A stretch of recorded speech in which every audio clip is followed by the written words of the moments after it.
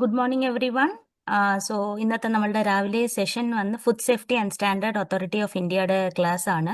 So നമ്മളുടെ ഒപ്പം mister Feroz Jasak technical officer ഉണ്ട്. ഈസ് ഓൾമോസ്റ്റ് 10 years എക്സ്പീരിയൻസ് ആണ് ഈ ഫീൽഡിൽ. So I am welcoming mister Feroz. Over to you Feroz. You can just start your session directly.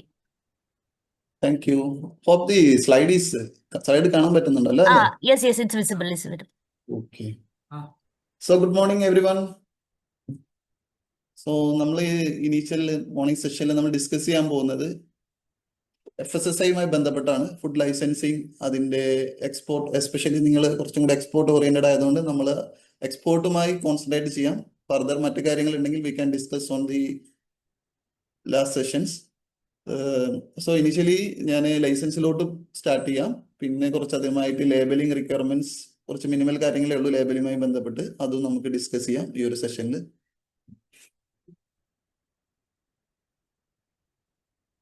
So നിങ്ങൾ അധികം പേര് കേട്ടിട്ടുണ്ടാവും FSSAI. നമ്മൾ ഫുഡ് സേഫ്റ്റി ആൻഡ് സ്റ്റാൻഡേർഡ്സ് ആക്ടിൽ അണ്ടറിലാണ് നമ്മൾ വന്നിരിക്കുന്നത്. അത് 2006 ആണ്. കമ്പാരിറ്റീവ്ലി മറ്റു റെഗുലേഷൻസിനൊക്കെ വെച്ച് നോക്കുമ്പോൾ നമ്മുടെ ആക്ട് റീസെന്റ് ആണ്, ലൈക്ക് ആൾമോസ്റ്റ് 20 years ആവുന്നേ ഉള്ളൂ. സോ ഈ 2006 ആക്ടിൽ നമുക്ക് 2008 അതോറിറ്റി വന്ന് അതിന്റെ റെഗുലേഷൻസ് ഒക്കെ ഫോം ചെയ്തപ്പോഴത്തേക്കും 2011 ആയിട്ടുണ്ട്. ഈ 11 ശേഷമാണ് FSSAIയുടെ അല്ലെങ്കിൽ food safety and standards act നമ്മളുടെ ഇന്ത്യയിൽ റെഗുലേഷൻ ആയിട്ട് ഇംപ്ലിമെന്റ് ചെയ്തത്. അതായത് കമ്പനീസ് നിങ്ങൾക്ക് ലൈസൻസിന്റെ കാര്യമായാലും മറ്റു കാര്യ പ്രൊഡക്റ്റിന്റെ സ്റ്റാൻഡേർഡ്സുമായി ബന്ധപ്പെട്ട കാര്യങ്ങളാണെങ്കിലും നമുക്ക് വന്നിരിക്കുന്നത്. So 2011 after I think 12 or something our licensing procedure start ചെയ്തു. Initially it was offline. പിന്നീട് ആ ഒരു ഫസ്റ്റ് 1 or 2 yearsനകത്ത് തന്നെ ഓൺലൈൻ ആയിട്ടുണ്ട്. അത് സിസ്റ്റം ഇപ്പൊ അപ്ഡേറ്റ് ചെയ്തിട്ട് ഇപ്പൊ നമുക്കൊരു ന്യൂ സിസ്റ്റത്തിലാണ് വർക്ക് ചെയ്യുന്നത്.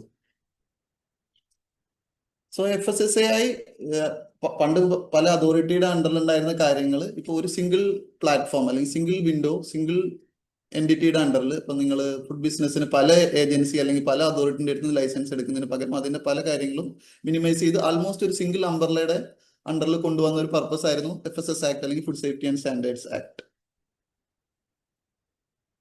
അപ്പൊ നമുക്ക് ഈ food safety and standards act പ്രകാരം എന്തിന് നമുക്ക് ലൈസൻസ് അല്ലെങ്കിൽ രജിസ്ട്രേഷൻ? ഇപ്പൊ രജിസ്ട്രേഷൻ എന്നുള്ളത് ചെറിയ ബിസിനസ്സിനാണ്. ഇപ്പൊ ഇങ്ങനെ എക്സ്പോർട്ടർ ഓർ ഇമ്പോർട്ടർ എക്സിൻ ട്രേഡ്സ് ആകുമ്പോൾ നമുക്ക് തീർച്ചയായിട്ടും ലൈസൻസ് തന്നെയായിരിക്കും വരുന്നത്. അപ്പൊ ആക്ടിൽ പറയുന്നത്, സെക്ഷൻ 31 ആക്ടിൽ പറയുന്നത് നോ പേഴ്സൺ, അതായത് ആരും ഒരു ബിസിനസ് നടത്തരുത് വിത്തൗട്ട് എ വാലിഡ് അല്ലെങ്കിൽ FSSAയുമായിട്ട് ബന്ധപ്പെട്ടുള്ള ഒരു ലൈസൻസോ രജിസ്ട്രേഷനോ ഇല്ലാതെ. ഓക്കെ, സോ അങ്ങനെ നമ്മൾ ലൈസൻസോ രജിസ്ട്രേഷനോ എടുക്കാതെ ബിസിനസ് നടത്തിയാൽ നമുക്ക് 10 ലക്ഷം വരെ പെനാൽറ്റി വരാനും ചാൻസ് ഉണ്ട് അണ്ടർ സെക്ഷൻ 63. സോ ഈ ഒരു ക്രൈറ്റീരിയ വെച്ചിട്ടാണ് നമ്മുടെ ലൈസൻസ് മാൻഡേറ്റ് ആവുന്നത്. അപ്പൊ നമ്മുടെ നാട്ടിൽ എന്ത് ഫുഡ് ബിസിനസ്സുമായി ബന്ധപ്പെട്ട് ചെയ്യുന്ന കാര്യങ്ങളായാൽ പോലും നമ്മൾ ലൈസൻസ് അല്ലെങ്കിൽ രജിസ്ട്രേഷൻ എടുക്കൽ നിർബന്ധമാണ്.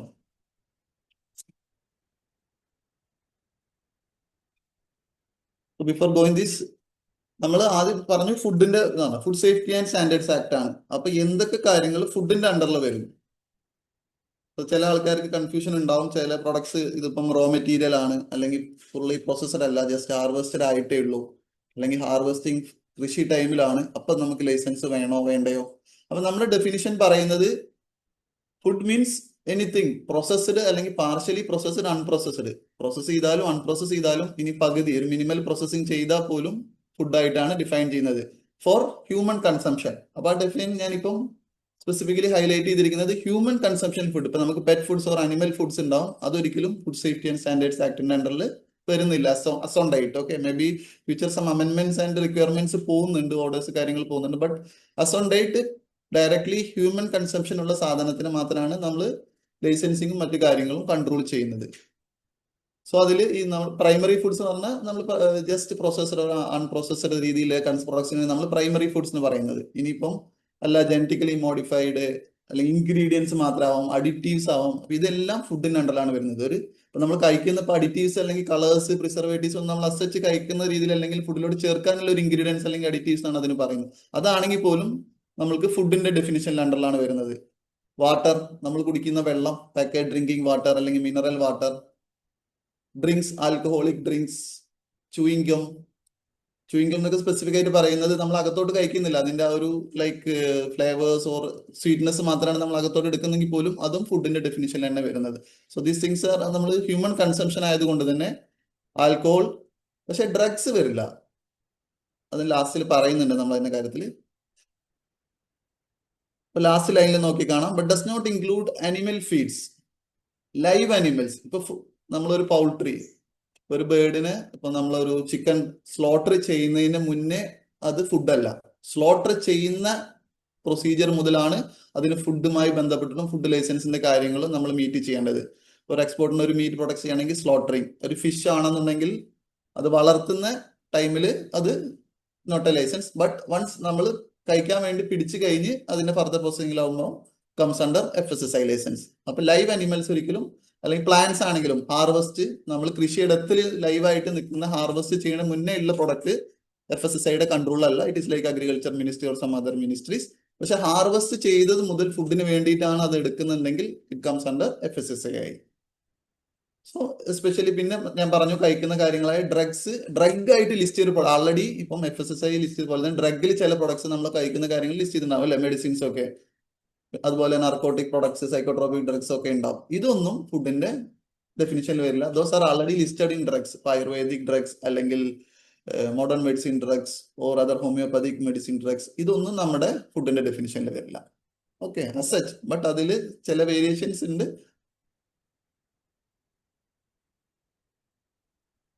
FSSAIയുടെ ഈ ആക്ടിനകത്ത് ഒരുപാട് റെഗുലേഷൻസ് ഉണ്ടെന്ന് പറഞ്ഞു. ആക്ട് എന്ന് പറയുന്നത് നമ്മൾ പാർലമെന്റിൽ പാസ്സാക്കുന്ന ഒരു കാര്യമാണ്. അതിനുശേഷം അതിന്റെ ഫർദർ ഡീറ്റെയിൽസ് കൊടുക്കുന്നത് റൂൾസിലും റെഗുലേഷൻസിലുമാണ്.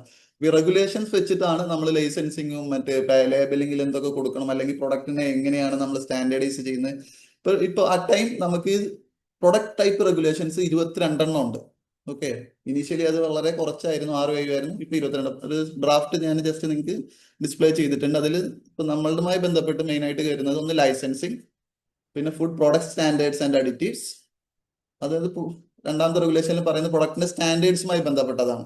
പ്രൊഹിബിഷൻസ് ആൻഡ് റെസ്ട്രിക്ഷൻസിൽ പറയുന്നത് നമ്മളെ നാട്ടില് ചില പ്രൊഡക്ട്സ് നമ്മൾ ചില രീതിയിൽ വിൽക്കാൻ പറ്റില്ല, അല്ലെങ്കിൽ ചില നെയിമിൽ വിൽക്കാൻ പറ്റില്ല. അങ്ങനത്തെ കുറച്ച് കണ്ടീഷൻസ് ഉണ്ട്. ചില രീതിയിൽ നമ്മൾ പാക്ക് ചെയ്തിട്ടേ വിൽക്കാൻ പറ്റൂ, അല്ലെങ്കിൽ pack so and so conditions ഉണ്ട്. അതിലാണ് പ്രൊഹിബിഷൻസ് ആൻഡ് റെസ്ട്രിക്ഷൻസും കാര്യങ്ങളൊക്കെ പറയുന്നത്. കണ്ടാമിനൻസ് ടോക്സിൻസിൽ നമ്മൾ പെസ്റ്റിസൈഡ്സ്, മെറ്റൽ കണ്ടാമിനൻസിന്റെ ഒക്കെ അളവുകൾ പറയുന്ന റെഗുലേഷനാണ്.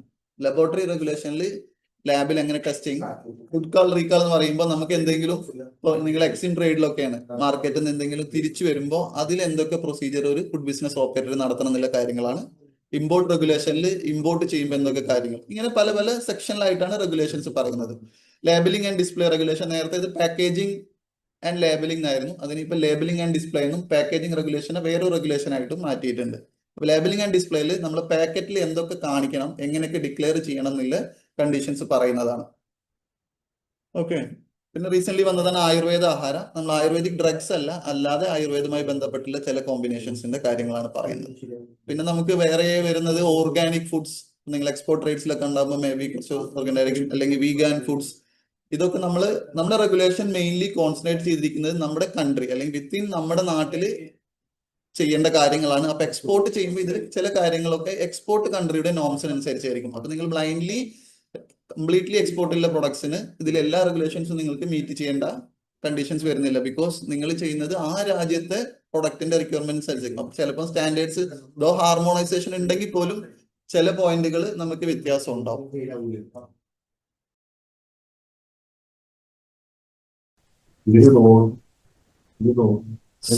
സോ ഇപ്പൊ നാം ഫുഡ് എന്താണെന്ന് പറഞ്ഞു. അപ്പൊ ഫുഡ് ബിസിനസ് ഓപ്പറേറ്റർ അല്ലെങ്കിൽ ഫുഡ് ബിസിനസ് എന്താ? ഫുഡുമായി ഈ പറയപ്പെടുന്ന ഡെഫിനിഷനിൽ വരുന്ന ഐറ്റംസിനെ നമ്മൾ മാനുഫാക്ചർ ചെയ്യോ, പ്രോസസ് ചെയ്യോ, പാക്കിംഗ് ചെയ്യോ, trading, retail trade, wholesale, distributor, transporting, storage, ഇതെല്ലാം ഫുഡ് ബിസിനസ് ആണ്. അപ്പൊ ഫുഡുമായി ബന്ധപ്പെട്ട് എന്ത് ആക്ടിവിറ്റീസ് നമ്മൾ ചെയ്യുകയാണെങ്കിലും അത് ഫുഡ് ബിസിനസ് ആണ്.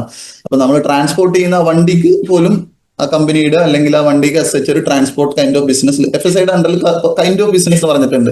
അതായത് manufacturing, packing, relabelling, storage, transportation, distribution, import, export. So ഈ ഓരോ ഹെഡുകളിലും ഹെഡ് വരുന്നുണ്ട്. അപ്പൊ നമ്മളിപ്പോ ഒരു പ്രിമൈസിന് ഇത് ഓരോ ഹെഡിലും സെപ്പറേറ്റ് ലൈസൻസ് എടുക്കല്ലേ ചെയ്യുന്നത്. ഒരേ ലൈസൻസിൽ തന്നെ നമ്മൾ എന്തൊക്കെ ആക്ടിവിറ്റി ചെയ്യുന്നുണ്ടോ ആ ഹെഡുകൾ നമ്മൾ അതിൽ ചേർക്കുകയാണ് ചെയ്യുന്നത്. ഓക്കെ, ഒരു പ്രിമൈസിൽ FSI ലൈസൻസ് എപ്പോഴും പ്രിമൈസ് ബേസ്ഡ് ആണ്. ഇപ്പൊ നമുക്ക് ഒരു അഡ്രസ് പ്രിമൈസ് എന്ന് പറയുമ്പോൾ പല രീതിയിൽ നമുക്ക് ഡിഫൈൻ ചെയ്യാം, ബട്ട് ഒരു കണക്റ്റഡ് ഏരിയ ആയിരിക്കണം എന്നേ ഉള്ളൂ. നമുക്ക് എൻ്റയർ ഒരു 2 കിലോമീറ്റർ ഒരു ഇൻഡസ്ട്രിയൽ ഏരിയ ടോട്ടലി നമ്മളുടെ ഒറ്റ ആളുടെ പ്രിമൈസ്, അയാൾക്ക് അതിനകത്ത് 10 ബിൽഡിംഗ് ഉണ്ടെങ്കിൽ പോലും നമുക്ക് ഒരു ലൈസൻസിൽ വേണമെങ്കിൽ വർക്ക് ചെയ്യാം. നമ്മൾ അതിനെ ഒരു ഒറ്റ പ്രിമൈസ് ആയിട്ട് ഡോക്യുമെന്റ് കാണിച്ചിട്ട് എടുക്കാം. കണ്ടീഷൻ അതിന്റെ ഇടയിലുള്ള വേറൊരു ലൈസൻസ് വർക്ക് ചെയ്യരുത്. അത് എൻ്റയർലി ആ ഒരു ബൗണ്ടറി നമ്മൾ ഒന്നിച്ചാണ് ചെയ്യുന്നത്. അല്ലെങ്കിൽ ഇപ്പൊ നമുക്കൊരു ബിൽഡിംഗ് ആവാം, ഇവൻ ഒരു സിംഗിൾ റൂം വെച്ചിട്ടാണ് നമ്മൾ ചെയ്യുന്നുണ്ടെങ്കിൽ അങ്ങനെയും പ്രിമൈസിനെ നമുക്ക് ഡിഫൈൻ ചെയ്യാം. But it should be A connected thing. നമുക്കൊരു ലൈസൻസ് ഇവിടെയും അടുത്ത വില്ലേജിൽ അടുത്ത പഞ്ചായത്തിൽ അല്ലെങ്കിൽ അതിനകത്ത് ഒരു 4 ബിൽഡിംഗ് കഴിഞ്ഞിട്ടാണ് അടുത്ത ബിൽഡിംഗ് എന്നുണ്ടെങ്കിൽ നമ്മൾ അതിനെ 2 പ്രിമൈസ് ആയിട്ടാണ് കൺസിഡർ ചെയ്യുന്നത്. ഓക്കെ, അപ്പോൾ ഈ ബിസിനസ് നടത്തുന്ന ആളെയാണ് നമ്മുടെ റെഗുലേഷനിൽ ഫുഡ് ബിസിനസ് ഓപ്പറേറ്റർ അല്ലെങ്കിൽ FBO എന്ന് പറയുന്നത്. FBO, food business operator.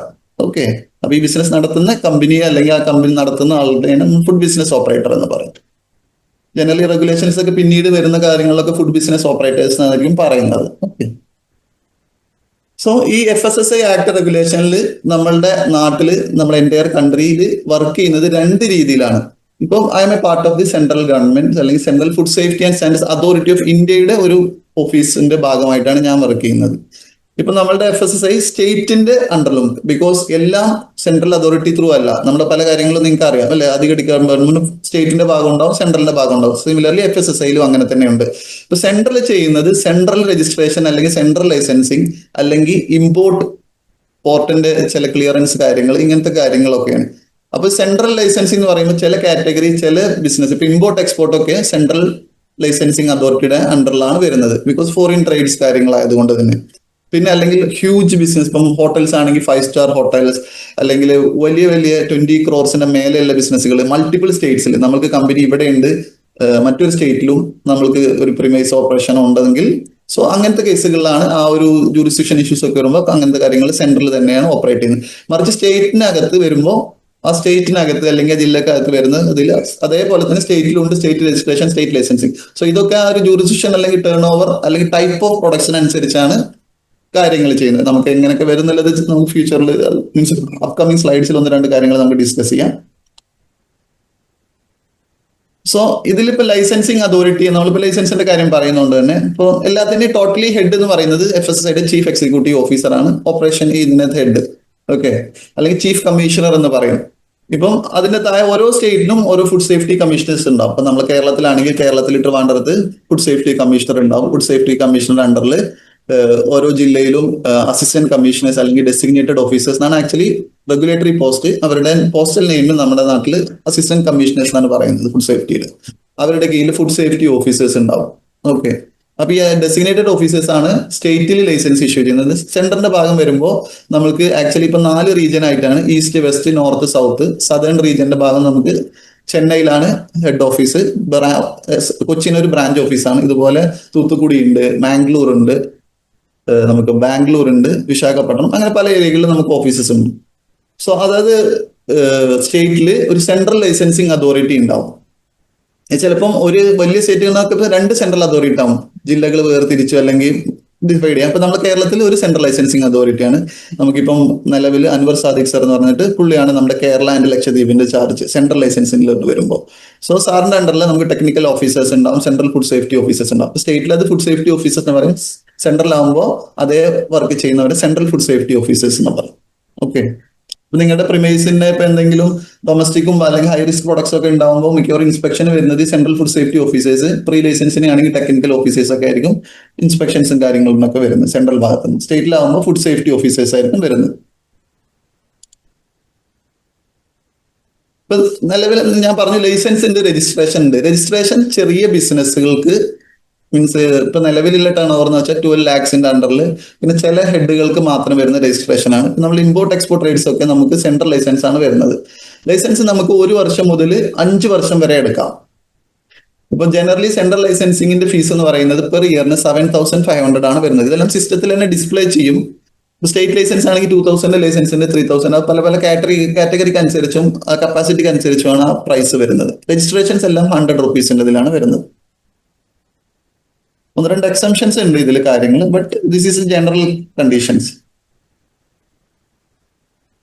Exclusively ചില ലൈസൻസുകൾ ടേൺ ഓവർ പറഞ്ഞു അല്ലെ, ഞാൻ 12 ലക്ഷം. ചില ലൈസൻസുകൾ പക്ഷേ എത്ര ചെറുതാണെങ്കിൽ പോലും നമുക്ക് സെൻട്രൽ, അതിലൊന്നാണ് ഇമ്പോർട്ട് ആൻഡ് എക്സ്പോർട്ട്. നിങ്ങൾക്ക് ഇപ്പോൾ ഒരു വർഷത്തിൽ 1 ലക്ഷത്തിന്റെ സാധനം കയറ്റി വിടുകയാണെങ്കിൽ പോലും ഇമ്പോർട്ട് ലൈസൻസ് എടുക്കണമെങ്കിൽ സെൻട്രൽ അതോറിറ്റി ത്രൂ കിട്ടും. ഇതെല്ലാം നമ്മൾ സിസ്റ്റത്തിൽ അപ്ലൈ ചെയ്യുമ്പോൾ സിസ്റ്റം തന്നെ ഓട്ടോ സെലക്ഷൻ ആവും. സോ ഇത്രയും കാര്യങ്ങൾ നിങ്ങൾ ബൈ ഹെഡ് ചെയ്യേണ്ട. നിങ്ങൾ ഏത് ഹെഡാണോ സെലക്ട് ചെയ്യുന്നത് അതിനനുസരിച്ച് സിസ്റ്റം കൺസേൺഡ് അതോറിറ്റിക്ക്, കാരണം എല്ലാം ഇപ്പൊ സ്റ്റേറ്റ് ചെയ്യുകയാണെങ്കിൽ സ്റ്റേറ്റിന് വേറൊരു സിസ്റ്റം, സെൻട്രലിന് വേറെ സിസ്റ്റം, അങ്ങനെയല്ല, ഒരു സിസ്റ്റമാണ്. ഫോസ്കോസ് എന്ന് പറഞ്ഞ വെബ്സൈറ്റിൽ നമ്മൾ ചെയ്യുമ്പോൾ അത് ഓട്ടോമാറ്റിക്കലി നമ്മൾ ഹെഡ് സെലക്ട് ചെയ്യുമ്പോൾ കൈൻഡ് ഓഫ് പല ഹെഡ് ഞാൻ പറഞ്ഞു, മാനുഫാക്ചറിങ്, അതിൽ ഏത് ടൈപ്പാണ് നമ്മൾ, ആ ഇമ്പോർട്ടാണോ എക്സ്പോർട്ടാണോ, നമ്മൾ ആ ഹെഡ് സെലക്ട് ചെയ്തതിന് അതിന്റെ കപ്പാസിറ്റി ഒക്കെ കാണിക്കുമ്പോൾ സിസ്റ്റം ഓട്ടോമാറ്റിക്കലി നമ്മൾ ഒരു ഇതിലോട്ട് ഡൈവേർട്ട് ചെയ്യും നമുക്ക് ഏത് ഹെഡാണ് വേണ്ടത്.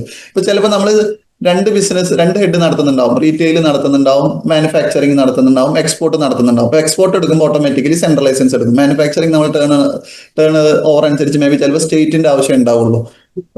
റീറ്റെയിലർ വളരെ കുറഞ്ഞതുകൊണ്ട് അത് ചിലപ്പം രജിസ്ട്രേഷൻ ആയിരിക്കും. പക്ഷെ അങ്ങനെ 3 കേസും ഒന്ന് നമുക്ക് ഒരു ഹെഡിൽ തന്നെ വരുമ്പോൾ അല്ലെങ്കിൽ ഒരു പ്രിമൈസിൽ വരുമ്പോൾ സിസ്റ്റം അതിൽ ഏറ്റവും ഹയസ്റ്റ് ഏതാണോ അതാണ് പ്രിവൈൽ ചെയ്യുക. എക്സ്പോർട്ട് ഉണ്ടായതുകൊണ്ട് ഓട്ടോമാറ്റിക്കലി സിസ്റ്റം എന്ത് ചെയ്യും, സെൻട്രൽ ലൈസൻസിലോട്ട് നമ്മുടെ അപ്ലിക്കേഷൻ പോകും. അല്ലാതെ 3 അതോറിറ്റിയിലോട്ടല്ല പോകുന്നത്. ഓക്കെ. ഇതുപോലെ തന്നെ ഇ കൊമേഴ്സ് എന്ന് പറയുന്നത് വെറുതെ ഒരു വെബ്സൈറ്റ് അല്ല, നമ്മൾ സ്വന്തം നിങ്ങൾ ഒരാളുടെ ഒരു കമ്പനി ഉണ്ട്, അയാളുടെ കമ്പനി തന്നെ ഓൺ ചെയ്യുന്ന പ്ലാറ്റ്ഫോം, തേർഡ് പാർട്ടി പ്ലാറ്റ്ഫോം അല്ല. ഇപ്പൊ സ്വിഗ്ഗി, സൊമാറ്റോ അല്ലെങ്കിൽ ആമസോൺ, ഫ്ലിപ്കാർട്ടിൽ നമ്മൾ ഇ കൊമേഴ്സ് ചെയ്യുന്ന പോലെയല്ല, നമ്മുടെ സ്വന്തം പ്ലാറ്റ്ഫോമിൽ, നമ്മുടെ ഈ കമ്പനി പ്രിമൈസിന്റെ അണ്ടറിലുള്ള ഒരു പ്ലാറ്റ്ഫോമിൽ നമ്മൾ ഓൺലൈനിൽ ഡിസ്പ്ലേ ചെയ്ത് അതിൽ കൺസ്യൂമറിന് പ്രൊഡക്റ്റ് സെലക്ട് ചെയ്ത് മേടിക്കാൻ പറ്റുന്നുണ്ടെങ്കിൽ അതിനെയാണ് നമ്മൾ ഇ കൊമേഴ്സ് പ്ലാറ്റ്ഫോമിൽ ആ ഫുഡ് ബിസിനസ് അല്ലെങ്കിൽ ആ ആൾക്ക് നമുക്ക് ഇ കൊമേഴ്സ് കൊടുക്കാൻ പറ്റുള്ളൂ. അപ്പോൾ അതിന് പകരം അയാള് ആമസോണിലോ ഫ്ലിപ്കാർട്ടിലോ ഇ കൊമേഴ്സ് ബിസിനസ് അയാൾ പ്രൊഡക്റ്റ് വിൽക്കുന്നുണ്ടെങ്കിൽ അയാൾക്ക് ഇ കൊമേഴ്സിന്റെ ആവശ്യമില്ല, അയാൾക്ക് അതിന്റെ റീറ്റെയിലർ എന്നുള്ള ഹെഡ് മാത്രം മതി. ബിക്കോസ് അയാൾ ചെയ്യുന്നത് റീറ്റെയിലിംഗ് കൺസ്യൂമറിന് കൊടുക്കുന്നേ ഉള്ളൂ. പ്ലാറ്റ്ഫോം കൺട്രോൾ ചെയ്യുന്നത് ആരാണ്? ആമസോണോ ഫ്ലിപ്കാർട്ട്, അങ്ങനെ പല കമ്പനികളായിരിക്കും. ഓക്കെ. ഇതുപോലെ നോൺ സ്പെസിഫൈഡ് ഫുഡ്സ് എന്ന് പറയുമ്പോൾ FSSAI സ്റ്റാൻഡേർഡ് കൊടുക്കാത്ത കാര്യങ്ങളാണ്, കുറച്ചും കൂടി ഡൊമസ്റ്റിക് ഹെഡാണ്. പിന്നെ നിങ്ങൾക്ക് കാണാം ഹെഡ് ഓഫീസസ് എന്ന് പറയുന്നത് നമുക്ക് 2 സ്റ്റേറ്റിൽ ലൈസൻസ് ഉണ്ടെന്ന് വിചാരിക്കാം. അപ്പൊ ഞാൻ ആദ്യം പറഞ്ഞു പ്രിമൈസ് ബേസ്ഡ് ആണ് ലൈസൻസ്. ഇപ്പൊ നമ്മൾ കേരളത്തിലും തമിഴ്നാട്ടിലും ലൈസൻസ് ഉണ്ടെന്ന് നോക്കിയാൽ, അപ്പൊ തമിഴ്നാട്ടിൽ ആ അഡ്രസ്സിൽ നമ്മൾ അവിടെ എന്താണോ ബിസിനസ് നടക്കുന്നത് അതിന് ഹെഡ് ലൈസൻസ് എടുക്കണം, കേരളത്തിൽ ലൈസൻസ് എടുക്കണം. പിന്നെ അപ്പൊ 2 ലൈസൻസ് സ്റ്റേറ്റിൽ ഓപ്പറേറ്റ് ചെയ്യുന്നതുകൊണ്ട് നമുക്ക് ഒരു ഓഫീസിനെ ഹെഡ് ഓഫീസ് ആയിട്ട് വേണമെങ്കിൽ ഡിക്ലെയർ ചെയ്യാം. ഇപ്പൊ ഇതിൽ നമുക്ക് തമിഴ്നാടാണ് ഹെഡ് അല്ലെങ്കിൽ കേരളത്തിലാണ് നിങ്ങളുടെ മെയിൻ ഓഫീസ് ഉണ്ടെങ്കിൽ അതിൽ നമുക്ക് ഹെഡ് ഓഫീസ് എടുക്കാം. ഇനി ഇതില്ല, നിങ്ങൾക്ക് വേറൊരു registered office, just paper work ചെയ്യുന്ന ഒരു ഓഫീസാണ് നിങ്ങളുടെ ഹെഡ് ഓഫീസ് ഉണ്ടെങ്കിൽ അതിന്റെ പേരിൽ ഒരു സെപ്പറേറ്റ് ലൈസൻസ് എടുക്കാം. ബട്ട് 2 സ്റ്റേറ്റിലോ അതിൽ കൂടുതൽ സ്റ്റേറ്റിലോ ഓപ്പറേറ്റ് ചെയ്യുകയാണെങ്കിൽ നമുക്ക് ഹെഡ് ഓഫീസ് എന്നില്ല കൈൻഡ് ഓഫ് ബിസിനസ്സും കൂടി നമ്മളെ ഹെഡിൽ ചേർക്കണം. അതായത് നമ്മൾ മാനുഫാക്ചർ ചെയ്യുന്നു, സെയിൽ ചെയ്യുന്നു, ഡിസ്ട്രിബ്യൂട്ട് ചെയ്യുന്നു അല്ലാതെ തന്നെ മൾട്ടിപ്പിൾ സ്റ്റേറ്റിൽ ഓപ്പറേറ്റ് ചെയ്യുകയാണെങ്കിൽ we should have A head office. Multiple സ്റ്റേറ്റിൽ ഓപ്പറേറ്റ് ചെയ്യുന്ന പറഞ്ഞാൽ ഇവിടുന്ന് ഉണ്ടാക്കിയിട്ട് ജസ്റ്റ് വണ്ടി കൊണ്ടുപോയി സെയിൽ ചെയ്യുന്നതല്ല ഉദ്ദേശിക്കുന്നത്. നമുക്ക് മൾട്ടിപ്പിൾ സ്റ്റേറ്റിൽ നമുക്കൊരു പ്രിമൈസ് ആയിട്ട് അവിടെ മൾട്ടിപ്പിൾ ലൈസൻസ് ഉണ്ടെങ്കിൽ, ഇവിടെ ഒരു ലൈസൻസ് മറ്റൊരു സ്റ്റേറ്റിൽ ലൈസൻസോ രജിസ്ട്രേഷൻ ഉണ്ടെങ്കിലാണ് നമ്മൾ ഹെഡ് ഓഫീസ് എടുക്കുന്നത്. പ്രൊപ്രൈറ്ററി ഫുഡ്സ് എന്ന് പറയുന്നത് നിലവിൽ FSSAI പക്ക സ്റ്റാൻഡേർഡ്സ് ഡിക്ലെയർ ചെയ്യാത്ത ബട്ട് കമ്പാരിറ്റീവ്ലി സേഫ് ആയിട്ട് വരുന്ന, അതല്ലെങ്കിൽ ഡിക്ലെയർ ചെയ്ത ഇൻഗ്രീഡിയൻസ് വെച്ചിട്ട് നമ്മളൊരു കോമ്പിനേഷൻ ഉണ്ടാക്കുന്ന പ്രൊഡക്ട്സിനെയാണ് പ്രൊപ്രൈറ്ററി എന്ന് വരുന്നത്. സോ ഞാൻ പ്രൊഡക്റ്റിന്റെ ഒരുപാട് ഡീറ്റെയിൽസിലോട്ട് പോകുന്നില്ല. പിന്നെ സെൻട്രൽ ഗവൺമെന്റ് എസ്റ്റാബ്ലിഷ്മെന്റ്സ്, എയർപോർട്ടിനകത്ത്, സീപോർട്ടിനകത്തും ഒക്കെ കൺസേൺഡ് ഇതാണ്. ഇപ്പൊ എയർപോർട്ട്, സീപോർട്ടിൽ ചില ഹെഡുകൾ നോക്കിയാൽ കാണാം നിങ്ങൾക്ക്. ആക്ച്വലി നമ്മുടെ ലൈസൻസ് പ്ലാറ്റ്ഫോമിൽ ഞാൻ നോക്കുമ്പോൾ ഈ കാര്യങ്ങൾ I will discuss. Okay. Then FSSAI licence വേണ്ടാത്ത ചില രജിസ്ട്രേഷൻസ് കാര്യങ്ങളൊക്കെ ഉണ്ട്. അതിപ്പം ഈ ലാസ്റ്റ് മൈൽ ഡെലിവറി, നമ്മൾ വീട്ടിൽ കൊണ്ടുപോയി ഡെലിവറി ചെയ്യുന്ന പേഴ്സൺസിന് ഇൻഡിവിജ്വലി ലൈസൻസ് വേണ്ട. ഒരു കണ്ടീഷൻ, അവരുടെ പാരന്റ് കമ്പനി അവരെ എൻറോൾ ചെയ്തിട്ട് അവരുടെ കാര്യങ്ങൾ ഏറ്റെടുക്കുകയാണെങ്കിൽ, അല്ലെങ്കിൽ ഒരു സൊസൈറ്റി, ഒരു പാൽ സൊസൈറ്റി നടത്തുന്ന ആൾക്ക് ഇൻഡിവിജ്വലി ഓരോരുത്തർ കൊണ്ടുകൊടുക്കുന്ന അവർക്ക് രജിസ്ട്രേഷനോ ലൈസൻസോ എടുക്കേണ്ട, അതിന് പകരം സൊസൈറ്റിയിൽ എൻറോൾ ചെയ്തിട്ടുണ്ടെങ്കിൽ അത് മതി എന്നുള്ള കാര്യങ്ങളാണ് പറയുന്നത്. അതുപോലെ ഒരു കമ്പനിയുടെ ഇപ്പൊ വാട്ടർ ഡിസ്പ്ലേ റെയിൽവേ സ്റ്റേഷനിലൊക്കെ കാണാം അല്ലെ, വെള്ളം നമുക്ക് ഓട്ടോ കളക്ട് ചെയ്യാൻ പറ്റുന്ന വാട്ടർ ATMs. അപ്പൊ അങ്ങനത്തതൊക്കെ ഒരു കമ്പനി ആൾറെഡി ടോട്ടൽ രജിസ്റ്റർ ചെയ്യുകയാണെന്നുണ്ടെങ്കിൽ അതേ ലൈസൻസിൽ ഇവർക്ക് മറ്റതിന് എക്സംഷൻ എടുക്കാം. ഓക്കെ. പിന്നെ നമ്മളുടെ ചെറിയ ബിസിനസ്സുകൾ, ഐ തിങ്ക് ഇതിൽ നിങ്ങൾ ഉണ്ടാവില്ല എന്ന് തോന്നുന്നു, ഈ ഹോക്കേഴ്സ് എന്നുള്ളത് നമ്മള് ഉന്തുവണ്ടിക്കാർക്ക്, അവർക്കൊന്നും രജിസ്ട്രേഷൻ ആണ് വരുന്നത്. രജിസ്ട്രേഷൻ ഫീ FSSAI ഒഴിവാക്കി കൊടുത്തിട്ടുണ്ട്. അതുപോലെ അംഗൻവാടി ഓപ്പറേഷൻ ഉള്ളവർക്ക് FSSAI ഫീ ഇല്ലാതെ തന്നെ രജിസ്ട്രേഷൻ എടുക്കാൻ പറ്റുന്നു. സോ ഈ ഒരു ഹെഡിലാണ് നമ്മൾ ചെയ്യുന്നത്. ഇനി ഞാൻ പറഞ്ഞൊരു സിംഗിൾ പ്ലാറ്റ്ഫോം ആണ് അല്ലെ, ഇപ്പൊ ഞാൻ ഈ ഡിസ്പ്ലേ കാണിക്കുന്ന ഇതാണ് നമ്മുടെ പ്ലാറ്റ്ഫോം. അപ്പൊ നിങ്ങൾ ലൈസൻസ് എടുക്കുമ്പോൾ നമുക്ക് പല സ്ഥലത്തു നിന്ന് കംപ്ലൈന്റ്സ് വരുന്നതാണ്. ഒരു ചെയ്തു, ഡോക്യുമെന്റ്സ് കൊടുത്തു, പേയ്മെന്റ് അടച്ചു, ഫർദർ ഡീറ്റെയിൽസ് ഒന്നും വരുന്നില്ല. അപ്പൊ നമ്മൾ പല കേസുകൾ നോക്കുമ്പോൾ തേർഡ് പാർട്ടി കൺസൾട്ടന്റ് സൈറ്റിൽ കൂടെ ഒക്കെ ആയിരിക്കും ചെയ്യുന്നത്. ആൾക്കാർ എന്ത് ചെയ്യുന്ന വെച്ചാൽ ഗൂഗിൾ അടിച്ചിട്ട് ഫുഡ് ലൈസൻസിങ് അല്ലെങ്കിൽ FSSAI ലൈസൻസിന് അടിക്കുമ്പോൾ ഈ ഗൂഗിളിന് അല്ലെങ്കിൽ മറ്റു ബ്രൗസറുകൾക്കൊക്കെ പ്രശ്നം എന്താണെന്ന് വെച്ചാൽ ആരാണോ അവർക്ക് ആഡ് പേയ്മെന്റ് ചെയ്യുന്നത് ആ സൈറ്റുകളായിരിക്കും എപ്പോഴും സെർച്ച് ചെയ്യുമ്പോൾ ആദ്യം വരിക. അപ്പൊ നിങ്ങൾ അപ്രോപ്രിയേറ്റ് സൈറ്റിലാണോ നിങ്ങൾ ലൈസൻസിന് അപ്ലൈ ചെയ്യുന്നത് ആദ്യം ശ്രദ്ധിക്കുക. നിങ്ങളായിട്ട് അപ്ലൈ ചെയ്യുവാണെങ്കിൽ അപ്പൊ നമ്മുടെ സൈറ്റിൻ്റെ നോട്ട് ചെയ്യുക. poscos.fssi.gov.in ആണ്. ഗവൺമെന്റ് സൈറ്റിൽ ഏറ്റവും ഈസി എന്താണെന്ന് വെച്ചാൽ it will be ending with gov.in most probably. Direct government authority ആണെങ്കിൽ gov.in ഉണ്ടാവും. ഇല്ലാന്നുണ്ടെങ്കിൽ ചിലതൊക്കെ ഉണ്ടാവും org.in. അപ്പൊ നിങ്ങൾ അതേ കൺസേൺഡ് സൈറ്റ് കമ്പനിയുടെ അല്ലെങ്കിൽ ഓർഗനൈസേഷന്റെ സൈറ്റിൽ നോക്കിയിട്ട് അത് അവരുടെ ഒഫീഷ്യൽ ലിങ്ക് ആണോ എന്നുള്ളത് യു ഹാവ് ടു ചെക്ക്. FSSAIയുടെ കേസ് ആണെങ്കിൽ being a direct government authority നമ്മുടെ സൈറ്റ് തന്നെ എൻ്റർ ചെയ്തിട്ട് like ending with gov.in. Okay, so ഇതായിരിക്കും നിങ്ങൾക്ക് ഈ സൈറ്റിൽ കയറി കഴിഞ്ഞാൽ ഹോം പ്ലാറ്റ്ഫോം. ഇതിനകത്ത് നിങ്ങൾക്ക് 4 ഭാഗമായിട്ട് കാണാം. Okay, apply for Tatkal. ഇപ്പൊ നമുക്ക് ഇതൊരു റീസെന്റ് കൊണ്ടുവന്നതാണ്. നിങ്ങൾക്ക് ഇമ്മീഡിയറ്റ് ആയിട്ട് ചില ഹെഡുകളിൽ നമുക്ക് നിങ്ങൾ അപ്ലൈ ചെയ്ത ഉടനെ തന്നെ ലൈസൻസ് ജനറേറ്റ് ആയിട്ട് വരും. സോ അത് എല്ലാ കാറ്റഗറീസിനും ഇല്ല, വലിയ മാനുഫാക്ചേഴ്സ് ടൈപ്സിനൊന്നുമില്ല. മർച്ചന്റ് എക്സ്പോർട്ടർ നിങ്ങളുടെ കേസിൽ ഇമ്പോർട്ടർ അല്ലെങ്കിൽ മർച്ചന്റ് എക്സ്പോർട്ടർ മാത്രമാണ്. മർച്ചന്റ് എക്സ്പോർട്ടർ എന്താണെന്നുള്ളത് there is A confusion sometimes, നമുക്ക് പല കൊറീസും വരുമ്പോൾ വരുന്നതാണ്. അതായത് മർച്ചന്റ് എക്സ്പോർട്ടർ എന്നുള്ളത് ആക്ച്വലി നിങ്ങൾ ഒരു ട്രേഡിംഗ് മാത്രമാണ് ചെയ്യുന്നത്. മാർക്കറ്റിലോ അല്ലെങ്കിൽ വേറെ ഒരാൾ ഉണ്ടാക്കിയ അവരുടെ ബ്രാൻഡിൽ ഉണ്ടാക്കിയ products, not only your brands, അവരുടെ ബ്രാൻഡിൽ ഉണ്ടാക്കിയ അല്ലെങ്കിൽ മാർക്കറ്റിൽ നിങ്ങൾക്ക് അവൈലബിൾ ഉള്ള ഒരു പ്രൊഡക്റ്റ് നിങ്ങൾ മേടിച്ചിട്ട് നിങ്ങൾ എക്സ്പോർട്ട് ചെയ്യുന്നു. So that is merchant exporter. So നമ്മൾ നാട്ടിലൊരു കട നടത്തി അയാൾ കുറെ കമ്പനിയുടെ സാധനങ്ങൾ വെക്കും, അയാളെടുത്ത് വിൽക്കും അല്ലേ, അത് നാട്ടിലെ ട്രേഡർ, അതൊരു എക്സ്പോർട്ട് ട്രേഡാണ് മർച്ചന്റ് എക്സ്പോർട്ടർ എന്നുള്ളത്. നിങ്ങളുടെ ബ്രാൻഡിൽ ഇപ്പം ചിലപ്പോൾ നിങ്ങൾക്ക് കമ്പനി ഉണ്ടാവില്ല, നിങ്ങൾക്ക് ഓഫീസ് മാത്രമേ ഉണ്ടാവുള്ളൂ. നിങ്ങളുടെ പേരിലോ നിങ്ങളുടെ കമ്പനിയുടെ ബ്രാൻഡിലോ വേറെ ഒരാൾ ഉണ്ടാക്കി തരുന്നതാണെങ്കിൽ you are not a merchant exporter, you are a manufacturer exporter. അതായത് ഡയറക്റ്റ് മാനുഫാക്ചർ അല്ലെങ്കിൽ പോലും ഡീംഡ് മാനുഫാക്ചർ ആണ്. നമ്മുടെ റെഗുലേഷനിൽ ഡൊമസ്റ്റിക്കിലൊക്കെ ആണെങ്കിൽ അതിന് റീലാബിലർ എന്നാണ് പറയുന്നത്. നിങ്ങളെ ബ്രാൻഡിൽ റീലാബിൽ ചെയ്ത് വേറെ ഒരാൾ തരുന്നതിനാണ് റീലാബിലർ എന്ന് പറയുന്നത്. അല്ലെങ്കിൽ നിങ്ങൾ വേറെ ഒരാൾ ഉണ്ടാക്കിയ പ്രൊഡക്ട്സ് കൊണ്ടുവന്നിട്ട് ചെറിയ പാക്കുകളോ അല്ലെങ്കിൽ ബൾക്കായിട്ട് കൊണ്ടുവന്നിട്ട് നിങ്ങൾക്ക് സ്യൂട്ടബിൾ ആയിട്ടുള്ള പാക്കറ്റിലോട്ട് മാറ്റി ചെയ്യുന്നതിന് റീപാക്കർ എന്ന് പറയും. അവരൊക്കെ മാനുഫാക്ചേഴ്സ് ആണ്. എക്സ്പോർട്ടിന്റെ കേസിൽ ഇതിന് സെപ്പറേറ്റ് ഹെഡ് ഇല്ല, മാനുഫാക്ചർ എക്സ്പോർട്ടർ എന്നാണ്. അല്ല പിന്നെ വേറൊരു കേസ് വരുന്നത് EOU 100% എക്സ്പോർട്ട് മാനുഫാക്ചേഴ്സ് ഉണ്ടാവും. അവരാണെങ്കിലും മാനുഫാക്ചർ എക്സ്പോർട്ടറിലാണ് വരിക. അവർക്ക് തത്കാലം എടുക്കാൻ പറ്റില്ല. ബട്ട് മർച്ചന്റ് എക്സ്പോർട്ടർ അല്ലെങ്കിൽ ഇമ്പോർട്ടർ എന്നുള്ളതൊക്കെ പ്യുവർ ട്രേഡ് ആണ്, അവർക്ക് തത്കാൽ. ഈ തത്കാലിന് ഒരു ലിമിറ്റേഷൻ ഉള്ളത് 1 ഇയറിനെ നമുക്ക് കിട്ടുള്ളൂ. മറ്റേത് നമുക്ക് ചൂസ് ചെയ്യാം 1 to 5 years എന്നുള്ളത്. സോ തത്കാലിന് നമ്മളെ മാൻഡേറ്റ് ഡോക്യുമെന്റ്സും ഡീറ്റെയിൽസ് എൻറ്റർ ചെയ്ത് കൊടുത്ത് പേയ്മെന്റ് അടച്ചു കഴിഞ്ഞാൽ നമുക്ക് ലൈസൻസ് കിട്ടും. തത്കാലിലെ ഇതെന്ന് വെച്ചാൽ ഞാൻ നേരത്തെ ഫീ പറഞ്ഞു 7,500 പ്ലസ് GST ആണ്. അപ്പൊ ഈ തത്കാലിൽ നമ്മൾ ആ ഫീ ഫസ്റ്റ് ടേമിൽ തന്നെ മീൻസ് അപ്ലിക്കേഷൻ സബ്മിറ്റ് ചെയ്യുന്ന കൂടെ തന്നെ ചെയ്യണം, ബിക്കോസ് ഇൻസ്റ്റന്റ്ലി ജനറേറ്റീവ് ആണ്. മറിച്ച് സെക്കൻഡ് കേസ് നോർമൽ ലൈസൻസ് രജിസ്ട്രേഷനിലോട്ട് നമ്മൾ പോകുമ്പോൾ നമ്മൾ ഇനീഷ്യലി നേരത്തെയൊക്കെ ഫുൾ ആയിട്ട് അടക്കണമായിരുന്നു. ഇപ്പൊ ആ ലൈസൻസ് ഫീ, ഇപ്പൊ സെൻട്രൽ ലൈസൻസ് ആണെങ്കിലും സ്റ്റേറ്റ് ലൈസൻസ് ആണെങ്കിലും ഇനീഷ്യലി നമ്മൾ 1,000 rupees മാത്രമേ അടക്കുക. അതിന്റെ GST ഇപ്പം 1,180 വരും. ആ എമൗണ്ട് അടച്ച് നമ്മൾ അപ്ലിക്കേഷൻ ഫർദർ ഓഫീസ് പ്രോസസ്സ് ചെയ്തിട്ട് അക്സെപ്റ്റ് ചെയ്ത് ഫൈനലി ഗ്രാൻഡ് സ്റ്റേജിൽ എത്തുകയാണെങ്കിൽ മാത്രം കംപ്ലീറ്റ് പേയ്മെന്റ് അടച്ചാൽ മതി. നമ്മൾ 1 വർഷത്തിന് എടുക്കുകയാണെങ്കിൽ പോലും 5 വർഷത്തിന് എടുക്കുകയാണെങ്കിലും 1, 2, 2, 3 അതിൽ ഏതാണ് ചൂസ് ചെയ്യുന്നത് വെച്ചാൽ അതിന്റെ മൾട്ടിപ്ലിക്കേഷൻ എമൗണ്ട് ആണ് ബാക്കി വരിക. So these are the general differences there. പിന്നെ വരുന്നത് നമുക്ക് ലൈസൻസ് എടുത്തിട്ട് റിന്യൂ ചെയ്യാൻ, അതായത് നമ്മൾ 1 വർഷത്തേക്ക് അല്ലെങ്കിൽ 5 വർഷത്തേക്ക് എടുത്തിട്ട് ആ ഡേറ്റ് കഴിയുന്നതിന്റെ മുന്നേ ആയിട്ട് നമ്മൾ റിന്യൂ ചെയ്യണം. ഓക്കെ, മോഡിഫിക്കേഷൻ നമ്മളെ പ്രൊഡക്റ്റിൽ ചിലപ്പോൾ നമ്മൾ അഡ്രസ്സ് ചേഞ്ച് ചെയ്താവാം, അല്ലെങ്കിൽ പുതിയൊരു പ്രൊഡക്റ്റ് ആഡ് ചെയ്യാനാവാം, അല്ലെങ്കിൽ നമ്മൾ കാണിച്ച ഓഫീസേഴ്സ് നമ്മൾ 1-2 പേഴ്സൺസിന് അതിൽ നോമിനേറ്റ് ചെയ്യുന്നുണ്ടാവും, ആ പേഴ്സൺസ് ആരെങ്കിലും മാറിയതാവും. ഇങ്ങനത്തെ ചേഞ്ചസിനൊക്കെയാണ് നമ്മൾ മോഡിഫിക്കേഷൻ എന്നുള്ള ഓപ്ഷനിലോട്ട് പോകുന്നത്. അപ്പൊ ഇത് രണ്ടും നമുക്ക് നിലവിൽ ലൈസൻസ് ആയി കഴിഞ്ഞിട്ടാണ് ചെയ്യേണ്ടത്. മറ്റേത് നമ്മൾ പുതിയ ലൈസൻസിൽ എടുക്കുമ്പോഴാണ് ഇത് നമ്മൾ ചൂസ് ചെയ്യേണ്ടത്. പിന്നെ ഇവിടെ നിങ്ങൾക്ക് പല കാര്യങ്ങളുണ്ട്. സ്റ്റാൻഡർഡൈസ്ഡ് പ്രൊഡക്ട്സ് നമുക്ക് ഇപ്പൊ ഡൊമസ്റ്റിക്കിനൊക്കെ അപ്ലൈ ചെയ്യുമ്പോൾ ഏതൊക്കെ പ്രൊഡക്ട്സ് ആണ് FSSAI സ്റ്റാൻഡേർഡ് എന്നുള്ളത് ആ പ്രൊഡക്റ്റ് നെയിം അടിക്കുമ്പോൾ അത് ഏത് നമ്മൾ ലൈസൻസിൽ എടുക്കുമ്പോൾ എക്സ്പോർട്ടിൽ നമ്മൾ പ്രൊഡക്റ്റിന്റെ പേര് കാറ്റഗറി സെലക്ട് ചെയ്തിട്ട് പ്രൊഡക്റ്റിന്റെ പേര് ടൈപ്പ് ചെയ്യുക. അപ്പൊ ഈ കാറ്റഗറി ഏതാണ് നമുക്ക് ചിലപ്പോൾ സാധാരണ ടെക്നിക്കലി അത്രയും സൗണ്ട് ഇല്ലാത്ത ഒരാൾക്ക് ചിലപ്പോൾ ഒറ്റയടിക്ക് അറിയാൻ പറ്റുന്നില്ല. അപ്പോ ഇപ്പൊ കാഷ്യൂ, ഇപ്പൊ ഇവിടെ നമ്മൾ കാഷ്യൂ എന്ന് സെർച്ച് ചെയ്താൽ കാഷ്യൂ ഏത് കാറ്റഗറിയിലാണ് വരുന്നത് എന്നുള്ളത് വരും. അപ്പൊ നമ്മൾ സെർച്ച് ചെയ്യുമ്പോൾ വരും കാഷ്യൂ കാറ്റഗറി 4. അപ്പൊ നിങ്ങൾ എക്സ്പോർട്ടറിന് എടുക്കുമ്പോൾ അതിന്റെ അടിയിൽ പ്രൊഡക്റ്റ് ആഡ് ചെയ്യുമ്പോൾ ആദ്യം കാറ്റഗറി 4 എടുക്കണം. എന്നിട്ട് നമ്മൾ കാഷ്യൂ അല്ലെങ്കിൽ കാഷ്യൂ നട്ട്സ് എന്നുള്ളത് ടൈപ്പ് ചെയ്ത് കൊടുക്കണം. ഡൊമസ്റ്റിക്കിലാണെങ്കിൽ ടൈപ്പ് ചെയ്യേണ്ട ആവശ്യമില്ല, എല്ലാം ഡ്രോപ്പ് ഡൗൺ ആണ്. ഓക്കെ, സോ അങ്ങനെ നമ്മൾ പ്രൊഡക്ട്സിന്റെ ആ ഒരു കാറ്റഗറി അല്ലെങ്കിൽ സ്റ്റാൻഡേർഡ് അറിയാനാണ് സ്റ്റാൻഡേർഡൈസ്ഡ് ഫുഡ് പ്രൊഡക്ട്സ്. എലിജിബിലിറ്റി എന്നുള്ളത് വരുന്നത് നമ്മൾക്ക് ജനറലി നമ്മൾ ട്രേഡ് അല്ലെങ്കിൽ ഒരു പ്രൊഡക്റ്റ് മാനുഫാക്ചർ ചെയ്യുന്നത് ജനറലി ആ പ്രൊഡക്റ്റിന്റെ പേര് അടിക്കുമ്പോൾ ഏതൊക്കെ ടൈപ്പ് ഹെഡുകൾ നമുക്ക് വേണം എന്നുള്ളത് നമുക്ക് അവിടെ ഒരു റഫ് ഐഡിയക്ക് നമുക്ക് അവിടെ സെർച്ച് ചെയ്താൽ കാണാം.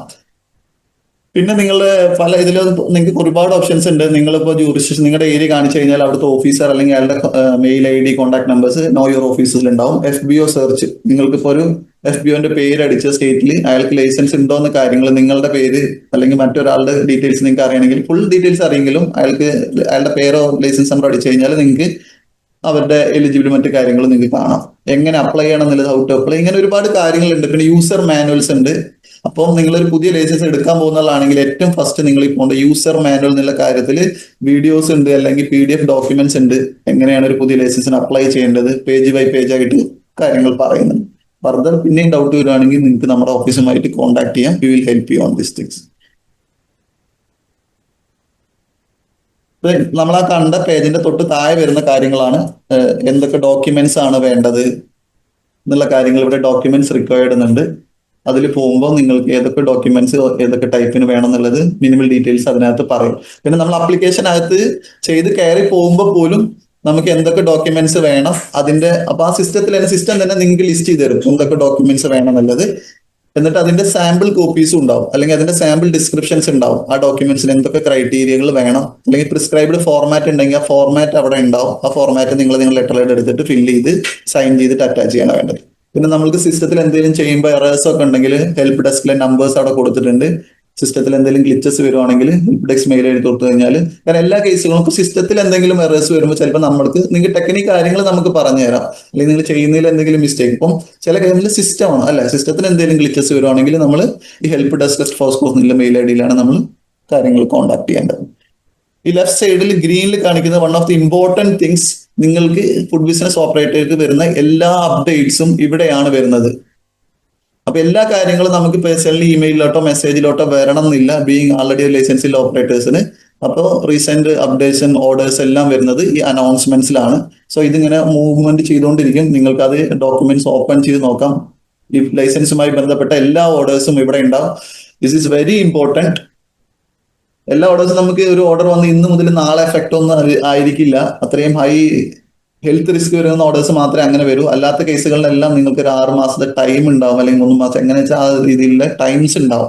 സോ ആ ടൈമിന്റെ മുന്നേ നിങ്ങൾ അറ്റ്ലീസ്റ്റ് ലൈസൻസ് ഒക്കെ എടുത്ത് കഴിഞ്ഞാൽ പോലും ലൈക്ക് അറ്റ്ലീസ്റ്റ് മന്ത്ലി ഒരിക്കലെങ്കിലും ഈ അനൗൺസ്മെന്റ്സ് നിങ്ങൾ ചെക്ക് ചെയ്യണം. ലോഗിൻ ഒന്നും ചെയ്യേണ്ട ആവശ്യമില്ല, വെബ്സൈറ്റിൽ പോയി കഴിഞ്ഞാൽ നിങ്ങൾക്കത് ചെക്ക് ചെയ്യാവുന്നതാണ്. ഇപ്പൊ എക്സ്പോർട്ടുമായി ബന്ധപ്പെട്ട ഹെഡ്സ് ഞാൻ പറഞ്ഞു. മാനുഫാക്ചേഴ്സ് ആണെങ്കിൽ 100% EOU. ഇപ്പൊ നമ്മുടെ ഗ്രീൻ കാർഡ് അല്ലെങ്കിൽ LOP ഒക്കെ ഉണ്ടാവും കസ്റ്റംസിന്റെ അഡീഷൻസ്.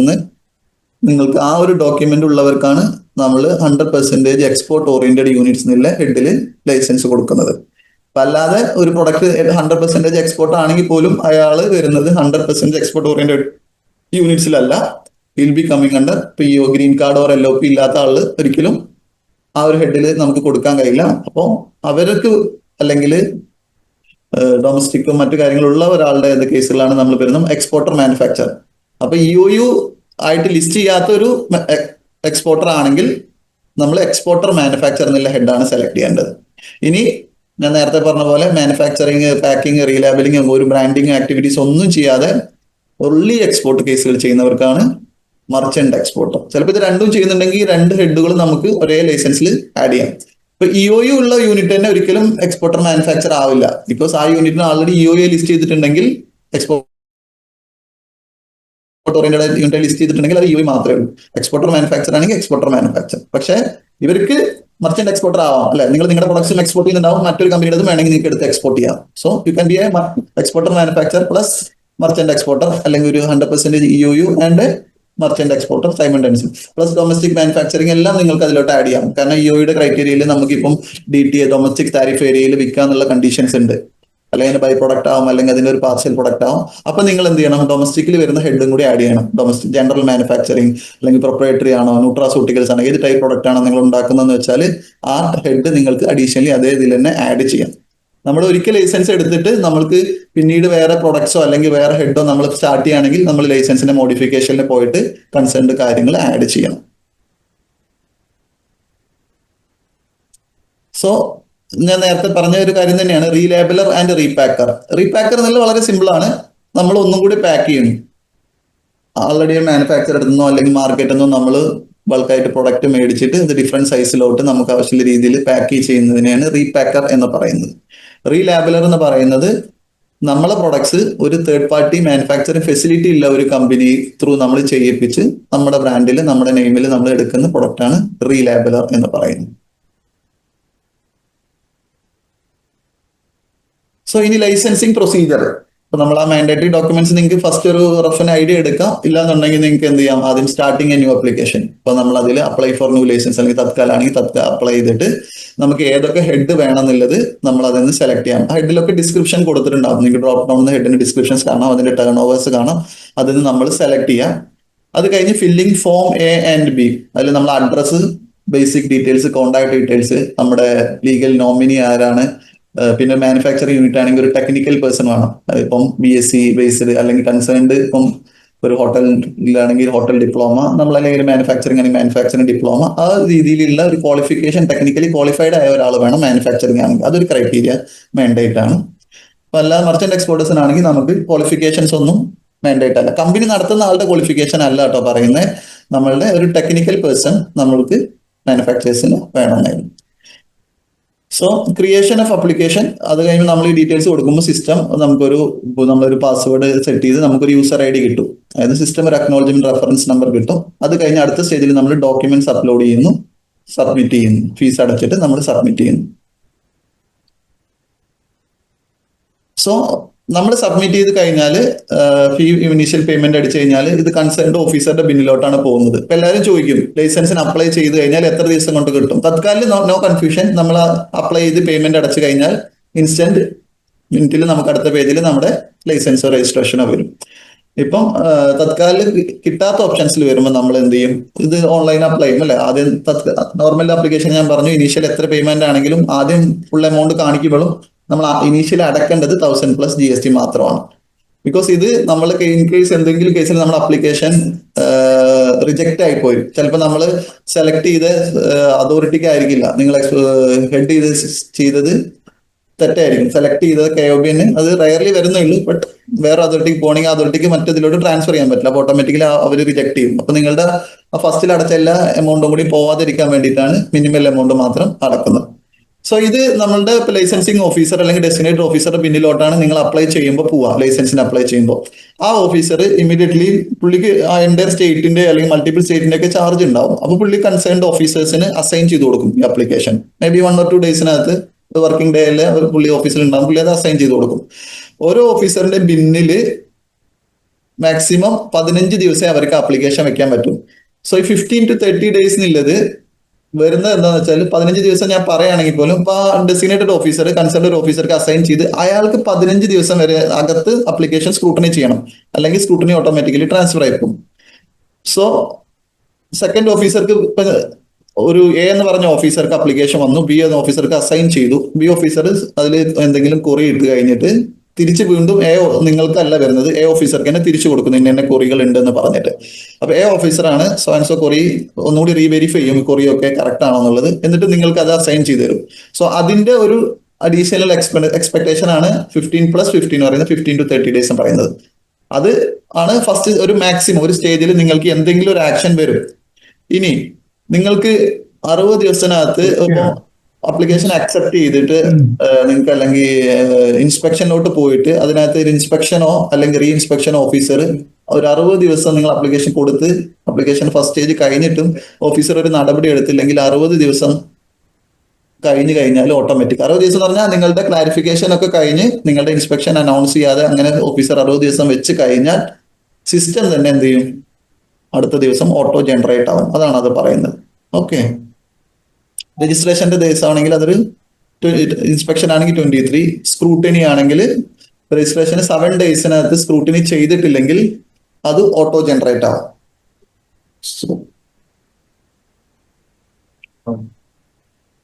ലൈസൻസിലാകുമ്പോൾ സ്ക്രൂട്ടിനി സ്റ്റേജിൽ ഓട്ടോ ജനറേഷൻ ഇല്ല, ഇൻസ്പെക്ഷൻ സ്റ്റേജിൽ മാത്രമാണ് ഓട്ടോ ജനറേഷൻ. ഓക്കെ, ഞാൻ നേരത്തെ പറഞ്ഞ ഡോക്യുമെന്റ്സ് റിക്വയർഡ് എന്നുള്ളത് അവിടെ ക്ലിക്ക് ചെയ്യുമ്പോൾ നമുക്ക് ഈ ഒരു പേജിലോട്ടാണ് വരുന്നത്. ഇപ്പൊ നിങ്ങൾക്ക് ഇവിടെ ജനറൽ ഡോക്യുമെന്റ്സിൽ നിങ്ങൾക്ക് കുറെ ഡോക്യുമെന്റ്സും അതിന്റെ ഡിസ്ക്രിപ്ഷൻസും കാണാം. അത് കൂടാതെ വേണമെങ്കിൽ നിങ്ങൾക്ക് വ്യൂ റിക്വയർഡ് ഡോക്യുമെന്റ്സ് എന്നുള്ള ഇവിടെ ക്ലിക്ക് ചെയ്ത് കഴിഞ്ഞാൽ നിങ്ങൾക്ക് ഒരു ബോക്സ് വരും. അവിടെ നിങ്ങൾ എക്സ്പോർട്ടർ എന്നുള്ള ഹെഡാണ് സെലക്ട് ചെയ്തത്, അത് നിങ്ങൾക്ക് സെലക്ട് ചെയ്യാൻ പറ്റും. അത് സെലക്ട് ചെയ്ത് കൊടുത്തു കഴിഞ്ഞാലും നിങ്ങളുടെ ഡോക്യുമെന്റ്സും അതിന്റെ സാമ്പിൾ ഡീറ്റെയിൽസും സിസ്റ്റത്തിൽ ഡിസ്പ്ലേ ആവും കേട്ടോ. പിന്നെ ഇതിവിടെ ഇപ്പൊ സ്പെസിഫിക് ഡോക്യുമെന്റ്സ് കേരളത്തിനില്ല, മറ്റ് ചിലപ്പോൾ സ്റ്റേറ്റുകൾക്ക് റിക്വയർമെന്റ്, അതായത് സ്റ്റേറ്റ് ഗവൺമെന്റ് ഓർഡേഴ്സ് പ്രകാരം ചില റിക്വയർമെന്റ്സ് ഉണ്ടാകുമ്പോൾ സ്റ്റേറ്റ് വൈസ് ഡോക്യുമെന്റ്സ് ഉണ്ട്. ജനറലി കേരളത്തിന് അത്രയും സ്പെസിഫിക് റിക്വയർമെന്റ്സ് ഇല്ല. പിന്നെ നമ്മൾ പറഞ്ഞ തത്കാലിലാണ്. ഇപ്പൊ ഈ തത്കാലിൽ നിങ്ങൾക്ക് കിട്ടുന്നത് ഇമ്പോർട്ടർ, മർച്ചന്റ്, എക്സ്പോർട്ടർ ഞാൻ പറഞ്ഞു, പിന്നെ ഹോൾസെയിലർ, ഡിസ്ട്രിബ്യൂട്ടർ, ട്രാൻസ്പോർട്ടർ, ഇങ്ങനത്തെ ഹെഡുകൾ മാത്രമാണെങ്കിൽ നമുക്ക് എന്ത് ചെയ്യും, ഡയറക്റ്റ് തത്കാലിലോട്ട് പോവാം. പിന്നെ താഴെ പറയുന്നതെല്ലാം സ്റ്റോറേജുകൾ ഒഴിച്ച് ബാക്കി അതിന്റെ താഴെ വരുന്ന അധികം രജിസ്ട്രേഷൻ ടൈപ്സ് ഐറ്റംസ് ആണ്. നമ്മൾ ഓൾറെഡി പറഞ്ഞു ഓട്ടോ ജനറേഷന്റെ കാര്യങ്ങൾ. ഓക്കെ, ഈ ഓട്ടോ ജനറേഷന്റെ കൂടെ തന്നെ മറ്റൊരു കാര്യം നിങ്ങളുടെ സൈഡിൽ നിന്ന് ശ്രദ്ധിക്കേണ്ടത്, ഒരു ഓഫീസർ 15 to 30 ദിവസത്തിനകത്ത് നിങ്ങൾക്ക് കുറി ഇട്ട് കഴിഞ്ഞാൽ നിങ്ങൾക്ക് 30 ദിവസം ഉണ്ട് ആ കുറിക്ക് ആൻസർ ചെയ്യാൻ. ഇപ്പൊ ചിലപ്പോൾ ഏതെങ്കിലും ഡോക്യുമെന്റ് മിസ്സിംഗ് ആയിരിക്കും, അല്ലെങ്കിൽ ഡോക്യുമെന്റിൽ ചില കൊടുത്ത ഡീറ്റെയിൽസിന്റെ മിസ്മാച്ച് ആയിരിക്കാം. അപ്പൊ അങ്ങനത്തെ കുറികളെല്ലാം നിങ്ങൾക്ക് 1 by 1 ആയിട്ട് നിങ്ങൾക്ക് കുറി ആയിട്ട് തിരിച്ച് നിങ്ങളുടെ അതേ ലോഗിനിൽ വരും. ഈ ലോഗിനിൽ ഈ കുറി വരുമ്പോൾ കുറി വന്ന് നിങ്ങളുടെ ലോഗിനിൽ എത്തി 30 ദിവസം വരെ നിങ്ങളുടെ ലോഗിനിൽ അത് കിടക്കും. 30 ദിവസം കഴിഞ്ഞിട്ട് നിങ്ങൾ റിപ്ലൈ ചെയ്തിട്ടില്ലെങ്കിൽ സിസ്റ്റം നിങ്ങളുടെ അപ്ലിക്കേഷൻ ഓട്ടോ റിജക്ഷൻ ചെയ്യും. ഓഫീസർക്ക് 15 ദിവസം ആണെങ്കിൽ FBOക്ക് അത് 30 days ഉണ്ട്. അപ്പൊ 30 ദിവസത്തിനകത്ത് നിങ്ങൾ അത് കുറി എന്തെങ്കിലും ആൻസേഴ്സ് കാര്യങ്ങൾ കറക്ഷൻ ചെയ്തിട്ട് തിരിച്ച് സബ്മിറ്റ് ചെയ്യണം. പിന്നീട് വീണ്ടും സ്ക്രൂട്ടനി ചെയ്യും. ഓക്കെ ആണെങ്കിൽ അക്സെപ്റ്റ് ചെയ്യും, ഇല്ല ഇഷ്യൂസ് വീണ്ടും 1-2 queries കംപ്ലീറ്റ് ചെയ്ത് 1 query പെൻഡിങ് ആണെങ്കിൽ വീണ്ടും തിരിച്ച് വരും. സോ അങ്ങനെയാണ് അതിന്റെ പ്രൊസീജിയർ ചെയ്യുന്നത്. ഇനി ഒരു കേസിൽ നമുക്ക് ഓട്ടോ റിജക്ഷൻ, നമ്മുടെ സം കേസ് ഡോക്യുമെന്റ്സ് ആയില്ല, അല്ലെങ്കിൽ ചിലപ്പോൾ ശ്രദ്ധിച്ചില്ല, നിങ്ങൾ പുറത്ത് വേറെ എവിടെയെങ്കിലും പോയി കഴിഞ്ഞിട്ട് 30 ദിവസം കഴിഞ്ഞ് നിങ്ങൾ റിജക്ഷൻ ആയിട്ടുണ്ടെങ്കിൽ നിങ്ങൾക്കൊരു ചാൻസ് ഉണ്ട്, സിസ്റ്റത്തിൽ ഓട്ടോ റീആക്ടിവേഷൻ ഉണ്ട്. പണ്ടാണെങ്കിൽ ഇത് ഓഫീസർക്ക് റിക്വസ്റ്റ് കൊടുത്ത് റീആക്ടിവേറ്റ് ചെയ്യണമായിരുന്നു. ഇപ്പൊ നിങ്ങൾക്ക് അത് നിങ്ങളുടെ സിസ്റ്റത്തിൽ തന്നെ ഓട്ടോ റീആക്ടിവേഷൻ, എന്തുകൊണ്ടാണ് നിങ്ങളെ ശ്രദ്ധിക്കാതെന്നുള്ള റീസൺ അടിച്ചു കൊടുത്തു കഴിഞ്ഞാൽ സിസ്റ്റത്തിൽ നിങ്ങൾക്ക് തന്നെ റീആക്ടിവേറ്റ് ചെയ്യാവുന്നത് ഓപ്ഷൻസും ഉണ്ട്. ഓക്കെ, മീൻസ് ഓട്ടോ റിജക്ഷൻ ആണെങ്കിൽ 30 ദിവസം കഴിഞ്ഞിട്ടില്ല, ഓഫീസർ റിജക്ഷൻ അല്ല, ഓട്ടോ റിജക്ഷൻ ആണെങ്കിൽ. സോ ഇതെല്ലാം കഴിഞ്ഞ് നമുക്ക് കിട്ടുന്ന ലൈസൻസ് ഇതുപോലെ ഇരിക്കും. അപ്പോൾ അധിക പേരും ആൾറെഡി ലൈസൻസിലായതുകൊണ്ട് ഈ ഡോക്യുമെന്റ്സ് നിങ്ങളുടെ കയ്യിൽ ഉണ്ടാവും. സോ ഇതിൽ 2 പോർഷൻ ഉണ്ട്. ഈ ഫസ്റ്റിലെ 2 വരുന്നതിന്റെ ഹെഡ് നോക്കിയാൽ കാണാം ഫോം സി, ലാസ്റ്റിലെ പേജ് നോൺ ഫോം സി ആണ്. ഇതിലൊരു ഇമ്പോർട്ടന്റ് കാര്യം എന്ന് വെച്ചാൽ ഈ നോൺ ഫോം സി, അതായത് നിങ്ങളുടെ ടെക്നിക്കൽ പേഴ്സൺ അല്ലെങ്കിൽ നിങ്ങളുടെ ലീഗൽ നോമിനി, ഫോം 9 എന്നുള്ള ഡോക്യുമെന്റിൽ നിങ്ങൾ നോമിനേറ്റ് ചെയ്യുന്ന, അല്ലെങ്കിൽ നിങ്ങൾ തന്നെ ആയിരിക്കാം, കമ്പനി ഓണേഴ്സ് ആയിരിക്കാം, ചിലപ്പോൾ ലീഗൽ കാര്യങ്ങളായിട്ട് ഡിക്ലെയർ ചെയ്തിരിക്കുന്ന ഫോം 9. സോ അല്ലെങ്കിൽ പ്രൊപ്പറേറ്റർ ആണെങ്കിൽ പ്രൊപ്പറേറ്റർ തന്നെയാണ് ലീഗൽ നോമിനി. അപ്പൊ ഈ ഡീറ്റെയിൽസ് ഇപ്പം ടെക്നിക്കൽ പേഴ്സൺ ആള് മാറിപ്പോയി, അല്ലെങ്കിൽ നിങ്ങളുടെ ഒരു ലീഗൽ നോമിനേറ്റ് ചെയ്ത ഒരാളെ നിങ്ങൾ മാറ്റി വേറൊരാളെ നോമിനേറ്റ് ചെയ്യണമെന്നുണ്ടെങ്കിൽ ഇതൊക്കെ നിങ്ങൾക്ക് സിസ്റ്റത്തിൽ മോഡിഫിക്കേഷൻ അപ്ലൈ ചെയ്യാം വിത്തൗട്ട് എനി ഫീസ്. നിങ്ങൾ ഫ്രീ ആയിട്ട് നോൺ ഫോം സി പോർഷനിൽ വരുന്ന ഡീറ്റെയിൽസ്, അപ്പൊ നിങ്ങൾ മോഡിഫിക്കേഷൻ കഴിഞ്ഞ് സെലക്ട് ചെയ്യുമ്പോൾ ഫോം സിസ്റ്റം ചോദിക്കും ഫോം സി ആണോ നോൺ ഫോം സി ആണോ. അപ്പൊ നോൺ ഫോം സി ഈ ചേഞ്ചസ് മാത്രമാണെങ്കിൽ, മറിച്ച് നിങ്ങളെ പ്രൊഡക്റ്റ് എന്തെങ്കിലും ആഡ് ചെയ്യുക, അല്ലെങ്കിൽ കമ്പനിയുടെ അഡ്രസ് എന്തെങ്കിലും ചേഞ്ച് ചെയ്യുക, ഹെഡ് ചേഞ്ച് ചെയ്യുക, means head kind of business, എക്സ്പോർട്ടിന്റെ കൂടെ ജനറൽ മാനുഫാക്ചറിങ് അല്ലെങ്കിൽ ഡിസ്ട്രിബ്യൂട്ടർ മറ്റെന്തെങ്കിലും ഈ ഹെഡിൽ ആഡ് ചെയ്യണം എന്നുണ്ടെങ്കിൽ ഇതെല്ലാം ഫോം സി ഭാഗമായതുകൊണ്ട് തന്നെ അതിന് നിങ്ങൾ പേയ്മെന്റ് കൊടുക്കണം. Payment only like modification fees എന്ന് പറയുന്നത് 1000 rupees പ്ലസ് GST ആണ്. പിന്നെ ഫർദർ ഫീ ഇല്ല. ലൈസൻസ് ആകുമ്പോൾ നമ്മൾ ഇനീഷ്യൽ 1000 അടയ്ക്കുന്നു, ബാക്കി ലൈസൻസിന്റെ എത്രയാണ് എലിജിബിലിറ്റി ഫീസ് അതാണ് അടക്കേണ്ടത്. മോഡിഫിക്കേഷനിൽ ഓൺലി ആ ഇനീഷ്യൽ അടക്കുന്ന 1000 പ്ലസ് GST ഫീസ് ആണ് വരുന്നത്. പിന്നെ ഒരു റെസ്പോൺസിബിൾ ആയിട്ട് നിങ്ങൾ കുറച്ച് കാര്യങ്ങൾ ശ്രദ്ധിക്കേണ്ടത്, ഡോക്യുമെന്റ്സ് ഒക്കെ വെക്കുമ്പോൾ ഒരു പ്രൊപ്പറേറ്റർഷിപ്പ് ടൈപ്പ് ഫേംസ് ആണെങ്കിൽ നിങ്ങളുടെ കമ്പനിയുടെ ഓതറൈസ് സിഗ്നേറ്ററി എന്ന് പറയുന്നത് നിങ്ങളുടെ പ്രൊപ്പറേറ്റർ തന്നെ ആയിരിക്കും. അപ്പൊ എല്ലാ ഡോക്യുമെന്റ്സും should be sign by the proprietor. Legal nominee, form 9 nominee എല്ലാം പ്രൊപ്പറേറ്റർ തന്നെ ആയിരിക്കണം. ടെക്നിക്കൽ പേഴ്സൺ വേറെ ആരും ആവാം. ഇനി പ്രൊപ്പറേറ്റർക്ക് തന്നെ വേറെ ക്വാളിഫിക്കേഷൻ ഉണ്ടെങ്കിൽ അവരെ കാണിക്കാം, ഇല്ല എന്നുണ്ടെങ്കിൽ ക്വാളിഫൈഡ് ഇല്ല ഒരാളെ കാണിക്കാം.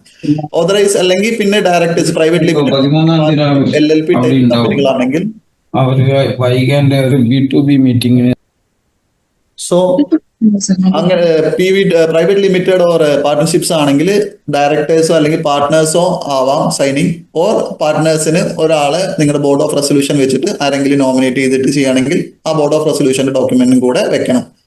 അപ്പൊ അധിക കൊറീസും അങ്ങനെയാണ് വരിക. ചിലപ്പോൾ നമ്മൾ അപ്ലൈ ചെയ്യുന്ന ആളങ്ങോട്ട് സൈൻ ചെയ്യും അവിടുത്തെ ടെക്നിക്കലി. അപ്പൊ അങ്ങനെയാണെങ്കിൽ നമ്മൾ അയാളെ ഓതറൈസ് ചെയ്യാം. ഓക്കെ.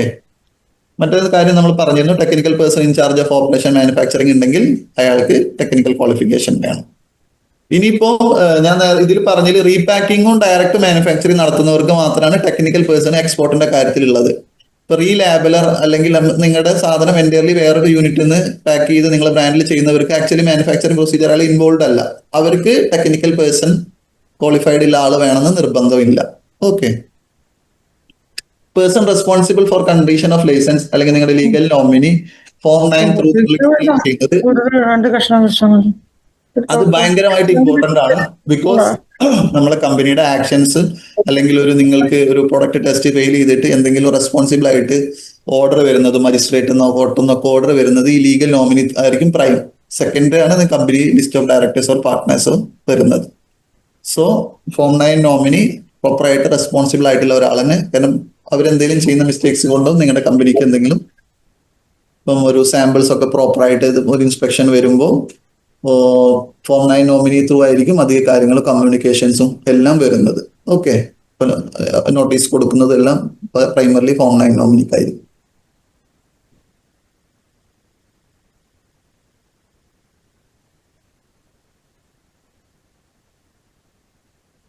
പിന്നെ മോഡിഫിക്കേഷനിൽ നമുക്ക് മോഡിഫിക്കേഷൻ ആണെങ്കിലും ഇതേ സ്ക്രൂട്ടിനി സ്റ്റേജസ് പോകും. ജനറൽ കേസുകളാണെങ്കിൽ ഇനി ഡൊമസ്റ്റിക് ടൈപ്പിലാണെങ്കിലാണ് നമുക്ക് ഇൻസ്റ്റന്റ് മോഡിഫിക്കേഷൻ എന്നുള്ള ഒരു പ്രൊവിഷനും കൂടി ആഡ് ചെയ്തിട്ടുണ്ട്. എക്സാമ്പിൾ നിങ്ങൾ ഒരു ഡൊമസ്റ്റിക്കിൽ ജനറൽ മാനുഫാക്ചറിങ് ഹെഡിൽ ഒരു ബിസ്ക്കറ്റ് ആൻഡ് ബ്രെഡ് ഉണ്ടെന്ന് വിചാരിക്കുക. അപ്പൊ ബിസ്ക്കറ്റ് നിങ്ങൾ അടുത്ത ലിസ്റ്റിൽ ആഡ് ചെയ്യുമ്പോൾ ഓട്ടോമാറ്റിക്കലി അപ്ലൈ ചെയ്ത് ഫീസ് അടച്ച അപ്പം തന്നെ ജനറേറ്റ് ചെയ്യാനുള്ള ഒരു ഓപ്ഷൻ ഉണ്ട്. അതാണ് ഇൻസ്റ്റന്റ് മോഡിഫിക്കേഷൻ എന്നുള്ളത്. റിന്യൂവല് നേരത്തെ നിങ്ങൾ റിന്യൂവലിന് അപ്ലൈ ചെയ്ത് ഓഫീസർ നോക്കിയിട്ട് അക്സെപ്റ്റ് ചെയ്യണമായിരുന്നു. ഇപ്പൊ അങ്ങനെയില്ല.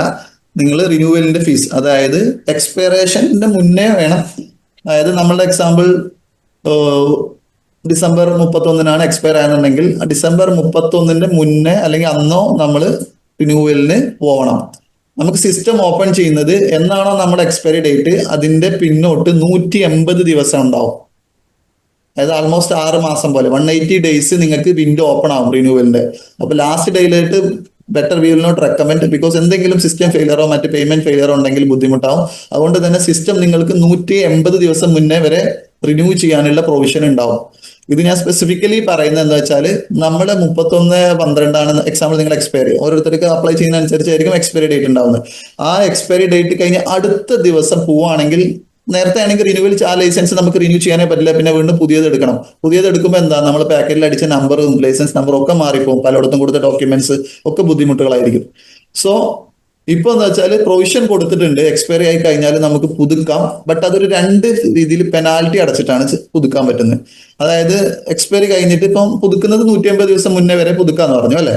അപ്പൊ എക്സ്പയറി ആയി കഴിഞ്ഞിട്ട് 180 ദിവസം കഴിഞ്ഞ വരെ നിങ്ങൾക്ക് റിന്യൂ ചെയ്യാം. ബട്ട് അത് 2 ഹാഫ് ആയിട്ടാണ് ഡിവൈഡ് ചെയ്തിരിക്കുന്നത്. ആദ്യത്തെ 90 ദിവസം 91 മുതൽ 180 ദിവസം. ആദ്യത്തെ 90 ദിവസം അതായത് ഇന്ന് എക്സ്പയർ ആയിട്ട് നാളെ പുതുക്കുകയാണെങ്കിൽ ആദ്യത്തെ 90ലാണ് നമ്മൾ വരുന്നത്. നാളെ പുതുക്കിയാലും 90ാമത്തെ ദിവസം പുതുക്കിയാലും നിങ്ങൾക്ക് എത്രയാണോ നിങ്ങളുടെ ലൈസൻസ് ഫീ, ഇപ്പൊ സെൻട്രൽ ലൈസൻസ് ആണെങ്കിൽ 7500 3 ഇരട്ടി നിങ്ങൾക്ക് റിന്യൂവൽ പൈസ എത്ര മാത്രമല്ല ഈ 3 ടൈംസ് പെനാൽറ്റി കൂടെ അടക്കണം, ഇൻക്ലൂഡിങ് ഇറ്റ്സ് GST. അപ്പൊ നമുക്ക് ഒരു ദിവസം പോലും ലേറ്റ് ആയി കഴിഞ്ഞാൽ 3 ടൈംസ് പെനാൽറ്റിയാണ്. പിന്നെ 90 ദിവസം വരെ അതേ പെനാൽറ്റിയാണ്. ലൈസൻസ് ഇല്ലാതെ നമുക്ക് വർക്ക് ചെയ്യാൻ പറ്റില്ല. ബട്ട് ഇൻ കേസ് ഞാൻ ഒരു പെനാൽറ്റിന്റെ കാര്യം പറഞ്ഞു എന്നേ ഉള്ളൂ. സോ ഇൻസ്റ്റന്റ്ലി നിങ്ങൾക്ക് റിന്യൂവൽ ചെയ്യണം. സോ ദാറ്റ് ഷുഡ് ബി നിങ്ങളുടെ ഓരോരുത്തരുടെയും licence renewal date should be a important date for you. അത് കഴിഞ്ഞ് 91ാമത്തെ ദിവസം മുതൽ 180 ദിവസം വരെ നമുക്ക് വീണ്ടും റിന്യൂ ചെയ്യാം. ബട്ട് അങ്ങനെയാണെങ്കിൽ നമ്മളുടെ 3 ടൈംസിലെ പെനാൽറ്റി 5 ടൈംസ് ആവും. Okay, 5 times licence fee. ഇപ്പം ഒരു സ്റ്റേറ്റ് ലൈസൻസ് ആണെങ്കിൽ 2000 ആണെങ്കിൽ 10,000 ആവുള്ളൂ. സെൻട്രൽ ലൈസൻസ് 7500 5 ഇരട്ടി എന്ന് പറയുമ്പോൾ എത്രയായി നിങ്ങളുടെ പൈസ നോക്കൂ. സോ അങ്ങനത്തെ ഒന്നും കാര്യങ്ങളിലോട്ട് നിങ്ങളുടെ ഒരു ഇമ്പോർട്ടന്റ് ഡേറ്റ് ആയിട്ട് നിങ്ങൾ നിങ്ങളുടെ ഇതിൽ മാർക്ക് ചെയ്യുക. ഓക്കെ, 180 days കഴിഞ്ഞ് കഴിഞ്ഞാൽ പിന്നെ നമുക്ക് ആ ലൈസൻസ് പുതുക്കാൻ പറ്റില്ല. ഡൺ. പിന്നെ നമുക്ക് വേറെ ലൈസൻസ് എടുക്കുക അല്ലാതെ ചെയ്യാൻ പറ്റില്ല. അതിലൊക്കെ ഭയങ്കര ബുദ്ധിമുട്ടുകൾ വരുന്നത് ഇപ്പൊ ആൾറെഡി ഇമ്പോർട്ടൊക്കെ ഉണ്ടെങ്കിൽ ഇമ്പോർട്ട് പിന്നെ അപ്ലൈ ചെയ്യുമ്പോൾ പോലും അതിന് ഡീലിംഗ് ചെയ്യേണ്ട ആവശ്യം വരും. ഇങ്ങനത്തെ കുറെ കാര്യങ്ങൾ ഫോർമാലിറ്റീസ് വരും. So try to hold your licence properly time renew. അതുകൊണ്ടാണ് 180 days വരെ നിങ്ങൾക്ക് 180 ദിവസം ഉണ്ട്. ഒരിക്കലും ലാസ്റ്റ് ഡേയിലോട്ട് പോയി അന്ന് മറന്നു പുറത്തു പോയി ഒന്നും പറയരുത് പ്ലീസ്. സിസ്റ്റം അങ്ങനെയാണ്, സിസ്റ്റം ലോക്ക്ഡ് ആണ്, ഓഫീസേഴ്സിന്റെ കൺട്രോളിലല്ല, സിസ്റ്റം ആണ് ചെയ്യുന്നത്. ഓക്കെ, സോ ഇതാണ് നമ്മളിപ്പം ഡിസ്കസ് ചെയ്ത ആ ഒരു slide. 3 times penalty 91 to 180 days. Okay, നിങ്ങൾക്ക് യൂഷ്വലി സിസ്റ്റംസിലെ നോട്ടിഫിക്കേഷൻസ് ഇമെയിൽസ് ഒക്കെ വരും, പ്രോപ്പർ ആയിട്ട് മെയിൽ ID ഒക്കെ കൊടുക്കുവാണെങ്കിൽ. ബട്ട് എപ്പോഴും അത് സിസ്റ്റം ആണ്. സോ നോട്ടിഫിക്കേഷൻസ് വരണം, എനിക്ക് വന്നില്ല ഒന്നും വെയിറ്റ് ചെയ്യരുത്. നിങ്ങളുടെ date should B N important date. Please mark സംവർ. പിന്നെ നമ്മുടെ ലൈസൻസിൽ നമ്മൾ ശ്രദ്ധിക്കേണ്ട മറ്റൊരു കാര്യം എന്ന് വെച്ചാൽ ആനുവൽ റിട്ടേൺ. ഇപ്പൊ മാനുഫാക്ചേഴ്സിനാണ്, ഇപ്പൊ മർച്ചന്റ് എക്സ്പോർട്ടർ മാത്രമാണ് എന്നുണ്ടെങ്കിൽ ഇതില്ല. ഇമ്പോർട്ടർ അല്ലെങ്കിൽ മാനുഫാക്ചർ ടൈപ്പ് എന്തെങ്കിലും ഹെഡ് നിങ്ങളുടെ ലൈസൻസിൽ ഉണ്ടെങ്കിൽ നിങ്ങൾ ആ വർഷം പ്രൊഡ്യൂസ് ചെയ്താലും ഇല്ലെങ്കിലും എക്സ്പോർട്ട് ചെയ്താലും ഇല്ലെങ്കിലും ആനുവൽ റിട്ടേൺ ഫയൽ ചെയ്യണം. ലൈക്ക് അവർ ഇൻകം ടാക്സ് നിങ്ങൾ റിട്ടേൺ ഫയൽ ചെയ്യണം. റിട്ടേൺ ഫയൽ ചെയ്യാൻ നിങ്ങൾക്ക് ഫിനാൻഷ്യൽ ഇയർ ഇപ്പൊ March 31 കഴിഞ്ഞാൽ April 1 അതിന്റെ മുന്നത്തെ ഫിനാൻഷ്യൽ ഇയർ ഉണ്ട്. അപ്പം ഇതിപ്പം 25-26 ഓടുന്നത്. ഈ March 31 കഴിഞ്ഞ് April 1 നിലവിൽ ലൈസൻസ് ഉള്ളവർക്ക് അതിന്റെ ആനുവൽ റിട്ടേൺ ഫയൽ ചെയ്യാം. നില്ലാണെങ്കിൽ നിൽ റിട്ടേൺ എന്നുള്ളത് ജസ്റ്റ് ഓപ്പൺ ചെയ്യുക, ആനുവൽ റിട്ടേൺ ഫയൽ ചെയ്യുക. നില്ലാണെങ്കിൽ നില്ലുന്ന ഒരു ജസ്റ്റ് ഒരു ബട്ടൺ ഓപ്ഷൻ ഒക്കെ സബ്മിറ്റ് ചെയ്യാനേ ഉള്ളൂ. ഇല്ല ഡാറ്റ ഉണ്ടെങ്കിൽ ജസ്റ്റ് ആ ഡാറ്റ എൻട്രി ചെയ്യുക. സോ ഇത് ഫയൽ ചെയ്യാൻ നമുക്ക് April 1 മുതൽ May 31 വരെയാണ്, 2 മാസം ടൈം ഉണ്ട്. റയർ കേസുകളിൽ എക്സ്റ്റൻഷൻ പോവാറുണ്ട്. കോവിഡ് കേസിൽ മറ്റു കേസുകളിലൊക്കെ എക്സ്റ്റൻഷൻ കൊടുക്കാറുണ്ട്. കഴിഞ്ഞ വർഷം എക്സ്റ്റെൻഡ് ചെയ്തിട്ടേ ഇല്ല, അതിന്റെ മുന്നേ വർഷമൊക്കെ ഓരോ മാസം കൂടി ജൂൺ വരെ എക്സ്റ്റെൻഡ് ചെയ്തിട്ടുണ്ടായിരുന്നു. സോ എക്സ്റ്റൻഷൻ കിട്ടുമെന്ന് പ്രതീക്ഷിച്ച് പോകരുത്. സോ April 1 ആകുമ്പോഴത്തേക്ക് ഡാറ്റ പ്രിപ്പയർ ചെയ്യുക, അല്ലെങ്കിൽ April പകുതി ഒരു May സ്റ്റാർട്ടിങ്ങിലെങ്കിലും ട്രൈ ടു സബ്മിറ്റ്. യൂഷ്വലി നമുക്ക് മാക്സിമം May 31 വരെ നമുക്ക് ടൈം ഉണ്ട്. അതിനകത്ത് നിങ്ങളുടെ ഡാറ്റ സബ്മിറ്റ് ചെയ്യുക. സോ എനിക്ക് ബിസിനസ് ഇല്ല ആ വർഷം ഇല്ല എന്ന് പറഞ്ഞ് നിൽക്കരുത് പ്ലീസ്.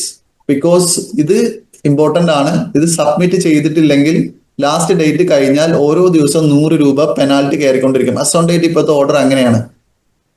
അപ്പോൾ ആ പെനാൽറ്റി നമ്മളെ ലൈസൻസിന്റെ 5 ഇരട്ടി വരെ പോവാം.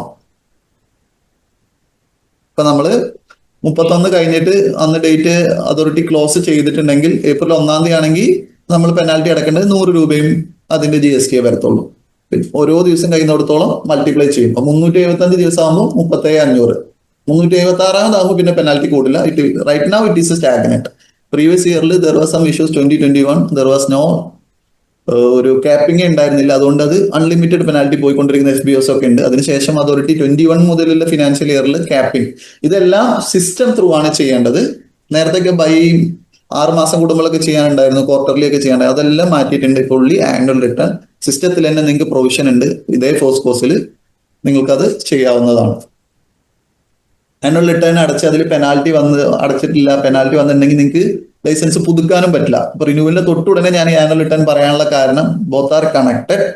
ആനുവൽ റിട്ടേൺ ഫയൽ ചെയ്യാതെ ഇപ്പൊ April 15 നമ്മുടെ renewal date. Annual return file ചെയ്തില്ലെങ്കിൽ സിസ്റ്റം നേരെ ആദ്യം പോയി റിന്യൂവൽ ചെയ്യാൻ നോക്കിയാൽ സിസ്റ്റം സമ്മതിക്കില്ല, സിസ്റ്റത്തിന് ബ്ലോക്ക് ഉണ്ടാവും.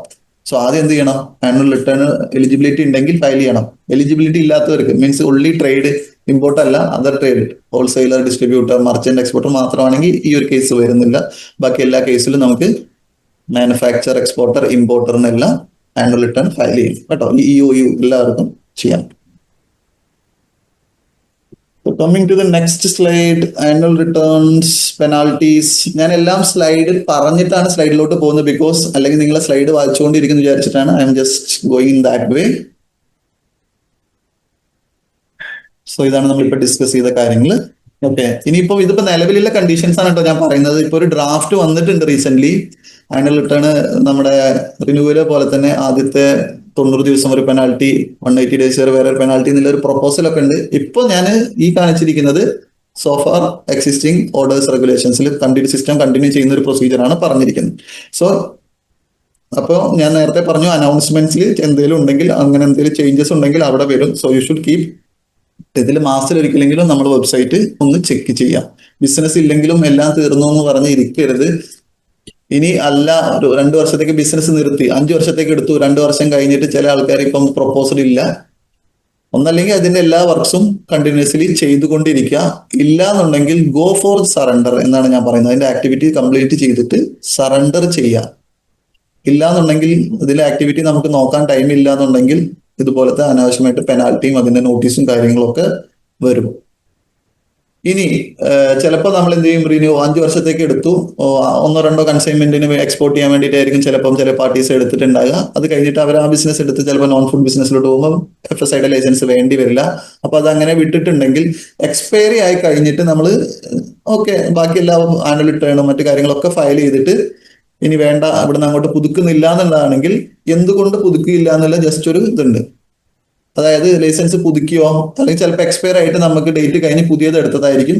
അപ്പൊ ആ പെർട്ടിക്കുലർ ലൈസൻസ് എന്തുകൊണ്ട് കണ്ടിന്യൂ ചെയ്യുന്നില്ല എന്നുള്ള ഡീറ്റെയിൽ നമുക്ക് സിസ്റ്റത്തിൽ കൊടുക്കാനുണ്ട്. ഫ്രീ ആയിട്ട് നിങ്ങളൊന്ന് ലോഗിൻ ചെയ്യുക, അതിൽ ഡീറ്റെയിൽ എന്താണെന്നുള്ളത് കമന്റ് ചെയ്യുക. പുതിയ ലൈസൻസ് എടുത്തു, ഇതില്ല, അല്ലെങ്കിൽ ഞങ്ങൾ ബിസിനസ് ടെമ്പറലി സ്റ്റോപ്പ് ചെയ്തു, അങ്ങനത്തെ കമന്റ്സ് അതിൽ കൊടുത്തിട്ട് വേണം ഫൈൻ. അങ്ങനെ ആ ഒരു സ്റ്റേജ് എത്തുമ്പോഴാണ് ക്ലോസ് ചെയ്യുന്നത്. സറണ്ടറിന്റെ കേസ് അല്ല, ഓട്ടോ എക്സ്പയർ ആയിട്ട് പിന്നെ പുതുക്കാത്തൊരു കേസാണ് ഞാൻ ഈ പറഞ്ഞത് കേട്ടോ. ഇല്ല ബിസിനസ് കണ്ടിന്യൂ ആണെങ്കിൽ നമ്മൾ ഈ പറയുന്ന നോർമൽ ആക്ടിവിറ്റീസ് എല്ലാം അതിൽ ആനുവൽ റിട്ടേൺ എല്ലാ കാര്യങ്ങളും കണ്ടിന്യൂ ചെയ്യുക. ഓക്കെ, ഇതാണ് ഞാൻ പറഞ്ഞ mandatory submission of closure report. ഇതും കമ്പാരിറ്റീവ്ലി റീസെന്റ് വന്നതാണ്, 24-25 മുതൽ വന്നതാണ്. അപ്പൊ നമ്മൾ എല്ലാ എക്സ്പയറി ആയിട്ട് നമ്മൾ റിന്യൂവലിന് കൊടുത്തിട്ടുണ്ടെങ്കിൽ അതാണ് റീസൺ കൊടുക്കുക. പുതിയ ലൈസൻസ് എടുത്തിട്ടുണ്ടെങ്കിൽ പുതിയ ലൈസൻസ്, ഇല്ല ബിസിനസ് ക്ലോസ്, ഇങ്ങനത്തെ രീതിയിൽ നമുക്ക് കമന്റ് കൊടുത്തിട്ട് നമ്മുടെ ആ ഒരു ലീഗൽ ആക്ടിവിറ്റീസ് നമുക്ക് ഇതിലെ എല്ലാ കാര്യങ്ങളും നമുക്ക് അവിടെ ക്ലോസ് ചെയ്യാവുന്നതാണ്. ഓക്കെ, ഇനി നമ്മൾ മാനുഫാക്ചറിങ് ഉണ്ടെങ്കിൽ എക്സ്പോർട്ട് മാത്രമല്ല അതിന്റെ കൂടെ തന്നെ ഡൊമസ്റ്റിക് കാര്യങ്ങളൊക്കെ ഉണ്ടെങ്കിൽ ശ്രദ്ധിക്കേണ്ട കാര്യം, എല്ലാ 6 മാസം കൂടുമ്പോഴും നമ്മൾക്കുള്ള പ്രൊഡക്ട്സ് നമ്മൾ ഒരു ലാബിൽ നിന്ന് ടെസ്റ്റ് ചെയ്തിട്ട്, ഇത് എസ്പെഷ്യലി ഡൊമസ്റ്റിക് കൂടി ഉണ്ടെങ്കിലാണ് കേട്ടോ. കാരണം ഫുള്ളി എക്സ്പോർട്ടർ ആവണമെന്നില്ല, നമുക്ക് ലോക്കൽ ബിസിനസ്സും ഉണ്ടാവാം നാട്ടില്. അപ്പൊ അങ്ങനത്തത് ഉണ്ടെങ്കിൽ ആ പ്രൊഡക്ട്സിന് ആ ഹെഡുകളിൽ നമ്മൾ പ്രൊഡക്ട്സിന്റെ റിപ്പോർട്ട്സ് ലാബിൽ ടെസ്റ്റ് ചെയ്തിട്ട് 6 മാസത്തിൽ ഒരിക്കൽ ടെസ്റ്റ് ചെയ്ത് അത് റിപ്പോർട്ട് അപ്ലോഡ് ചെയ്യണം. അതിലിപ്പോ നമ്മൾ ചെയ്യേണ്ടത് ആദ്യത്തേത് എന്ന് വെച്ചാൽ ഏപ്രിൽ മുതൽ സെപ്റ്റംബർ വരെയുള്ള 6 മാസത്തെ പീരീഡ് കഴിഞ്ഞിട്ട്, അപ്പോൾ ഒക്ടോബർ 1-ന്റെയും ഒക്ടോബർ 31-ന്റെ ഇടയിൽ അതിന്റെ റിപ്പോർട്ട് നമ്മൾ അപ്ലോഡ് ചെയ്യണം. സിമിലർലി ഏപ്രിൽ 4 അടുത്തത് ആ ഒരു 6 മാസം കഴിഞ്ഞിട്ട് അതിന്റെ ലാസ്റ്റ് ഒരു മാസം നിങ്ങൾക്ക് അപ്ലോഡ് ചെയ്യാനുള്ള ടൈം ഉണ്ടാവും. ഓക്കെ, അതായത് ഇപ്പൊ നമുക്ക് ഒക്ടോബർ മുതൽ മാർച്ച് വരുന്ന പീരീഡിനാകുമ്പോൾ ഏപ്രിൽ 1 മുതൽ ഏപ്രിൽ 30 വരെ നമുക്ക് ടൈം ഉണ്ടാവും. അതിനകത്ത് നമുക്ക് അതിന്റെ റിപ്പോർട്ട് അപ്ലോഡ് ചെയ്യാം. സോ ഇത് അപ്ലോഡ് ചെയ്യണം എന്നുള്ളതാണ്. ഇത് അപ്ലോഡ് ചെയ്തില്ലെങ്കിൽ നോട്ടീസ് കാര്യങ്ങളാണ് വരുന്നത്. ഇതിന് സച്ച് ഓൺ പെനാൽറ്റി ഇല്ല സോണ്ടായിട്ട് കേട്ടോ. ബട്ട് ഇത് നമുക്കിപ്പോൾ വന്ന മാൻഡേറ്റ് ഒരു കാര്യങ്ങളാണ്, നിങ്ങളുടെ റെഗുലേറ്ററി റിക്വയർമെന്റ്സ് ആണ് മാനുഫാക്ചറിങ് ലൈസൻസ് ഹാൻഡിൽ ചെയ്യുന്ന ഒരാൾക്ക് കേട്ടോ. ഇതൊക്കെ മാനുഫാക്ചേഴ്സ് ചെയ്യുന്നവർക്കാണ് കേട്ടോ. ട്രേഡ് മാത്രം ചെയ്യുന്നവർക്ക് ഇങ്ങനെ ഒരു ഹെഡ് വരില്ല സിസ്റ്റത്തിൽ. പിന്നെ നമ്മുടെ ലൈസൻസ് എടുത്തു, അതിന്റെ ബാക്ക് പേജ് നമ്മളെല്ലാവരും പല പേപ്പേഴ്സും ഇൻഷുറൻസും മറ്റു കാര്യങ്ങളും എടുക്കുമ്പോൾ ഒരിക്കലും നമ്മൾ കണ്ടീഷൻസ് വായിക്കാറില്ല. ഞാനായാലും നിങ്ങളായാലും, കാരണം കണ്ടീഷൻസ് വലിയ പേജായിരിക്കും. അല്ലെങ്കിൽ ഡിസ്ക്ലൈമേഴ്സ്, ലൈസൻസ് അപ്ലൈ ചെയ്യുമ്പോൾ ഒരു ഡിസ്ക്ലൈമർ വരുന്നുണ്ട് സബ്മിറ്റ് ചെയ്യുമ്പോൾ. കണ്ടീഷനിൽ വരുന്ന പിന്നെ ഞാൻ ഡിസ്ക്ലൈമറുടെ കാര്യം ഒന്ന് പറയാം. നിങ്ങൾ സിസ്റ്റത്തിൽ ഡോക്യുമെന്റ്സ് ഒക്കെ ഫില്ല് ചെയ്ത് ഡാറ്റ ഒക്കെ എൻ്റർ ചെയ്ത് അറ്റാച്ച് ചെയ്യാനുള്ളത് അറ്റാച്ച് ചെയ്ത് കഴിഞ്ഞിട്ട് ഡിസ്ക്ലൈമർ ഉണ്ടാവും. ഐ അഗ്രി എന്ന് പറഞ്ഞിട്ട് നമ്മൾ അക്സെപ്റ്റ് ചെയ്യും.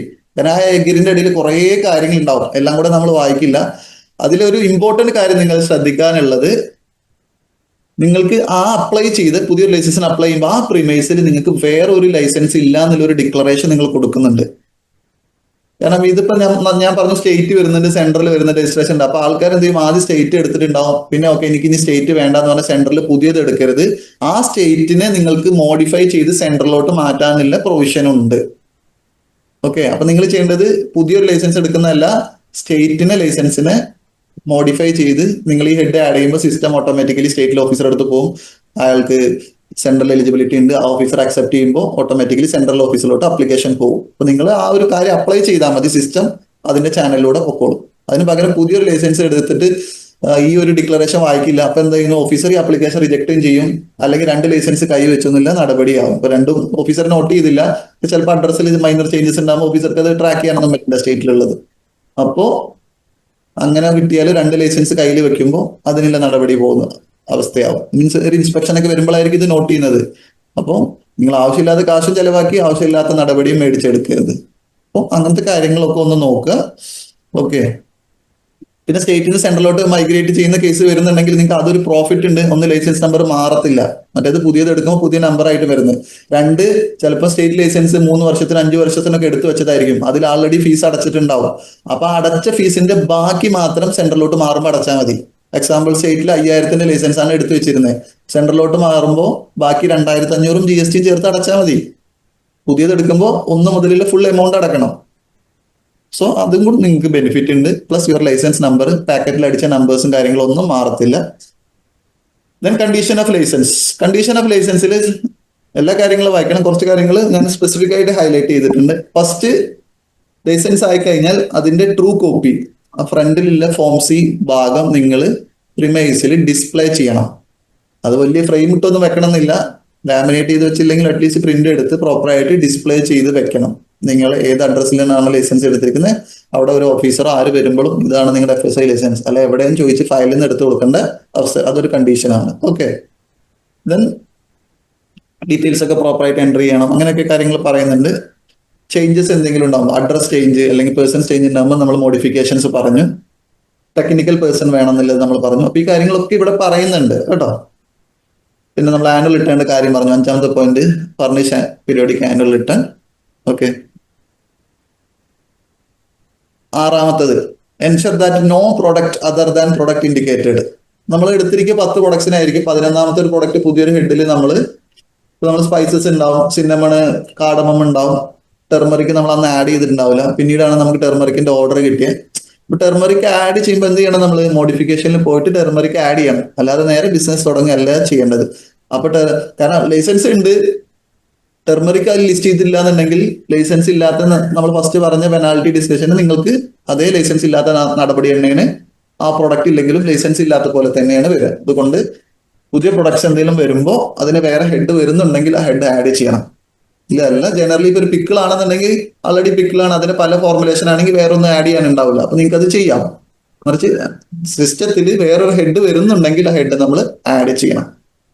പിന്നെ 7ാമത്തത് ഇമ്പോർട്ടന്റ്, ഹൈജീൻ ആൻഡ് സാനിറ്റേഷൻ ചെയ്യണം. നമ്മുടെ ലൈസൻസിങ് റെഗുലേഷനിൽ പറയുന്നുണ്ട്, ഷെഡ്യൂൾ 4 എന്ന് പറഞ്ഞൊരു ഭാഗത്ത് എന്തൊക്കെയാണ് ഒരു പ്രിമൈസിന് റിക്വയർമെന്റ്, എന്തൊക്കെ കാര്യങ്ങൾ ശ്രദ്ധിക്കണം എന്നുള്ളത് പറയുന്നുണ്ട്. ഇൻസ്പെക്ഷൻ ചെക്ക് ലിസ്റ്റും ഈ ഷെഡ്യൂൾ 4ന്റെ കണ്ടീഷൻസ് വെച്ചിട്ടാണ്. നിങ്ങൾക്ക് ഇൻസ്പെക്ഷൻ ചെക്ക് ലിസ്റ്റും നിങ്ങൾക്ക് നോക്കാവുന്നതാണ്. ഇൻസ്പെക്ഷൻ ചെക്ക് ലിസ്റ്റ് നിങ്ങൾ റിന്യൂവൽ ടൈമിൽ ഒരു കാര്യം കൂടെ ഞാനൊക്കെ പറയാം. റിന്യൂവൽ ചെയ്യുമ്പോൾ കുറെ പേര് വിളിക്കും, റിന്യൂവൽ ഞങ്ങൾ ഇൻസ്റ്റന്റ് ആണെന്ന് പറഞ്ഞു, നിങ്ങൾ ചെയ്യുമ്പോൾ എത്ര ഡോക്യുമെന്റ് സബ്മിറ്റ് ചെയ്തിട്ടും സിസ്റ്റം വീണ്ടും ഡോക്യുമെന്റ് വേണമെന്ന് പറയും. ഈ ഒരു കാര്യം നോട്ട് ചെയ്തോളൂ. സിസ്റ്റത്തിന് ഈ റിന്യൂവൽ ടൈമിൽ ഡോക്യുമെന്റിന്റെ ആവശ്യമില്ല. റിന്യൂവൽ, മോഡിഫിക്കേഷൻ അല്ല, ഡേറ്റ് പുതുക്കുന്ന എക്സ്റ്റെൻഡ് ചെയ്യുന്ന റിന്യൂവൽ ടൈമിൽ ഡോക്യുമെന്റ്സ് അല്ല വേണ്ടത്. സിസ്റ്റത്തിൽ ഒരു ചെക്ക് ലിസ്റ്റിന്റെ ബോക്സ് വരും, വ്യൂ ഫിൽ എഡിറ്റ് എന്ന് പറഞ്ഞിട്ട്. നമ്മളെ കമ്പനിയിൽ തന്നെ സെൽഫ് ചെക്ക് ലിസ്റ്റ് ഉണ്ടാവും, അതിൽ ഇവാലുവേറ്റ് ചെയ്തിട്ട് അപ്ലിക്കബിൾ ഉള്ള പോയിന്റ്സ് ക്രൈറ്റീരിയകൾ എൻ്റർ ചെയ്ത് സബ്മിറ്റ് ചെയ്യാണ് ചെയ്യേണ്ടത്. ആ സിസ്റ്റത്തിൽ തന്നെ ഡ്രോപ്പ് ഡൗൺ ഓപ്ഷൻ ഉണ്ടാവും, ബോക്സ് ക്ലിക്ക് ചെയ്യുക, ഓരോ ബോക്സിലെയും ഡ്രോപ്പ് ഡൗൺ ഓപ്ഷൻസ് സെലക്ട് ചെയ്തിട്ട് നമ്മൾ സബ്മിറ്റ് ചെയ്യുക. അത് സബ്മിറ്റ് ചെയ്ത് കഴിഞ്ഞാൽ നമുക്ക് ഓട്ടോ പേയ്മെന്റ് ചെയ്തിട്ട് റിന്യൂവൽ ആവും. മറിച്ച് ആ സിസ്റ്റം പ്രോപ്പർലി എല്ലാം സെലക്ട് ചെയ്യാതിരിക്കുകയോ അല്ലെങ്കിൽ സബ്മിറ്റ് ചെയ്യാതെ ഇരിക്കുകയാണെങ്കിൽ സിസ്റ്റം ഇങ്ങനെ ചോദിച്ചുകൊണ്ടിരിക്കും, മാൻഡേറ്ററി ഡോക്യുമെന്റ് സബ്മിറ്റ് ചെയ്തിട്ടില്ല എന്നുള്ളത്. ഈ കുറി നമുക്ക് റാൻഡമിലി വരുന്നത് കൊണ്ടാണ് ഞാൻ ഈ കാര്യം പ്രത്യേകിച്ച് പറഞ്ഞത് റിന്യൂവൽ ടൈമിൽ. അപ്പൊ ലാസ്റ്റ് ഡേറ്റിൽ പറയും ഞാൻ റിന്യൂവൽ ചെയ്യാൻ പോയി, സിസ്റ്റം സമ്മതിക്കുന്നില്ല, സിസ്റ്റം വെറുതെ എറർ കാണിക്കുകയാണെന്ന് പറയുന്നത് സിസ്റ്റത്തിന്റെ എറർ അല്ല, നിങ്ങൾ അവിടെ സബ്മിറ്റ് ചെയ്യാത്ത കേസുകളാണ് വരുന്നത്. സോ ഇതൊക്കെ നമ്മുടെ ഈ ഒരു പ്രാക്ടിക്കൽ ഇതിൽ വരുന്ന കാര്യങ്ങളാണ് നിങ്ങളടുത്ത് പറഞ്ഞത്. നിങ്ങൾക്ക് അങ്ങനത്തെ ഒരു ഇഷ്യൂസ് വരാതിരിക്കാൻ വേണ്ടിയിട്ടാണ് അഡ്വാൻസ് ആയിട്ട് പറയുന്നത്.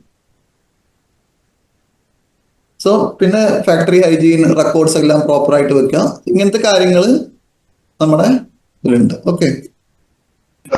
So that is the almost licence. നമ്മൾ നേരത്തെ പറഞ്ഞ പെനാൽറ്റി കാര്യങ്ങൾ തന്നെ, വിത്തൗട്ട് ലൈസൻസ് ആണെങ്കിൽ നമുക്ക് അപ് ടു 10 ലക്ഷം വരെ പെനാൽറ്റി ആവാം. അപ്പൊ അത് കൺസേൺഡ് അതോറിറ്റിയാണ് തീരുമാനിക്കുന്നത്. ഓക്കെ.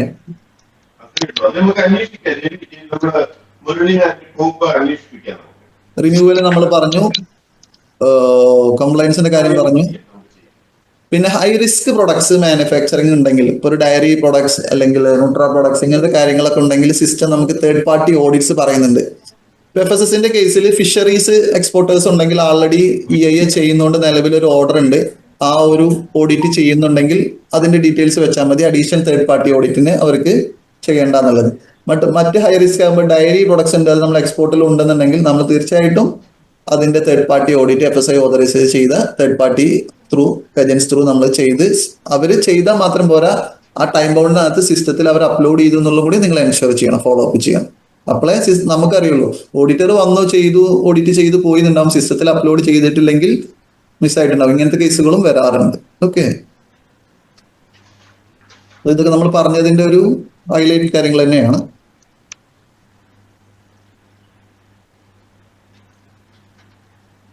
പിന്നെ നിങ്ങൾക്ക് ജനറലി FSSI കൺസൾട്ടൻസിനെ ഒന്നും പ്രൊമോട്ട് ചെയ്യാറില്ല. FSSIയുടെ തന്നെ ചില ടൈമിൽ ട്രെയിനിങ്സ് കൊടുക്കാറുണ്ട്, ഫുഡ് സേഫ്റ്റി മിത്ര എന്ന് പറഞ്ഞിട്ട്. അതിന്റെ ഡീറ്റെയിൽസ് നമ്മുടെ ഈ ഫോസ്കോസിന്റെ പേജിൽ തന്നെ ഉണ്ടാവും. നിങ്ങൾക്ക് സ്വന്തം ചെയ്യാൻ എന്തെങ്കിലും ബുദ്ധിമുട്ടുണ്ടെങ്കിൽ അവർ ത്രൂ ചെയ്യാമെന്നാണ് അതോറിറ്റി പറയുന്നത്. ഓരോ ഡിസ്ട്രിക്ട് വൈസിൽ നിങ്ങൾക്ക് ലിങ്കിൽ പോയി കഴിഞ്ഞാൽ നമ്മുടെ ഫോസ്കോ സൈറ്റിൽ തന്നെ ഉണ്ടാവും, അവർ ത്രൂ ചെയ്യാം. യൂഷ്വലി അവർ ഈ ഒരു ചാർജാണ് അതോറിറ്റി റെക്കമെൻഡ് ചെയ്യുന്നത്. മേ ബി അവരുടെ പ്രിന്റിംഗ് സ്കാനിങ് എമൗണ്ട് ഒക്കെ അവർ വേറെ അഡീഷണൽ ചാർജ് ചെയ്യാമായിരിക്കും. ബട്ട് യൂഷ്വലി ആപ്ലിക്കേഷൻ അവർ ഈ ഒരു ചാർജ് അവരുടെ ചാർജായിട്ട് ഈടാക്കാൻ പാടുള്ളൂ എന്നാണ് അതോറിറ്റി പറയുന്നത്. ഇമ്പോർട്ടൻറ്റ് ലിങ്ക്സ് ഒന്ന് FSSI.gov.in നമ്മുടെ സൈറ്റ്. ഓക്കെ, നിങ്ങൾക്ക് ജനറലി കാര്യങ്ങൾ ഇതൊക്കെ നിങ്ങൾക്ക് ഇങ്ങനെ പോയിട്ടില്ലെങ്കിലും ഫോസ്കോസിൽ ഞാൻ പറഞ്ഞ അനൗൺസ്മെന്റ്സിൽ ഉണ്ടാവും. അല്ലാന്നുണ്ടെങ്കിൽ FSSIയുടെ ജനറൽ സൈറ്റിൽ അഡ്വർടൈസ്മെന്റ്സിൽ കാര്യങ്ങൾ ഉണ്ടാവും. ഞാൻ ആൾറെഡി ഡിസ്പ്ലേ ചെയ്ത കാര്യങ്ങളാണ്. ഹെൽപ്പ് ഡെസ്ക് ഫോസ്കോസിൽ സിസ്റ്റത്തിൽ എന്തെങ്കിലും സിസ്റ്റം ഗ്ലിച്ചസ് എറേഴ്സോ എന്തെങ്കിലും വരുന്നുണ്ടെങ്കിൽ നിങ്ങൾക്ക് ഈ ഒരു ഹെൽപ്പ് എടുക്കാവുന്നതാണ്. പിന്നെ ഫുഡ് സേഫ്റ്റി കണക്ട് ആപ്പ് നിങ്ങൾക്ക്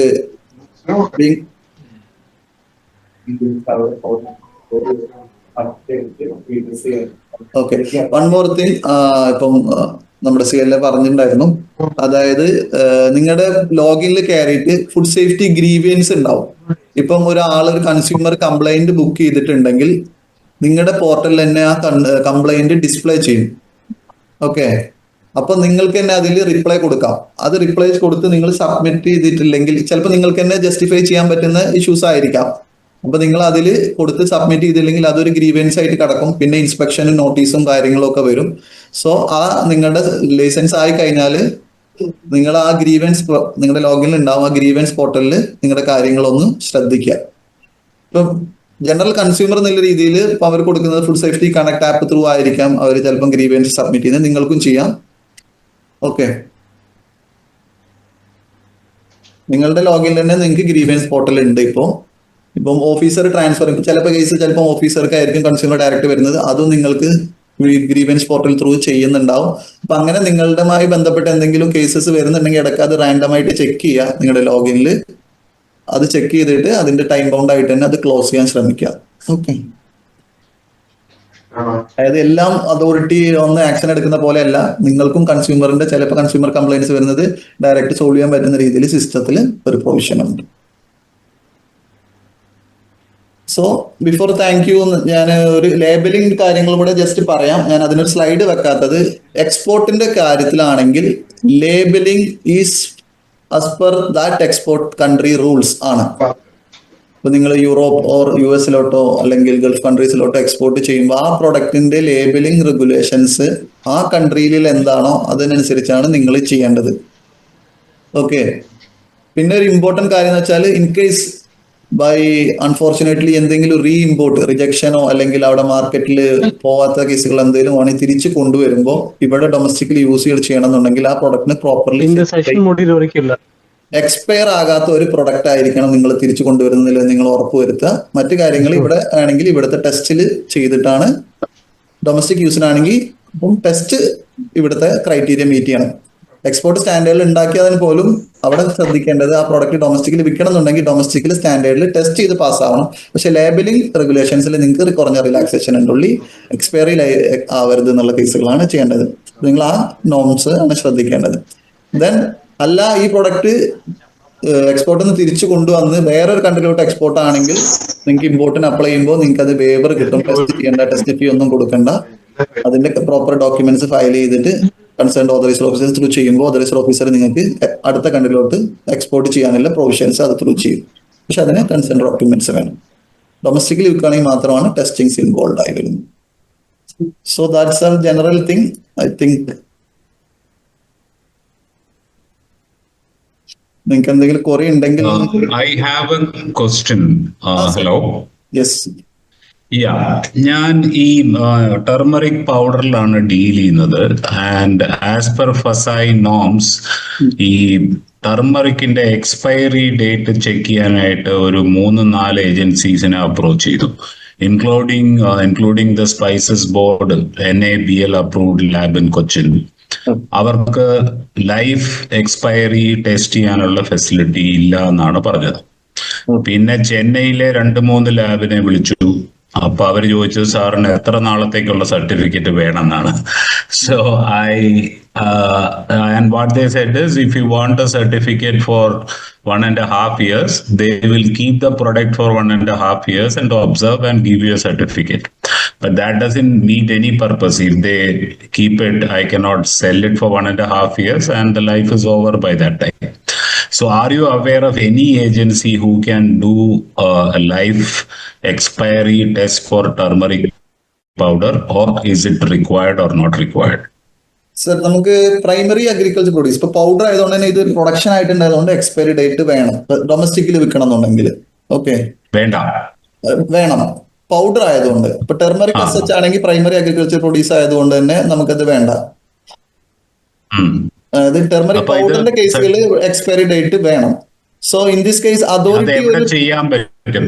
അതോറിറ്റി ഒരു മിനിമം ഡേറ്റോ അല്ലെങ്കിൽ ഒരു മാക്സിമം ഡേറ്റോ ടെർമറിക് പൗഡറിന്റെ കേസിൽ പറയുന്നില്ല. ഇപ്പൊ മീറ്റ് പ്രൊഡക്ട്സ് അല്ലെങ്കിൽ സച്ച് പ്രൊഡക്ട്സിനകത്ത് അതോറിറ്റി പറയുന്നുണ്ട്, ഫ്രോസൺ പ്രൊഡക്ട്സിന് കുറച്ച് ഡേറ്റ്സ് പറയുന്നുണ്ട് എന്നല്ലാതെ ബാക്കി ജനറലി പ്രൊഡക്ട്സിനൊന്നും നമ്മൾ എക്സ്പയറി ഡേറ്റ് പറയുന്നില്ല. So the thing is that this has to be decided by food business operator. ഓരോരുത്തരുടെ പ്രോസസ്സിങ്ങിനനുസരിച്ച് അവർക്ക് അതിന്റെ ലൈഫ് ഡിക്ലെയർ ചെയ്യാവുന്നതാണ്. ബട്ട് സാറ് പറഞ്ഞ പോലെ ഇത് ത്രൂ നമ്മുടെ അതോറിറ്റി ലാബ്സ് ത്രൂ ഒന്നും ഷെൽഫ് ലൈഫ് സ്റ്റഡി നടക്കുന്നില്ല. ഇത് നമ്മൾക്ക് ഒരു ഓപ്ഷൻ അവർ പറഞ്ഞതാണ്, but it is A time consuming. അത്രയും ലൈഫ് ഒരു സാമ്പിൾ വെച്ചിട്ട് അടുത്ത സാമ്പിൾ തന്നെ നമുക്ക് അതിന് ഡിക്ലെയർ ചെയ്യാൻ പറ്റുള്ളൂ. സാറ് പറഞ്ഞത് ശരിയാണ്. ബട്ട് ചില കേസുകളിൽ I don't know personally in such labs, but fast shelf life എന്നല്ല, റാപ്പിഡ് ഷെൽഫ് ലൈഫ് സ്റ്റഡി എന്ന് പറഞ്ഞിട്ട് ചില ലാബ്സിനെ കാണാം. പക്ഷെ എനിക്ക് പേഴ്സണലി അതിൽ കോണ്ടാക്ട്സ് ഇല്ല. അങ്ങനെ ചെയ്യാവുന്ന ഒരു ഉണ്ടെന്നാണ് എന്റെ ഒരു അറിവ്. അതായത് അവര് that doesn't work, and they were asking for about 65,000 rupees for one sample. So I don't think it will make sense. But ഈ ലേബലിംഗിൽ ഇത് മസ്റ്റ് ആണെന്ന് പറയുന്നത് ഇൻസ്പെക്ഷൻ ടൈമിന് should I produce a certificate if I say 2 years is my certificate ചെയ്യേണ്ട ആവശ്യമില്ല. സർട്ടിഫിക്കേഷൻസിന്റെ ഒന്നും ആവശ്യമില്ല. ഇപ്പൊ ഇത് ജനറലി പബ്ലിക് ഫോളോ ചെയ്യുന്ന ഒരു പ്രൊസീജിയർ എന്ന് പറഞ്ഞാൽ this right or wrong, but generally ഇപ്പം example spices like 9 months or 12 months or 2 years whatever they are declaring, അത് തന്നെയാണ് ന്യൂ കമേഴ്സും ഫോളോ ചെയ്യുന്നത്. ഒരു മാർക്കറ്റ് സ്റ്റഡി നടത്തിയിട്ട് സിമിലർ പ്രൊസീജിയേഴ്സ് ആണ് ഫോളോ ചെയ്യുന്നുണ്ടെങ്കിൽ. അപ്പൊ നമ്മൾ ഇതിൽ ശ്രദ്ധിക്കേണ്ട ഒരു കാര്യം എന്നുള്ളത്, എൻ്റെ ഒരു ടെക്നിക്കൽ നോളജ് വെച്ചിട്ട് ഞാൻ പറയുന്നത്, നമ്മളുടെ പ്രോസസ്സിങ് കാര്യങ്ങൾ കമ്പയർ ചെയ്തിട്ട് നമ്മൾ ചെയ്യാം. ജനറലി വലിയ കമ്പനികളൊക്കെ നേരത്തെ പറഞ്ഞ ലാബിന്റെ ആ ഒരു പ്രൊസീജിയർ തന്നെ ചെയ്യുന്നത്. ഒന്ന് റാപ്പിഡ് കാര്യങ്ങൾ കണ്ടീഷൻസ് ചെയ്തിട്ട് അവർ ചെയ്യും. ഇല്ലാന്നുണ്ടെങ്കിൽ ഈ ഷെൽഫ് ലൈഫ് സ്റ്റഡി അത്രയും ലോങ് ഇയറിൽ വെച്ചിട്ടാണ് ചെയ്യുന്നത്. ഇതിൽ നമ്മുടെ പ്രൊസീജിയർ ഇപ്പം ഓവർ സ്റ്റെറിലൈസേഷൻ അല്ലെങ്കിൽ മറ്റ് അഡീഷണൽ പ്രിസർവേഷൻ അങ്ങനത്തെ കാര്യങ്ങളൊക്കെ ഉണ്ടെങ്കിൽ നമുക്ക് എപ്പോഴും ഷെൽഫ് ലൈഫ് കൂടാം. Okay, you be knowing that. ആ ഒരു ആവറേജ് നോളജ് വെച്ചിട്ടാണ് ജനറൽ മാർക്കറ്റ് സ്റ്റഡി വെച്ചിട്ടാണ് ഇവർ ലൈഫ് കാണിക്കുന്നത്. അതോറിറ്റി ഒരിക്കലും നിങ്ങൾ ഒരു ഡേറ്റ് കാണിച്ചതിന്റെ അതിന്റെ തെളിവ് എവിടെയെന്ന് generally it will not be a part of our inspection. But thing is that നമ്മൾ ഒരു സാമ്പിൾ ഇപ്പം എക്സാമ്പിൾ നമ്മൾ നെക്സ്റ്റ് ഇയർ വരെ ലൈഫ് കാണിച്ചിട്ടുണ്ടെങ്കിൽ ആ ഒരു സാമ്പിൾ എടുക്കുമ്പോൾ ടെർമറിക്കിന് പറഞ്ഞ സ്റ്റാൻഡേർഡ്സ് അത് മീറ്റ് ചെയ്യണമെന്ന് മാത്രമാണ് അതോറിറ്റിയുടെ condition. I think U are clear on that.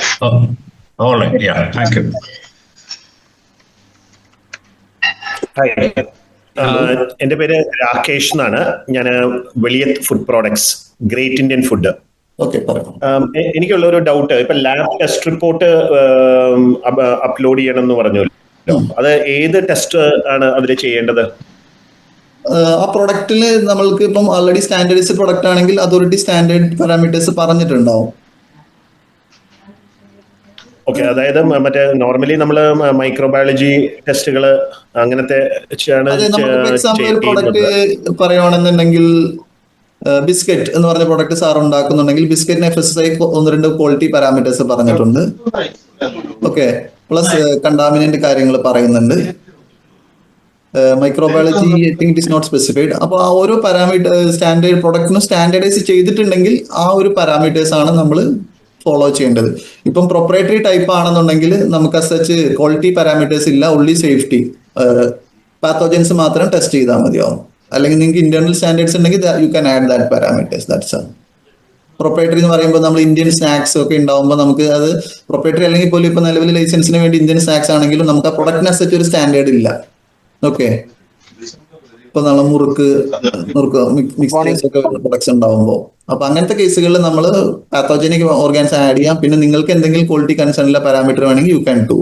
Right now നമ്മളത് NABL തന്നെ വേണമെന്നില്ല ഒരു ഓർഡർ ഇല്ല. You can do internally or in approved labs എന്നുള്ള രീതിയിലാണ് ഇപ്പൊ ഫോളോ ചെയ്യുന്നത്. സച്ച് വേറെ ഓർഡേഴ്സ് വന്നിട്ടില്ല അതിനുശേഷം. So can you just repeat what you said? That now when we test this, you said NABL lab is not required. As per the existing order, sir, it has to be tested in lab എന്നേ പറയുന്നുള്ളൂ. NABL എന്ന് highlight ചെയ്തിട്ടില്ല. Because NABL labs normally what they do is they charge up to around 2,500 rupees per product. Sir, if you have internal labs, നമുക്ക് സ്വന്തം labs ഉണ്ടെങ്കിൽ own ലാബിൽ ചെയ്ത് test report ഇപ്പോൾ അക്സെപ്റ്റബിൾ ആണ് as on now. ബിക്കോസ് അതിനകത്ത് further clarifications orders വന്നിട്ടില്ല. നമ്മൾ 1-2 കേസുകൾ ചോദിച്ചിട്ടുണ്ടായിരുന്നെങ്കിലും ഫോർ ദാറ്റ് എക്സിസ്റ്റിംഗ് ആ പ്രൈമർലി വന്ന ഓർഡർ ഉണ്ടല്ലോ. I think you have not that. അത് ലാബിനെ പറയുന്നുള്ളൂ. All right. Okay. Hello. Yes, please. 628287. Sir, your voice is not that much audible. Hello പറയൂ സർ. സർ, എനിക്കൊരു ചോദ്യമേ, ഇത് ഈ ചപ്പാത്തി അതുപോലെ സ്നാക്സ് എല്ലാം ഉണ്ടല്ലോ, അതെല്ലാം ഉണ്ടാക്കുന്ന ഇത് സ്റ്റേറ്റ് ലൈസൻസ് ആണോ സെൻട്രൽ ലൈസൻസ് ആണോ എടുക്കേണ്ടത്? ഒരു കാര്യം. രണ്ടാമത്തെ കാര്യം, ഞാൻ ഈ സെൻട്രൽ ലൈസൻസ് എടുക്കണമെങ്കിൽ നമുക്ക് ഇൻ ഹൗസ് ആയിട്ട് കെമിസ്റ്റോ ലാബ് അങ്ങനെയൊക്കെ വേണമെന്ന് ഉണ്ടോ, നിർബന്ധം ഉണ്ടോ അങ്ങനെ? Sir, first question chapati and product. Chapati അതുപോലെ നമ്മൾ സ്നാക്സ് പറയണത് നമ്മൾ ഈ വറവ് ഐറ്റംസ് ഒക്കെ അല്ലേ, അതൊക്കെ ഉണ്ടാക്കണമെങ്കിൽ സ്റ്റേറ്റ് ലൈസൻസിൽ പറ്റുമോ അത് സെൻട്രൽ ലൈസൻസ് വേണമെന്നാണ് ഞാൻ അന്വേഷിച്ചപ്പോൾ പറഞ്ഞത്. ഇതിൽ രണ്ട് സാർ പറഞ്ഞതിൽ രണ്ടാണ് വരുന്നത്. ഓക്കെ, ഇപ്പൊ സാർ ഇത് രണ്ടും ഉണ്ടാക്കുന്നുണ്ടെങ്കിൽ സാർ സെൻട്രൽ ലൈസൻസിലോട്ട് വരും. ബിക്കോസ് ഞാൻ പറയാം, പ്രൊപ്പറേറ്ററി ചപ്പാത്തി എന്ന് പറയുന്നത് പ്രൊഡക്റ്റ് പാക്ക് ചെയ്തിട്ടല്ല കൊടുക്കുന്നത് സാർ. അതായത് ജസ്റ്റ് ഹോട്ടൽ പോലെ കൊടുക്കുവാണോ? അല്ല, നമ്മൾ അപ്പൊ അവിടെ എന്താന്ന് വെച്ചാൽ ഈ പ്രൊഡക്റ്റിന് നമുക്ക് നിലവിൽ സ്റ്റാൻഡേർഡ് ഇല്ല അസറ്റ്. ഓക്കെ, അപ്പൊ അതിന്റെ പ്രശ്നം എന്ന് വെച്ചാൽ അത് അപ്പൊ അങ്ങനെ ചെയ്യുമ്പോൾ പ്രൊഡക്റ്റ് പ്രൊപ്പറേറ്ററി എന്ന് പറഞ്ഞ ഹെഡിലാണ് വരുന്നത് നിലവിൽ ചപ്പാത്തി. അപ്പൊ പ്രൊപ്പറേറ്ററി എന്നുള്ള ഹെഡ് നമ്മൾ സെലക്ട് ചെയ്യുമ്പോൾ ആപ്ലിക്കേഷൻ നമ്മൾ എത്ര ടേൺ ഓവർ മിനിമം ആണെങ്കിലും മാക്സിമം ആണെങ്കിലും നമ്മളിപ്പോ നിലവിൽ ആപ്ലിക്കേഷൻ പ്രകാരം അത് പ്രൊപ്പറേറ്ററി എന്നുള്ള ഹെഡ് സെലക്ട് ചെയ്യുമ്പോൾ നമ്മൾ സെൻട്രൽ ലൈസൻസിലോട്ട് പോകും. സാറിന്റെ സെക്കൻഡ് പോർഷൻ പറയുന്ന ഇതാണെന്നുണ്ടെങ്കിൽ എക്സാമ്പിൾ നമ്മളുടെ ഇന്ത്യൻ സ്നാക്സ്, നമ്മളുടെ മിക്സ്ചർ, മറ്റ് വറവ് കടികളൊക്കെ വറുത്ത സാധനങ്ങളൊക്കെ ഉണ്ട്, സ്നാക്സ് പോലത്തെ അതും ശരിക്കും നിലവിൽ സ്റ്റാൻഡേർഡ് ഇല്ലെങ്കിൽ പോലും അതോറിറ്റി അതിനെ ഒരു recent I think 2 years before or something അതിനെ ഇന്ത്യൻ സ്വീറ്റ്സ് ആൻഡ് സ്നാക്സ് എന്നുള്ള ഒരു ഹെഡിലോട്ട് കൊണ്ടുവന്നിട്ടുണ്ട്. അപ്പൊ നമ്മൾ ലൈസൻസിൽ വരുമ്പോൾ ജനറൽ മാനുഫാക്ചറിംഗിൽ തന്നെ കാറ്റഗറി 18 എന്നുള്ളൊരു ലൈസൻസിന് വേണ്ടി മാത്രം. നമ്മൾ ജനറലി ഫുഡ് കാറ്റഗറൈസ് ചെയ്തിരിക്കുന്ന 1 to 15 ആണ്, പ്ലസ് 160 പ്രിപ്പയർഡ് ഫുഡ്സും കൂടെ. ലൈസൻസിന് വേണ്ടി ഒരു 18 എന്ന് പറഞ്ഞ ഒരു category Indian sweets and snacks പറഞ്ഞ് ആഡ് ചെയ്തിട്ടുണ്ട്. അപ്പൊ ലൈസൻസിന് അത് നമുക്ക് ജനറൽ മാനുഫാക്ചറിൽ ആഡ് ചെയ്യാൻ പറ്റുന്നുണ്ട്. സാറിന്റെ ടേൺ ഓവർ അനുസരിച്ചാണ് സ്റ്റേറ്റ് രജിസ്ട്രേഷൻ വേണോ, ലൈസൻസ് വേണോ, സെൻട്രൽ വേണോ. അപ്പൊ മിക്കവാറും സാറിന് കുറഞ്ഞ ടേൺ ഓവർ ആണെങ്കിൽ എന്ത് ചെയ്യാം, അത് സ്റ്റേറ്റ് ലൈസൻസിലെ തന്നെ വരത്തുള്ളൂ. ഓക്കെ, പക്ഷെ ഇവിടെ സാർ ഇത് രണ്ടും ഉണ്ടാക്കുന്നുണ്ടെങ്കിൽ എന്തായി, ഹയസ്റ്റ് ഏതാണോ അതാണ് പ്രിവെയിൽ ചെയ്യുക. മനസ്സിലായോ? അല്ല, ഞാൻ ഒരു കാര്യം കൂടി ചോദിക്കട്ടെ സാറേ, അതായത് നമ്മളിപ്പോ ഈ റീലാബിലിംഗ് പറയണല്ലോ, ഞാൻ ഔട്ട്സോഴ്സ് ചെയ്യാൻ വിചാരിക്കണ്ടേ. അപ്പൊ ഔട്ട്സോഴ്സ് ചെയ്യുന്ന കമ്പനി, ഇത് ഉണ്ടാക്കി തരുന്ന കമ്പനി ഉണ്ടല്ലോ, അവർക്ക് ഇത് മാത്രം ഉണ്ടാക്കുന്ന ആൾക്കാരാണ്. അപ്പൊ അവർക്ക് എന്തെങ്കിലും സെൻട്രൽ ലൈസൻസ് വേണ്ടി വരില്ലേ? അവർ ചപ്പാത്തി ഉണ്ടാക്കുന്നവരാണെങ്കിൽ നിർബന്ധമായിട്ട് അവർക്ക് സെൻട്രൽ ലൈസൻസ് വേണം, അല്ലെങ്കിൽ അവർ പ്രോപ്പർ ലൈസൻസ് അല്ല. കുറെ പേര് വർക്ക് ചെയ്യുന്നുണ്ട്. അതായത് നമ്മൾ എന്തുണ്ടാക്കുന്നു വേറെ ഏതോ ഹെഡിലാണ് നമ്മുടെ ലൈസൻസ്. ഇൻഡയറക്ട്ലി അതിനർത്ഥം എന്താ, അവർക്ക് പ്രോപ്പർ ലൈസൻസ് ഇല്ല. നമ്മളാണെങ്കിൽ പോലും ഞാനൊരു പോയിന്റ് എല്ലാവർക്കും കൂടി വേണ്ടി ആഡ് ചെയ്യാം. ഈ റീലാബിലർ അല്ലെങ്കിൽ റീപാക്കർ മേടിക്കുമ്പോൾ നമ്മൾ അല്ലെങ്കിൽ നമ്മളെ പ്രൊഡക്ട്സിന് വേണ്ടിയുള്ള ഇൻഗ്രീഡിയൻസ് മേടിക്കുമ്പോൾ പ്രോപ്പർലി ലൈസൻസ് ഉള്ള ആളെടുത്ത് നമ്മൾ ഇത് മേടിക്കാവൂ. മാർക്കറ്റിൽ നിന്ന് ഞാൻ ആ കടയിൽ നിന്ന് മേടിച്ചുകൊണ്ടുവന്നു, ഈ കടയിൽ നിന്ന് മേടിച്ചുകൊണ്ടെന്ന് പറഞ്ഞാൽ നിങ്ങളുടെ ലയബിലിറ്റി തീരുന്നില്ല. നമ്മൾ ഇതിലേക്ക് വേണ്ട റോ മെറ്റീരിയൽസോ പ്രൊഡക്ട്സോ നമ്മൾ എന്ത് ചെയ്യണം, പ്രോപ്പർ ലൈസൻസ് ഉള്ള ആളുടെ തന്നെ മേടിക്കാവൂ. ഇല്ലാന്നുണ്ടെങ്കിൽ അതിന്റെ നടപടിയും കൂടെ നമ്മൾ ഷെയർ വരും. Okay, thank you. Sir, Thank you. one, Hello, sir. sir, one more thing. Hello, Now, sir. now let us say Please. we are having a state license Okay. and we want to upgrade it to central license. Okay. Can we apply through Tatkal for that? No, modification, such modifications. തത്കാലം എന്ന് പറഞ്ഞാൽ പുതിയ licence എടുക്കാനാണ് sir. So അപ്പൊ നമുക്ക് വേണമെങ്കിൽ വേറൊരു licence രണ്ടാമത് തത്കാലിൽ വേണമെങ്കിൽ ഫ്രഷ് ആയിട്ട് ഒരെണ്ണം കൂടെ എടുക്കുക അല്ലേ? അതേ പ്രിമൈസിൽ വേറെ എടുക്കരുത് ഞാൻ സ്പെസിഫിക് ആയിട്ട് പറഞ്ഞു. സെയിം അഡ്രസ്സിലാണെങ്കിൽ നമ്മൾ എന്ത് ചെയ്യണം, ആ ലൈസൻസിനെ മോഡിഫൈ ചെയ്തെടുക്കണം. ഇല്ലാന്നുണ്ടെങ്കിൽ പുതിയ ലൈസൻസിന് അപ്ലൈ ചെയ്യുന്നതിന്റെ സൈമൾട്ടേനിയസ്ലി നമ്മൾ എന്ത് ചെയ്യണം, മറ്റേ ലൈസൻസിനെ സറണ്ടർ ചെയ്യണം. നമുക്ക് ഒരു പ്രിമൈസിൽ 2 ലൈസൻസ് ഉണ്ടെങ്കിൽ കൊടുക്കാനുള്ള പെർമിഷൻ ഇല്ല. ഓക്കെ, അല്ലെങ്കിൽ രണ്ട് അഡ്രസ് പോലെ. Hello. Okay, thank you. Hello, sir. Hello, sir. Hello, is this എന്റെ session പേര് on- ഷീബ ജസ്റ്റിൻ. മാം ഒരാളായിട്ട് ചോദിക്കണം പ്ലീസ്. ഷീബ madam. ഡിസ്റ്റർബൻസ്, ഒരുപാട് ഡിസ്റ്റർബൻസ് വരുന്നുണ്ട്. Let 1-on-1. ഓക്കെ, എന്റെ പേര് ഷീബ ജസ്റ്റിൻ. കേരളോൺ എന്നൊരു ഫുഡ് മാനുഫാക്ചറിങ് യൂണിറ്റ് ആണ്. അപ്പൊ ഞാനതില് പിന്നെ tomato powder, onion powder, dried onion powder ഒക്കെ ചെയ്യുന്നുണ്ട്. അപ്പോൾ ടെർമറിക്കിന്റെ കാര്യം പറഞ്ഞല്ലോ, ഷെൽഫ് ലൈഫ് അറിയണം, നമ്മൾ എന്താ ചെയ്യേണ്ടത്, എവിടെ ടെസ്റ്റ് ചെയ്യണമെന്ന്. അപ്പൊ ഇത് 2 പ്രോഡക്റ്റും എവിടെയാ സാർ, അതും ചെക്ക് ചെയ്യേണ്ടതായിട്ട് വരത്തില്ലേ? മാഡം, ഇപ്പോ ടൊമാറ്റോ പൗഡർ, ഓണിയൻ പൗഡേഴ്സ് ഇതെല്ലാം ഡീഹൈഡ്രേറ്റഡ് വെജിറ്റബിൾസിലാണ് വരുന്നത്. ഓക്കെ, അതെ, നമ്മുടെ സ്റ്റാൻഡേർഡ്. അപ്പൊ മാഡത്തിന് ലൈസൻസ് എടുക്കുമ്പോൾ ഒരു പ്രൊഡക്റ്റേ കാണുള്ളൂ ലൈസൻസിൽ, ഡീഹൈഡ്രേറ്റഡ് വെജിറ്റബിൾസ്. അപ്പൊ എല്ലാ വെജിറ്റബിൾസും ഉണക്കി എടുക്കുന്നത് അതിന്റെ മിക്സ് ആണെങ്കിലും നമുക്ക് ആ ഒറ്റ പ്രൊഡക്റ്റേ ഉണ്ടാവുള്ളൂ. പിന്നെ മാഡം ഷെൽഫ് ലൈഫിന്റെ കാര്യമാണോ അതോ ലാബ് റിപ്പോർട്ടിന്റെ കാര്യമാണോ പറയുന്നത്? ലാബിന്റെ റിപ്പോർട്ടും വേണം. ഷെൽഫ് ലൈഫ് എത്ര കിട്ടും എന്ന് ലേബിൾ ചെയ്യേണ്ടത് സാറേ? യു ആർ ഗ്യാരണ്ടിങ്, കൺസ്യൂമറിന് അല്ലെങ്കിൽ അതോറിറ്റിക്ക് ഗ്യാരണ്ടി കൊടുക്കുന്നത് മാനുഫാക്ചറർ ആണ്. മാഡത്തിന് ആ പ്രൊഡക്റ്റ് എത്ര നിൽക്കുന്നു, യു ഹാവ് സം ഐഡിയ, അത് വെച്ചിട്ടാണ് നമ്മൾ കൊടുക്കുന്നത്. ഇപ്പൊ യൂഷ്വലി ഈ ചെറിയ മാനുഫാക്ചേഴ്സ് അല്ലെങ്കിൽ ഇപ്പം നേരത്തെ സാർ പറഞ്ഞതുപോലെ നമുക്ക് റിസ്ക് ആണെങ്കിൽ പൊതുവെ ചെറിയ മാനുഫാക്ചേഴ്സ് ആദ്യം എന്താണെന്ന് വെച്ചാൽ ഒരു വർഷം കിട്ടുന്നുണ്ടെങ്കിലും അവർ ചിലപ്പോൾ 6 മാസമോ 9 മാസമൊക്കെ ഇട്ട് കുറച്ച് കൊടുക്കും. എന്താന്ന് വെച്ചാൽ പിന്നെ അടുത്ത ബാച്ച് അവർക്ക് ആ ഒരു ഡേറ്റ് വരുമ്പോൾ അവർക്ക് നമ്മൾ സൈമൾട്ടേനിയസ്ലി ഇവർ എന്ത് ചെയ്യുന്ന വെച്ചാൽ ഇതിൽ നോർമൽ കണ്ടീഷനിൽ 1-2 പ്രോഡക്ട്സ് നമ്മുടെ അലമാരിൽ നമ്മുടെ ഷെൽഫ് ലൈഫ് സ്റ്റഡിക്ക് വെക്കും. അപ്പൊ നമുക്ക് ഷ്യൂരിറ്റി കേസിൽ ഷ്യൂരിറ്റി വരികയാണെങ്കിൽ നമ്മൾ എന്ത് ചെയ്യും, ഫ്യൂച്ചർ പ്രൊഡക്ട്സ് നമ്മൾ ലൈഫ് എക്സ്റ്റെൻഡ് ചെയ്ത് കൊടുക്കുന്ന രീതിയിൽ ഞാൻ കണ്ടിട്ടുണ്ട്. ഓക്കെ, ആ രീതിയിൽ ഫർദർ ടെസ്റ്റ് ചെയ്യാനൊക്കെ ബുദ്ധിമുട്ടുണ്ടെങ്കിൽ നിങ്ങൾക്ക് ആ ഒരു പ്രൊസീജിയർ ചെയ്യാം. പിന്നെ ഇമീഡിയറ്റ്ലി നമുക്ക് ലോഞ്ചിങ്ങിൽ തന്നെ ഒരു ഹയർ ലൈഫ് വേണമെന്നുണ്ടെങ്കിൽ I think you should go for self life study. പക്ഷെ അതോറിറ്റി അങ്ങനെ ഒരു സെൽഫ് ലൈഫ് സ്റ്റഡി മാൻഡേറ്റ് പറയുന്നില്ല. If you are declaring you feel it is A self life. പക്ഷെ നിങ്ങൾ ഷ്യൂരിറ്റി ശ്രദ്ധിക്കേണ്ടത്, നമ്മൾ 1 മാസമാണെങ്കിലും 10 മാസമാണെങ്കിലും 10 കൊല്ലമാണെങ്കിൽ പോലും നമ്മൾ എന്ത് ചെയ്യണം, ആ പറയുന്ന ഡേറ്റിനകത്ത് പ്രൊഡക്റ്റ് ഗ്യാരണ്ടി ആയിരിക്കണം. Because we are giving a guarantee to the consumer that your product is turmeric for the 10 years. Okay, sir. Thank you. Sir. Thank you. Hello. പറയൂ. Hello. Am I audible? Yeah, sure. Yeah, I just want to know. I just joined the session right now. Is it this session is only related to food exporters? Yes, sir. Yes, sir. Okay. Actually, I got a doubt. Okay, anything related to food you can have, sir.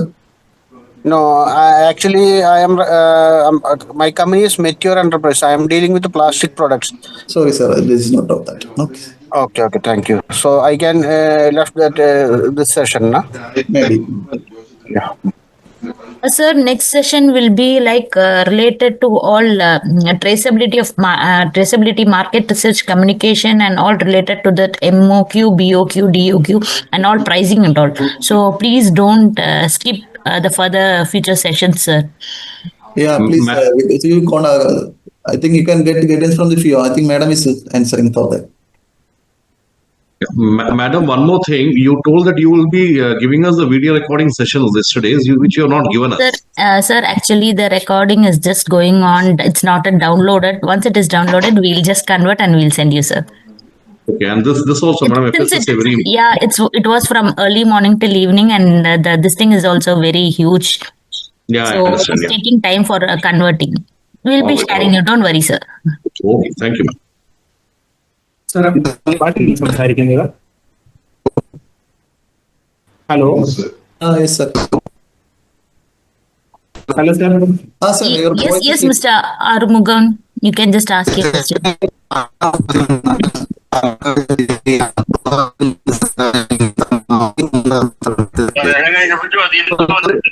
Sir, Sir, please, sir, voice clear അല്ല. Please ഒന്ന് check ചെയ്തിട്ട് sir.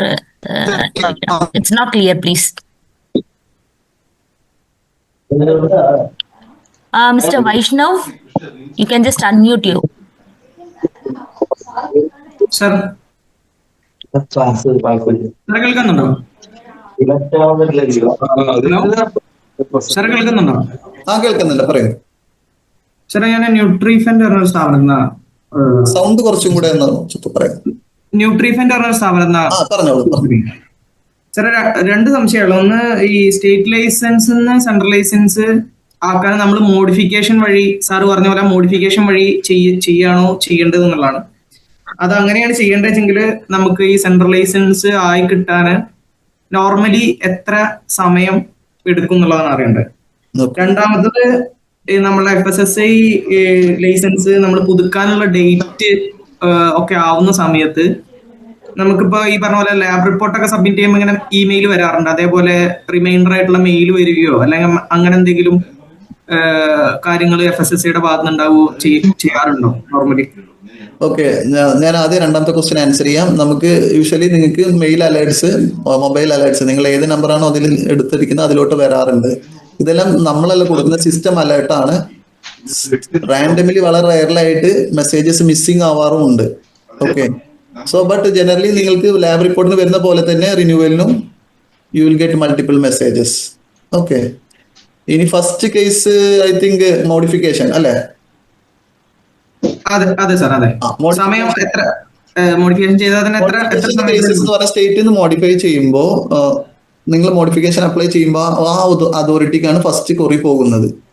കൊറി means application പോകുന്നത്. ഇപ്പൊ സ്റ്റേറ്റിലെ ആ ഒരു example, നിങ്ങൾ എറണാകുളം ജില്ലയിലാണെങ്കിൽ നിങ്ങൾ എറണാകുളത്തെ ഡെസിഗ്നേറ്റ് ഓഫീസർക്കാണ് നിങ്ങളുടെ മോഡിഫിക്കേഷൻ സെൻട്രലിലോട്ടാണെങ്കിലും ആദ്യം പോകുന്നത്.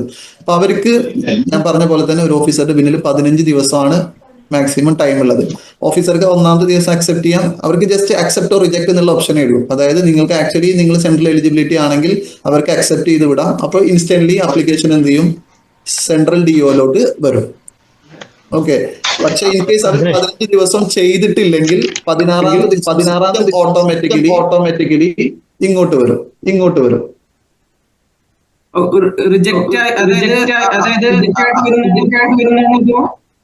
അപ്രൂവ് ആയി വരുന്നതാണ്. രണ്ട് വോയിസ് വരുന്നുണ്ട്. സർ, സാറിന്റെ ബാക്ക്ഗ്രൗണ്ടിൽ മൊബൈൽ കണക്ട് ചെയ്തിട്ടുണ്ടെങ്കിൽ പ്ലീസ് ഡിസ്കണക്ട് ചെയ്യോ. റിജക്ഷൻ ഞാൻ കണ്ടിന്യൂ ചെയ്യാം. റിജക്ഷൻ എന്ന് വരുന്നത് ഓഫീസർ സെലക്ട് ചെയ്ത് റയർലി റിജക്ഷൻസ് വരാറുണ്ട്. പ്രോപ്പർലി പറഞ്ഞു കഴിഞ്ഞാൽ ഓട്ടോമാറ്റിക്കലി അക്സെപ്റ്റ് ചെയ്യാറാണ്. അക്സെപ്റ്റ് ചെയ്തിട്ട് സിസ്റ്റം തന്നെ ട്രാൻസ്ഫർ സെൻട്രലിലോട്ട്. അവിടുന്ന് സെൻട്രൽ ഓഫീസർ നമ്മൾ നേരത്തെ പറഞ്ഞ പോലെ തന്നെ 15 ദിവസത്തിൽ അപ്പൊ അവിടുന്ന് അങ്ങോട്ട് ആ ഡേറ്റ് നമുക്ക് പറയാം. ഫസ്റ്റ് ഡേ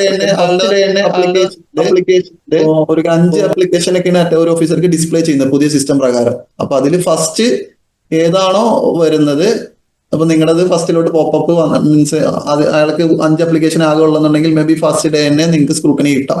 മറിച്ച് നിങ്ങളത് 25ാമത്തെ 30ാമത്തെ ഒക്കെ ആണെങ്കിൽ ആ ഫസ്റ്റ് പേജിലോട്ട് വരുമ്പോഴാണ് സ്ക്രൂട്ടനി ചെയ്യുന്നത്. So maximum but he has to be done in your she should be processing in 15 days from their side. പിന്നെ കുറി ഉണ്ടെങ്കിൽ നിങ്ങൾക്ക് ഒരു ദിവസത്തിനകത്ത് ഇതുപോലെ 1 to 30 days you have an option. So നമുക്ക് ആ date we cannot confirm, but usually these happens if is നല്ല ഒരു പ്രോപ്പർ ആയിട്ട് ഒരു ആപ്ലിക്കേഷൻ ആണെങ്കിൽ നിങ്ങൾക്ക് 15 to 30 ദിവസത്തിനകത്ത് ആപ്ലിക്കേഷൻ വരും. But we cannot guarantee that ഞാൻ ഈ പറഞ്ഞ പോലെ കൊറിയോ കാര്യങ്ങളോ ഉണ്ടെങ്കിൽ മാത്രമാണ്.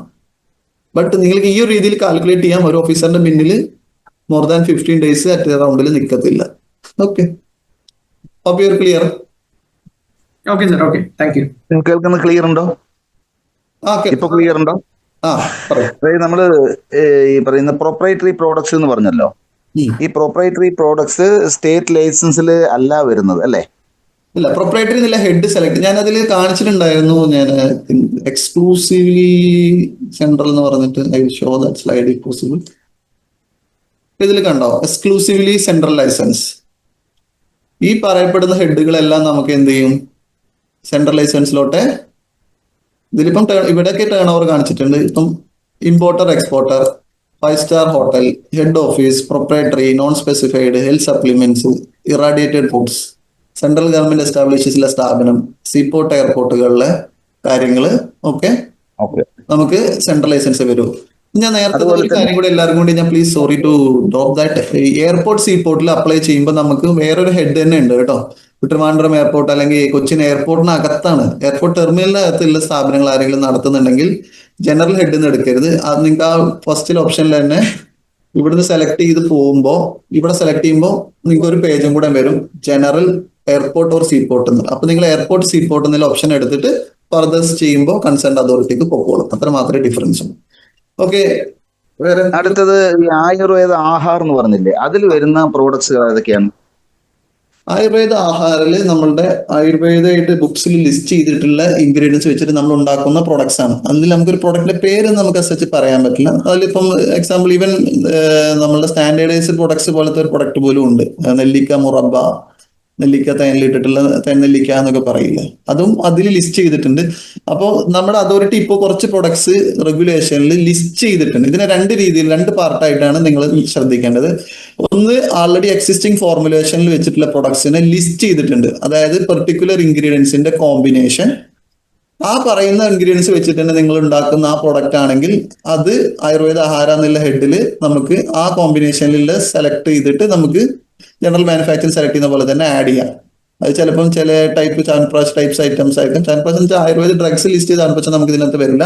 അല്ലെങ്കിൽ എന്തെങ്കിലും ഈ മെഡിസിൻ ഡ്രഗ്സ് അല്ലാതെ ജനറലി നമുക്ക് കഴിക്കാൻ ജനറലി കഴിക്കുന്ന സാധനങ്ങളുടെ മിക്സ് ആവാം.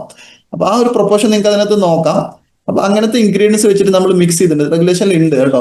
ഞാനൊരു എക്സാമ്പിൾ പറഞ്ഞതാണ് തേനെല്ലിക്ക എന്നുള്ളത്. അപ്പം തേനെല്ലിക്ക ആക്ച്വലി മുറബയിൽ ലിസ്റ്റ് ചെയ്തിട്ടുണ്ടെങ്കിൽ പോലും നിങ്ങൾ അതിൽ ആയുർവേദ ആഹാരം എന്നുള്ള രീതിയിൽ ലേബൽ ചെയ്യണമെങ്കിൽ ഇപ്പം നിങ്ങൾക്ക് അവിടെയും ലൈസൻസ് എടുക്കാം. അപ്പൊ എക്സാമ്പിൾ നെല്ലിക്ക വിത്ത് honey or other natural sweetness വെച്ചിട്ട് ചെയ്യുന്ന ഒരു സാധനമാണ്.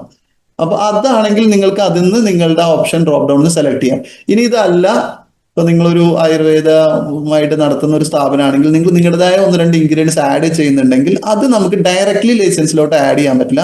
ആയുർവേദ ആഹാരയിൽ തന്നെ നിങ്ങൾക്ക് നമ്മുടെ ഡൽഹിയിൽ ഒരു അപ്രൂവൽ സിസ്റ്റം ഉണ്ട്. പുതിയൊരു ആ പറയുന്ന നിലവിൽ അവർക്ക് കളക്ട് ചെയ്യാൻ പറ്റുന്ന ബുക്സ് സെലക്ട് ചെയ്തിട്ടുള്ള പ്രൊപ്പോർഷൻസ് ആൾറെഡി സൈറ്റിൽ ലിസ്റ്റ് ചെയ്തിട്ടുണ്ട്. അതല്ലാത്ത ഒരു കോമ്പിനേഷനാണ് നിങ്ങൾ ട്രൈ ചെയ്യുന്നുണ്ടെങ്കിൽ മേ ബി സേഫ് ആയിരിക്കാൻ യൂസ് ഉണ്ടാവും നിങ്ങളുടെ. അപ്പൊ അങ്ങനത്തെ കേസുകളിൽ അഡീഷണൽ ഇൻഗ്രീഡിയൻസ് വെച്ച് ചെയ്യുമ്പോൾ അതിന്റെ ആ കോമ്പിനേഷൻ കൊടുത്തിട്ട് ഡൽഹിയിൽ നമ്മൾ പ്രൊഡക്റ്റ് അപ്രൂവൽ സിസ്റ്റം ത്രൂ നിങ്ങൾ അപ്രൂവൽ എടുക്കണം. അപ്രൂവൽ എടുക്കുമ്പോൾ ആ അപ്രൂവൽ ഡോക്യുമെന്റ് വെച്ചിട്ടാണ് നമ്മൾ അങ്ങനത്തെ പ്രൊഡക്ട്സിനെ ലൈസൻസ് അപ്രൂവ് ചെയ്യുന്നത്. ആയുർവേദ ഒന്ന് ആൾറെഡി ചെയ്ത ഒരു ലിസ്റ്റ് ചെയ്ത ഒരു കോമ്പിനേഷൻസിലുള്ള കുറച്ച് പ്രൊഡക്ട്സ് ഉണ്ട്. അതാണെങ്കിൽ നിങ്ങൾക്ക് ചെയ്യാവുന്നതാണ് ഡയറക്റ്റ് ആയിട്ട് ഈ ലൈസൻസ് അപ്ലൈ ചെയ്യുന്ന പോലെ. മറ്റേതാണെങ്കിൽ ലൈസൻസ് അപ്ലൈ ചെയ്യുന്നതിന് മുന്നേ നമ്മൾ ആ കോമ്പിനേഷന് പ്രൊഡക്റ്റ് അപ്രൂവൽ എടുത്തിട്ട് നമ്മൾ ചെയ്യണം. ഓക്കെ, അത് നിലവില് ആയുർവേദ സ്ഥാപനം തന്നെയാണ്, ആയുർവേദ ഫാർമസ്യൂട്ടിക്കൽ കമ്പനിയാണ്. അപ്പോ ഈ നിലവിൽ ഇപ്പൊ ജനറൽ ലൈസൻസ് ആണുള്ളത്, സ്റ്റേറ്റ് ലൈസൻസ്. അത് നമുക്ക് ഇത് ചെയ്യുമ്പോൾ സെൻട്രൽ ലൈസൻസിലേക്ക് പോകുമോ, അത് ഈ ജനറൽ ലൈസൻസ് നമുക്ക് എടുക്കണം, ഞങ്ങൾ എടുക്കാൻ താല്പര്യമുണ്ട്. കാരണം എന്താ വെച്ചാൽ എക്സ്പോർട്ട് ചെയ്യാൻ വേണ്ടിയിട്ട്. അപ്പോ കണക്ട് ചെയ്യാം. സോറി, എക്സ്പോർട്ടിന് കേസിൽ നമുക്ക് ആയുർവേദ എന്നുള്ള ഹെഡ് നിങ്ങൾക്ക് ആഡ് ചെയ്യേണ്ട ആവശ്യമില്ല. ഡൊമസ്റ്റിക്കിൽ സ്പെസിഫിക്കലി വിൽക്കുമ്പോഴാണ് ആയുർവേദ ആഹാരം എന്നുള്ളത്. എക്സ്പോർട്ട് ആകുമ്പോൾ നമ്മളത് എക്സ്പോർട്ടർ മാനുഫാക്ചറിൽ നമുക്ക് പ്രൊഡക്റ്റിന്റെ നെയിം ആയുർവേദ ആഹാരം എന്ന് പറഞ്ഞ് ടൈപ്പ് ചെയ്യാവുന്ന അത്രയേ ഉള്ളൂ കേട്ടോ.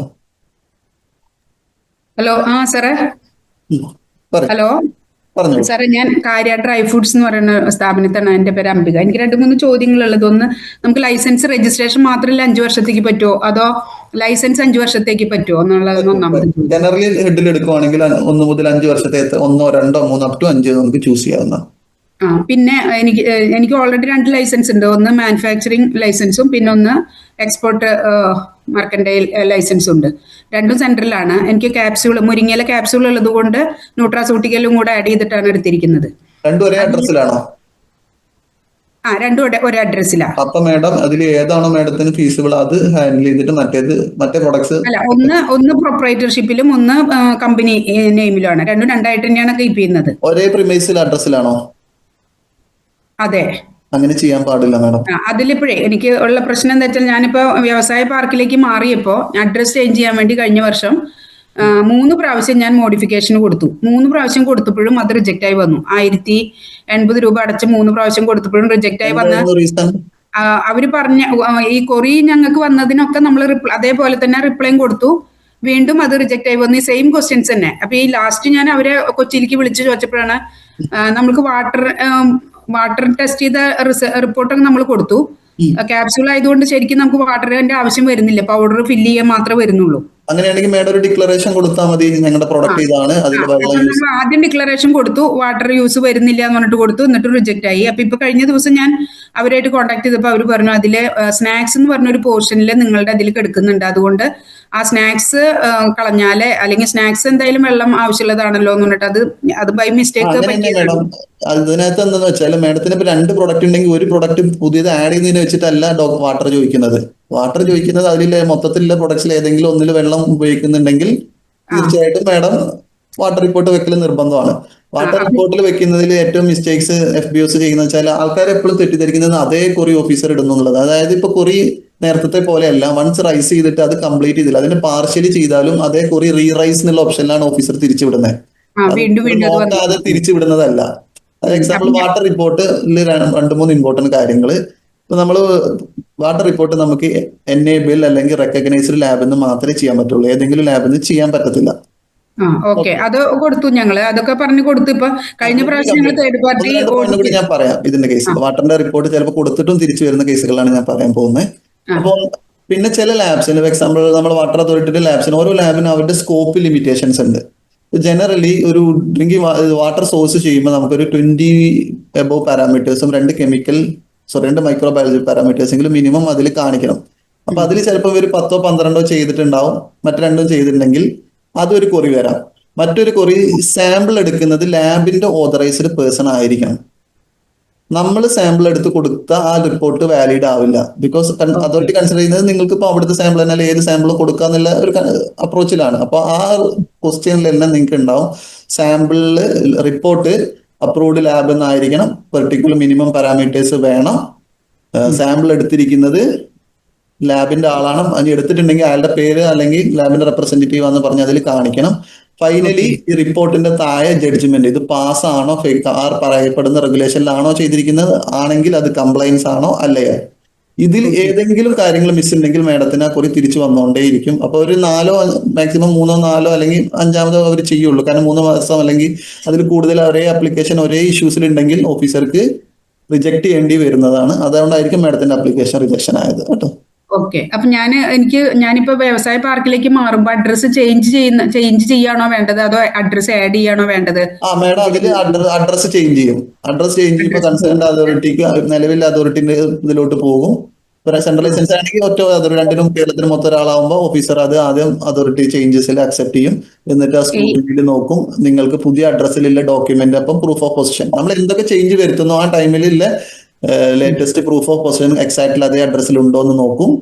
പിന്നെ വാട്ടർ എല്ലാ വർഷം ടെസ്റ്റ് ചെയ്യുന്നുണ്ട്. ഓരോ വർഷം നമ്മളിപ്പോ കഴിഞ്ഞ വർഷം എടുത്തിട്ടുണ്ടാവും വാട്ടർ റിപ്പോർട്ട് വെച്ചിട്ട്. അപ്പൊ അടുത്ത വർഷം നമ്മൾ എടുത്തു. അത് ഈ അഡ്രസ് ചേഞ്ച് ചെയ്യാനാണ് പറ്റാത്തത്. അതെ, എല്ലാ വർഷവും റിപ്പോർട്ട് ഉണ്ടാകുന്നതുകൊണ്ട് അത് ചോദിക്കും. അപ്പൊ തേർഡ് പാർട്ടി ഓഡിറ്റ് ഞങ്ങൾ കഴിഞ്ഞ വർഷം നടത്തി. അത് ഈ റിപ്പോർട്ട് റെസീറ്റ് വെച്ചിട്ടായിരുന്നു. എന്ന് വെച്ചാൽ ചേഞ്ച് ചെയ്യാൻ കൊടുത്തിട്ട് റെസീറ്റ് കിട്ടിയിരുന്നു ഞങ്ങൾക്ക്. അപ്പൊ ഇപ്പോഴും നമുക്ക് റിജക്ട് ആയിട്ടിരിക്കുകയാണ്. പക്ഷെ തേർഡ് പാർട്ടി ഓഡിറ്റ് നടത്തണം എന്ന് പറഞ്ഞിട്ട് നമ്മൾ പുതുക്കി കഴിഞ്ഞു. അത് ക്ലാരിഫിക്കേഷൻ ആയിരിക്കും. റിജക്ഷൻ എന്ന് പറഞ്ഞാൽ പിന്നെ മാഡത്തിന് അത് തിരിച്ച് സബ്മിറ്റ് ചെയ്യാൻ പറ്റത്തില്ല.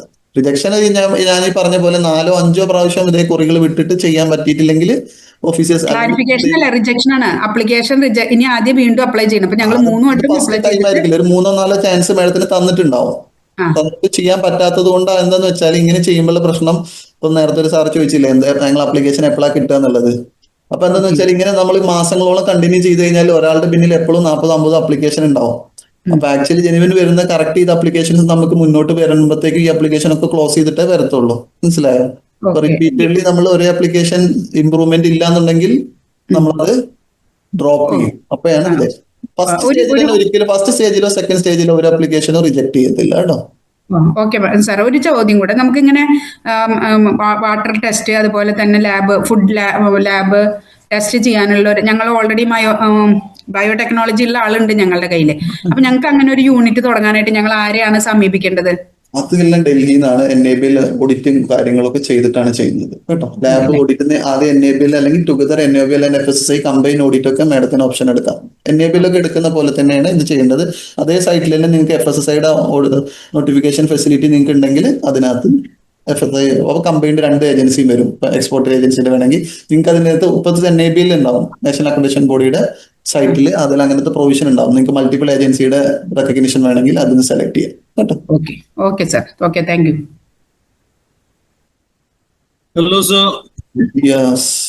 Just before that, madam, whether we are exceeding our time or we can.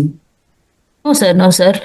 And I would also like to invite Dhanya ma'am, Deputy Director of FSSAI. She's the head of Cochin chapter. So I would like to share a few of her words with the exporters so that they will get some more clarifications or anything like that.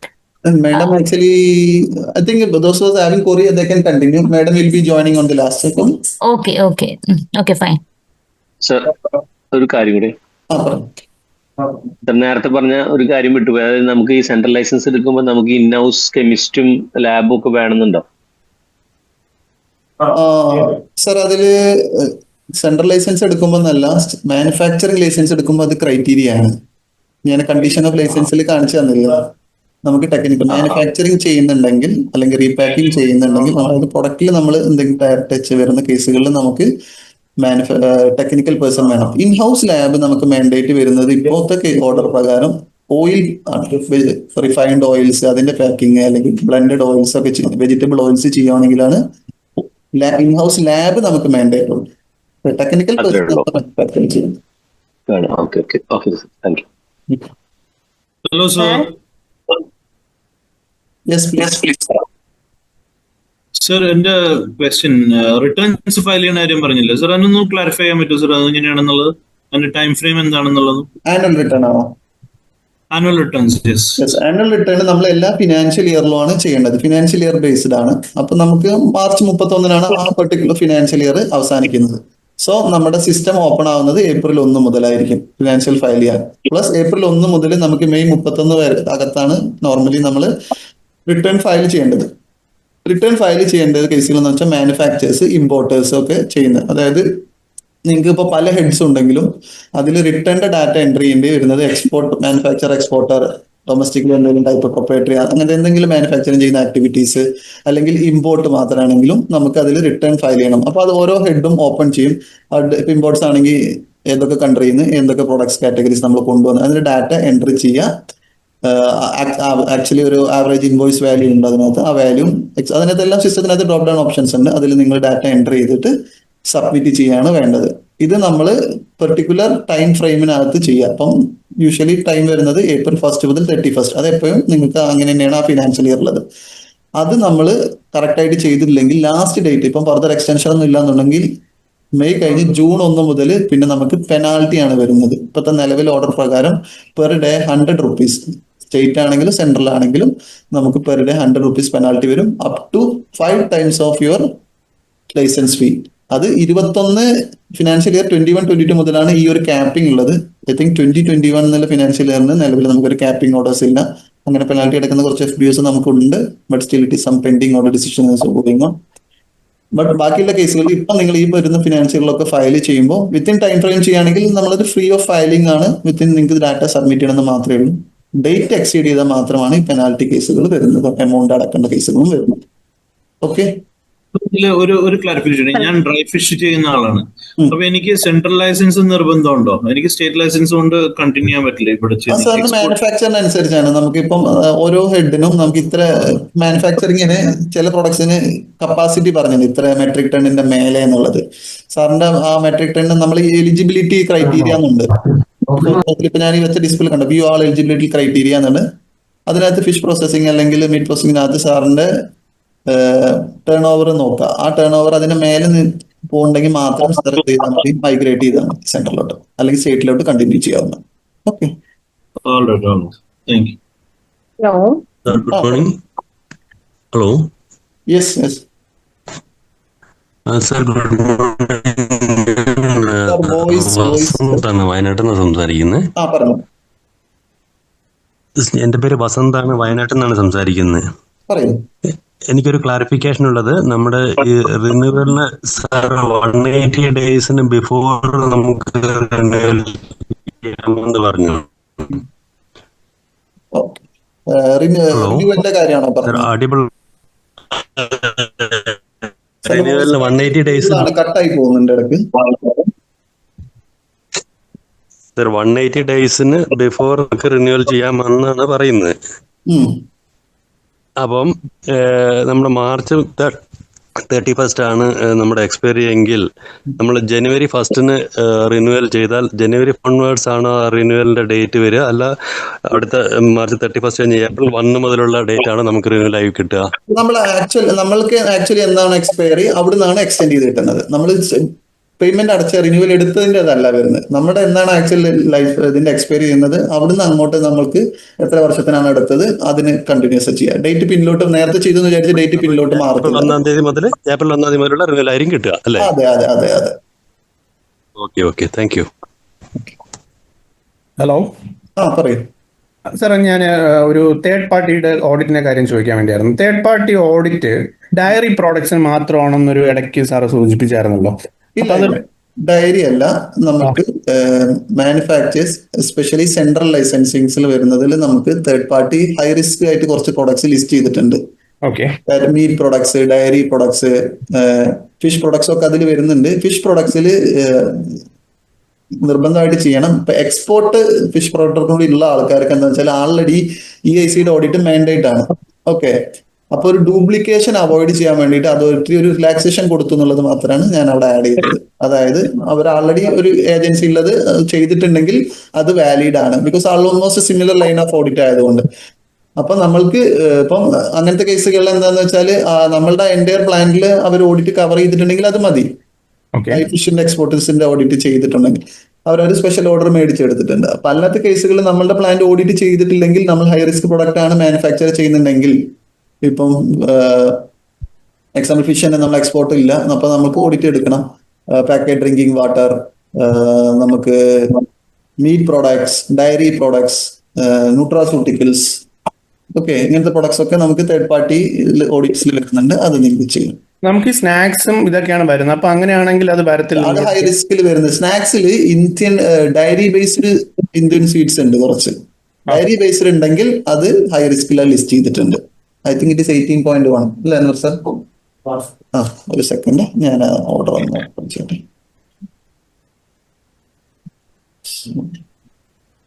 അതായത് നമുക്ക് list ചെയ്തിരിക്കുന്ന categories എന്ന് പറയുന്നത് dairy category 1, category 8 meat and meat products, 9 fish and fish products, 10 egg and egg products, 13 വരുന്ന health supplements nutraceuticals products, പിന്നെ prepared foods 16 വരുന്നുണ്ട്. ഇപ്പം sir പറഞ്ഞ സ്നാക്സിൽ നമുക്ക് വരുന്നത് ഞാൻ പറഞ്ഞ 18.1 തന്നെ. അതായത് ഡയറി ബേസ്ഡ് സ്വീറ്റ്സ് എന്തെങ്കിലും ഉണ്ടെങ്കിൽ ഇന്ത്യൻ സ്വീറ്റ്സിലാണ് വരുന്നത്. അല്ലാതെ ജനറലി സ്നാക്സ് മാത്രമാണെങ്കിൽ 18.2 അങ്ങനെ വരുന്ന കാറ്റഗറി ആണെങ്കിൽ നമുക്ക് വരത്തില്ല. അപ്പൊ 18.1 എന്ന് പറഞ്ഞ കാറ്റഗറിയോ 99.5 എന്ന് പറഞ്ഞിട്ട് നമുക്കൊരു 45 റൈസ് കർണൽസ് ഉണ്ട്. ഞാൻ ഈ പറയപ്പെടുന്ന കാറ്റഗറി 1, 8, 9, 10, 13, 16, 18.1, 99.5 ഈ വരുന്ന കാറ്റഗറിയിൽ ഉണ്ടെങ്കിലാണ് നമുക്ക് ഓഡിറ്റ് വരുന്നത്. അതുപോലെ അഡീഷണലി റീസെന്റ് ആയിട്ട് നമുക്ക് ഇപ്പം പാക്കേജ് ഡ്രിങ്കിങ് വാട്ടർ ബിസ് ഒഴിവാക്കിയതിനു ശേഷം നമുക്ക് അതും ഹൈ റിസ്ക്, അതായത് package drinking water, mineral water വരുന്നതിനും നമുക്ക് വന്നിട്ടുണ്ട്. കോക്കനട്ട് മിൽക്ക് ഞാനൊരു പാർട്ടിയുടെ ചെയ്ത് വാങ്ങിക്കുന്നുണ്ട്. അപ്പം ഞാൻ റീലേബിൾ അല്ലേ? അപ്പൊ അങ്ങനെയാണെങ്കിൽ എന്റെ ലൈസൻസിൽ ഞാൻ അത് ആഡ് ചെയ്യേണ്ട കാര്യമുണ്ടോ? തീർച്ചയായിട്ടും വേണം. റീലേബിളർ എന്ന് ഞാൻ ചെയ്തിട്ടുണ്ട് ഓൾറെഡി ആ ഒരു കൈൻഡ്, പക്ഷെ ആ ഒരു സ്പെസിഫൈഡ് പ്രോഡക്റ്റ് ഞാൻ ചെയ്യേണ്ട കാര്യമുണ്ടോ? വേണം. അതായത് ഡൊമസ്റ്റിക്കിന്റെ കേസുകളിലാണ് അത് വരുന്നത്. എക്സ്പോർട്ട് ആണെങ്കിലും ആ പ്രൊഡക്റ്റിന്റെ പേര് നമ്മൾ ടൈപ്പ് ചെയ്യണം. അതായത് റീലേബിളർ ആദ്യം ചെയ്യേണ്ടതെന്ന് വെച്ചാൽ ആദ്യം നമുക്കൊരു ലൈസൻസ് മാനുഫാക്ചറിനുള്ള ഈ സാധനം നമ്മൾ ചെയ്യാൻ പറ്റുള്ളൂ. അയാൾ ഉണ്ടാക്കുന്ന ക്വാണ്ടിറ്റി, എക്സാമ്പിൾ അയാൾക്ക് 2 മെട്രിക് ടൺ കപ്പാസിറ്റി ആണെങ്കിൽ നമുക്ക് 2 മെട്രിക് ടൺ അല്ലെങ്കിൽ അതിന്റെ താഴെ നമുക്കും കപ്പാസിറ്റി കാണിക്കാൻ പറ്റുള്ളൂ. ബിക്കോസ് നമുക്ക് അതിന് മേലെ ഒരിക്കലും കാണിക്കാൻ പറ്റില്ല. നമ്മൾ മേടിക്കുന്നത് പ്യൂർലി അയാളുടെ ആയിരിക്കും. മൾട്ടിപ്പിൾ ആളുടെ നമുക്ക് വേണമെങ്കിൽ ചെയ്യാം കേട്ടോ.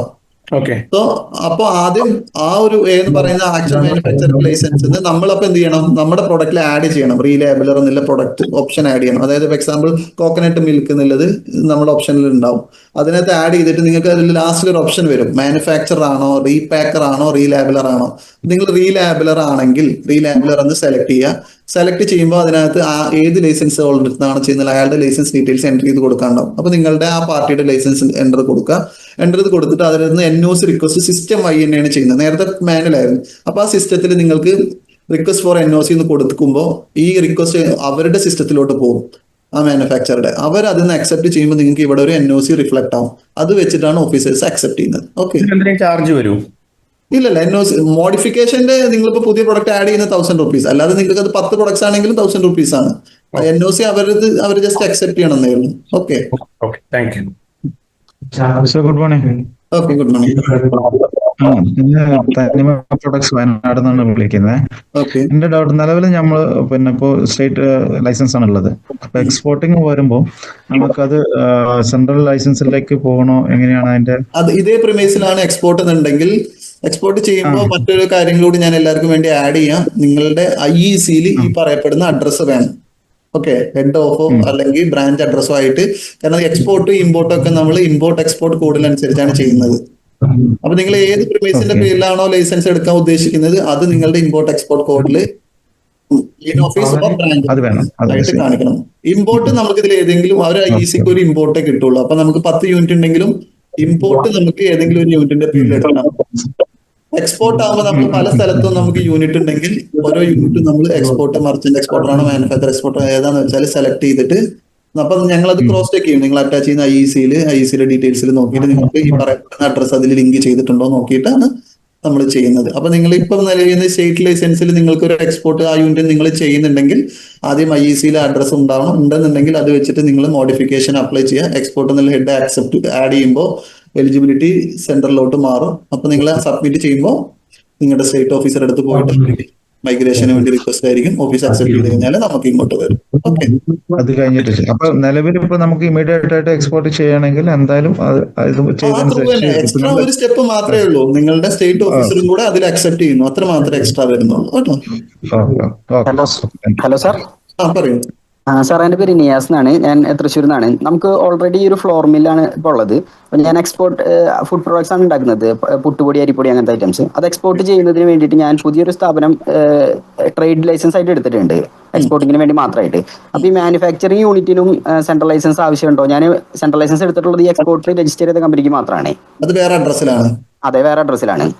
ആ അഡ്രസ്സ് നിങ്ങളുടെ കമ്പനി തന്നെയാണോ? അല്ല, ഞാൻ അത് വൈഫിന്റെ പേരിൽ വേറൊരു കമ്പനി ആയിട്ടാണ്. ആ കമ്പനിയുടെ പേരിലാണ് എക്സ്പോർട്ട് ചെയ്യുന്നത്? അതെ അതെ. പക്ഷേ പ്രൊഡക്റ്റിന്റെ ബ്രാൻഡ് എല്ലാം നിങ്ങൾ ഈ പറയുന്ന മാനുഫാക്ചർ കമ്പനിയുടെ പേരിലാണ് ബ്രാൻഡ്? അല്ല, പുതിയ ബ്രാൻഡിലാണ് ചെയ്യുന്നത്. പുതിയ ബ്രാൻഡ് ആകുമ്പോൾ എന്തായി, അയാളുടെ ഡീം എക്സ്പോർട്ടർ ആയി, അയാളുടെ ബ്രാൻഡിലാണ് ചെയ്യുന്നത് അല്ലെ? അപ്പൊ മാനുഫാക്ചർ എക്സ്പോർട്ടർ ആയിട്ട് വേണം അതിൽ എടുക്കാൻ. അപ്പൊ നിങ്ങളുടെ IEC-ൽ മർച്ചന്റ് എക്സ്പോർട്ടർ ആണെങ്കിൽ IEC-നെ മോഡിഫൈ ചെയ്തിട്ട് മാനുഫാക്ചർ കം മർച്ചന്റ് എക്സ്പോർട്ടർ എന്നുള്ള രീതിയിലോട്ട് മോഡിഫിക്കേഷൻ എടുക്കണം. എന്നിട്ട് നിങ്ങൾ FSI-യുടെ ലൈസൻസ്, ട്രേഡ് ലൈസൻസ് അല്ല എടുക്കേണ്ടത്, മാനുഫാക്ചർ എക്സ്പോർട്ടർ ആണ് എടുക്കേണ്ടത്. ഇതിന്റെ കേസുകളിൽ നിങ്ങൾക്ക് റീലാബിലർ, നേരത്തെ സാർ പറഞ്ഞ പോലെ എക്സ്പോർട്ടറിന്റെ കേസുകളിൽ നമുക്ക് അഡീഷണലി റീലാബിലറിൽ ആഡ് ചെയ്യാനുള്ള ഒരു ഓപ്ഷൻ വരത്തില്ല. അപ്പൊ അത് നമ്മൾ ഹെഡ് എടുക്കുന്നത് മാനുഫാക്ചർ എക്സ്പോർട്ടറിനെയാണ്. റീപാക്കർ ആണെങ്കിലും മാനുഫാക്ചർ ആണെങ്കിലും റീലാബിലർ ആണെങ്കിലും എക്സ്പോർട്ടിന്റെ കേസിൽ മാനുഫാക്ചർ എക്സ്പോർട്ടർ അല്ലെങ്കിൽ EOU അല്ലാത്തതുകൊണ്ട് മാനുഫാക്ചർ എക്സ്പോർട്ടർ. സാർ, അപ്പൊ നമുക്ക് ഈ നമ്മൾ പ്രോസസ് ചെയ്യുന്ന സ്ഥാപനം മാനുഫാക്ചറിംഗ് യൂണിറ്റിന് ഇപ്പൊ നമുക്കുള്ളത് രജിസ്ട്രേഷൻ മാത്രമേ ഉള്ളൂ, അത് അപ്ഗ്രേഡ് ചെയ്യേണ്ട കുഴപ്പമില്ല. ആ രജിസ്ട്രേഷൻ കപ്പാസിറ്റിക്ക് അകത്ത് തന്നെയാണ് പ്രൊഡ്യൂസ് ചെയ്യുന്നത് നിങ്ങൾ എൻഷുർ ചെയ്യണം. ഓക്കെ. നിങ്ങൾ അവരുടെ ജസ്റ്റ് ഒരു സപ്പോർട്ടിംഗ് ഡോക്യുമെന്റ് ആയിട്ട് അവരുടെ ഡോക്യുമെന്റ് കൊടുക്കണം. പിന്നെ അതിനകത്ത് വേറൊരു കാര്യം കൂടെ ആഡ് ചെയ്യാനുള്ളത്, ആ യൂണിറ്റിനെ നിങ്ങൾ സെൻട്രൽ ലൈസൻസ് ആക്കേണ്ടി വരും. സോറി, അതും കൂടെ ആഡ് ചെയ്യണം അതിൽ. എന്താ, പക്ഷെ അവർക്ക് IEC ഇല്ലെങ്കിൽ പോലും റിലാക്സേഷൻ ഉണ്ട്. അതായത് നമ്മൾ റോ മെറ്റീരിയൽ പ്രൊഡക്റ്റ് എടുക്കുന്ന യൂണിറ്റും സെൻട്രൽ ലൈസൻസ് ആയിരിക്കും എക്സ്പോർട്ടിനാണെങ്കിൽ. ഡൊമസ്റ്റിക് ആണെങ്കിൽ നമ്മുടെ അതേ ഇതനുസരിച്ചാണ്. ബിക്കോസ് അവരുടെ അത് മാനുഫാക്ചർ എക്സ്പോർട്ടറിന് വേണ്ടി പ്രൊഡക്റ്റ് അവർ ഉണ്ടാക്കുന്നില്ലതിന് തെളിവ് വേണം. നാളെ അതിന്റെ ഇഷ്യൂസ് ഞാൻ പറഞ്ഞുതരാം. ഒരു ഓഫീസർ പോകുമ്പോൾ ഇവര് A എന്ന് പറഞ്ഞ പ്രൊഡക്റ്റും B എന്ന് പറഞ്ഞ പ്രൊഡക്റ്റും ഉണ്ടാക്കുന്നുണ്ടാവും. B എന്ന് പറഞ്ഞ പ്രൊഡക്റ്റ് നിങ്ങൾക്ക് വേണ്ടിയായിരിക്കും ഉണ്ടാക്കുന്നത്. അത് ചിലപ്പോൾ നിങ്ങളുടെ എക്സ്പോർട്ട് കണ്ടിട്ട് നോംസ് അനുസരിച്ചായിരിക്കും ഉണ്ടാക്കുന്നത് അല്ലെ? അപ്പൊ ഒരു ഫുഡ് സേഫ്റ്റി ഓഫീസർ പോകുമ്പോൾ ഇത് ഡൊമസ്റ്റിക് നോംസ് മീറ്റ് ചെയ്യുന്നില്ല, നിങ്ങൾക്ക് ഒരു രജിസ്ട്രേഷൻ എന്ന് പറഞ്ഞാണ്ട് ആ പ്രൊഡക്റ്റിന് നോട്ട് മീറ്റിംഗ് എന്ന് പറഞ്ഞ നടപടി വരും. സോ അതുകൊണ്ടാണ് മാനുഫാക്ചർ എക്സ്പോർട്ടർ നിർബന്ധമായിട്ടും അവരുടെ പേരിലും ഉണ്ടാവണം എന്നുള്ളത് അതോറിറ്റി പറയുന്നത്. അപ്പൊ മാനുഫാക്ചർ എക്സ്പോർട്ടർ ആകുമ്പോൾ അവർക്ക് കുറഞ്ഞ പ്രൊഡക്ട്സ് ലിസ്റ്റ് ചെയ്യുമ്പോൾ ആ പ്രൊഡക്ട്സ് അവർക്ക് എന്താ സെപ്പറേറ്റ് സ്റ്റോർ ചെയ്യുമ്പോൾ ഈ ഓഫീസർക്ക് ലൈസൻസിൽ തന്നെ ക്ലാരിഫിക്കേഷൻ ഉണ്ട് അല്ലെ. അപ്പോ ഇതിൽ എന്താ വെച്ചാൽ നിങ്ങളുടെ ഇപ്പോഴത്തെ കമ്പനിക്ക് ചിലപ്പം ഇമ്പോർട്ട് എക്സ്പോർട്ട് കോഡ് ഇല്ലെങ്കിൽ പോലും നിങ്ങൾക്ക് എക്സ്പോർട്ടർ ലൈസൻസ് എടുക്കാം. ഞാൻ പറഞ്ഞ എക്സ്പോർട്ട് ലൈസൻസിൽ മാൻഡേറ്റ് IEC കോഡ് മാൻഡേറ്റ് ആണ്. But only thing is that നിങ്ങൾക്ക് വേണ്ടിയാണ് അവര് ട്രൂലി ഉണ്ടാക്കുന്നുണ്ടെങ്കിൽ നിങ്ങൾ എന്ത് ചെയ്യണം, നിങ്ങളുടെ ഈ കമ്പനിയുടെ IEC കോഡ് കോപ്പി കൊടുക്കുക. നിങ്ങൾക്ക് സോ ആൻഡ് സോ പ്രൊഡക്ട്സ് അവർ truly exclusive manufacturing for you എന്ന് പറഞ്ഞിട്ട് കൊടുത്താൽ ആ IEC വെച്ച് നിങ്ങളുടെ ലെറ്റർ കൊടുത്തു കഴിഞ്ഞാൽ നമുക്ക് അക്സെപ്റ്റ് ചെയ്യാനുള്ള ഒരു ഓർഡർ ഉണ്ട്. ഓക്കെ, അപ്പൊ നമുക്ക് ആ മാനുഫാക്ചർക്ക് ഇവിടെ ലോക്കലി സപ്ലൈ ചെയ്യാൻ പറ്റുമോ? ലോക്കലി സപ്ലൈ ചെയ്യാനുള്ള ഹെഡ് നമുക്ക് അതിൽ താഴെ വേറെ ആഡ് ചെയ്യാൻ കുഴപ്പമില്ല. നമുക്ക് ഞാൻ പറഞ്ഞേ അതിൽ പറയുന്ന നമുക്കൊരു 10-30 ഹെഡുകളൊക്കെ ഉണ്ടാവും FSIയിൽ. നിങ്ങൾക്ക് ഏത് ഹെഡ് വേണമെങ്കിലും ആഡ് ചെയ്യാം. പിന്നെ ഈ പറഞ്ഞതിൽ രജിസ്ട്രേഷൻ ഒരിക്കലും നമുക്ക് മോഡിഫൈ ചെയ്തിട്ട് ലൈസൻസിലോട്ട് മാറ്റാൻ പറ്റില്ല കേട്ടോ. സ്റ്റേറ്റ് ലൈസൻസിനെയാണ് നമുക്ക് സെൻട്രൽ ലൈസൻസ് ടു ലൈസൻസ് ആണ് മോഡിഫിക്കേഷൻ. സ്റ്റേറ്റ് ടു സെൻട്രൽ അല്ലെങ്കിൽ സെൻട്രൽ ടു സ്റ്റേറ്റ് തിരിച്ച് അങ്ങോട്ടും ആക്കാം. നിങ്ങൾ എക്സ്പോർട്ട് നിർത്തിയിട്ട് പോവാണെങ്കിൽ തിരിച്ചു. ഹലോ സാർ, പറയൂ. ഞാൻ പറഞ്ഞ പോലെ ഒരു പെനാൽറ്റി ബേസ് ചെയ്തിട്ട് ഒരു കാര്യം എനിക്ക് ചോദിക്കാനുള്ളത്. ഞാൻ green gold exporters Wayanad coffee unit ആണ്. എനിക്ക് ആദ്യം സ്റ്റേറ്റ് ലൈസൻസ് ആയിരുന്നു, പിന്നെ ഞാനത് സെൻട്രലിലേക്ക് മാറ്റി. അപ്പൊ ഞാൻ 3 വർഷത്തെ ലൈസൻസ് ആയിരുന്നു എടുത്തിരുന്നത്. 3 വർഷം. അപ്പൊ ഈ സാറ് പറഞ്ഞ പോലെ ഞാൻ ഈ ആനുവൽ റിട്ടേണിന്റെ കാര്യം ശ്രദ്ധിച്ചിട്ടുണ്ടായിരുന്നില്ല. അപ്പൊ അത് ചെയ്യാത്തത് കൊണ്ട് 3ാമത്തെ വർഷം റിന്യൂ ചെയ്യാൻ നോക്കുമ്പോൾ നമുക്കൊരു 1,59,000 സംതിങ് ഒരു പെനാൽറ്റി അടയ്ക്കണം എന്ന് പറഞ്ഞു. അത് ബേസ് ചെയ്തപ്പോ കോവിഡിന്റെ ഒരു റിലാക്സേഷൻ ഒക്കെ സംബന്ധിച്ച് അങ്ങനെ സംസാരിച്ചിട്ട് ഒരു ഓഫീസറോട് സംസാരിച്ചപ്പോൾ നമുക്കതൊരു 70,000 സംതിങ് റുപ്പീസ് അടച്ച് പെനാൽറ്റി അടച്ചിട്ട് പുതിയത് എടുത്തോളാൻ പറഞ്ഞു. അങ്ങനെ അത് ഞങ്ങൾ ചെയ്തു. 70,000 സംതിങ് ഞങ്ങൾ പെനാൽറ്റി അടച്ചു. അത് കഴിഞ്ഞ് പുതിയ ലൈസൻസും എടുത്തു. നമ്പറൊക്കെ മാറി പുതിയ ലൈസൻസ് എടുത്തു. പക്ഷെ ഇപ്പോഴും നമുക്ക് ഇനിയും മറ്റേ ബാക്കി ഒരു 88,000 അടയ്ക്കണം എന്ന് പറഞ്ഞിട്ട് നോട്ടീസ് ഇത് വന്നോണ്ടേയിരിക്കുന്നു. അത് ആരോട് ചോദിച്ചിട്ട് അതൊന്ന് ക്ലിയർ ചെയ്തിരുന്നില്ല. എന്ത് ചെയ്യണം? മാഡം, നമുക്ക് നിലവിൽ പെനാൽറ്റി വേവേഴ്സ് ഒന്നും വന്നിട്ടില്ല. നിങ്ങൾക്ക് നമുക്ക് സിസ്റ്റം വന്നത് 2021 മുതലാണ് സിസ്റ്റം വഴി ചെയ്യണം എന്നുള്ളത് വന്നിട്ടുള്ളത്. അതിന് മുന്നേ എല്ലാം ഫിസിക്കലി അല്ലെങ്കിൽ ഇമെയിൽ ത്രൂ ഒക്കെ അയക്കുന്നതായിരുന്നു കൺസേൺഡ് ഡെസിഗ്നേറ്റ് ഓഫീസറിന്റെ പ്രൊസീജിയേഴ്സ്. 2021 മുതലാണ് ഈ വരുന്നത്. 2021 നമുക്ക് ക്യാപ്പിംഗ് എമൗണ്ട് ഇല്ല. എന്നാണോ നിങ്ങൾ സബ്മിറ്റ് ചെയ്യുന്നത് അന്ന് വരെയാണ് ഒരു എമൗണ്ട് വരുന്നത്. മറ്റേതിന് ഞാൻ ഈ പറഞ്ഞ 5 ടൈംസിന്റെ. ഇപ്പൊ മേഡത്തിന് സിസ്റ്റത്തിൽ എത്ര റിഫ്ലക്ട് ചെയ്തിട്ടുണ്ടെങ്കിൽ ഈ കൺസേൺഡ് ഓഫീസർ അത് നോട്ടീസ് ചെയ്ത് കഴിഞ്ഞാൽ ഓഫീസർക്ക് അത് ചോദിക്കൽ നിർബന്ധമാണ്. ബിക്കോസ് അതിന് വേവർ കിട്ടിയിട്ടില്ല. ഓക്കെ, മേഡം അത് പകുതി അടച്ചെന്നുള്ളത് ആ സിസ്റ്റം അപ്പത്തെ ബ്ലോക്കിന് വേണ്ടി റിന്യൂവലിന് ഉള്ള പ്രൊവിഷൻ മാത്രമായിരിക്കും അത് വന്നിട്ടുണ്ടാകുക. സിസ്റ്റം ബ്ലോക്കിൽ അത് 2021 സിസ്റ്റം ബ്ലോക്ക് ഉണ്ടായിരുന്നില്ല ഇടയിൽ.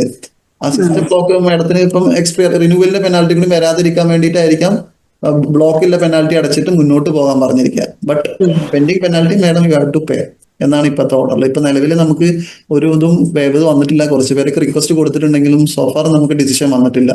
ഓക്കെ, പക്ഷേ ഞാൻ എൻ്റെ അടുത്ത് കോഫി വാങ്ങുന്ന പല കസ്റ്റമേഴ്സും ഈ ഒരു ഇഷ്യൂ വന്നിട്ട് അവർക്കൊക്കെ അത് പിന്നെ ഇതാക്കി കൊടുത്തിട്ടുണ്ട്, വേണ്ടാന്നുള്ള രീതിയിലാക്കി കൊടുത്തിട്ടുണ്ട്. അങ്ങനെ ഒരു അതോറിറ്റി തീരുമാനം വന്നിട്ടില്ല മാഡം.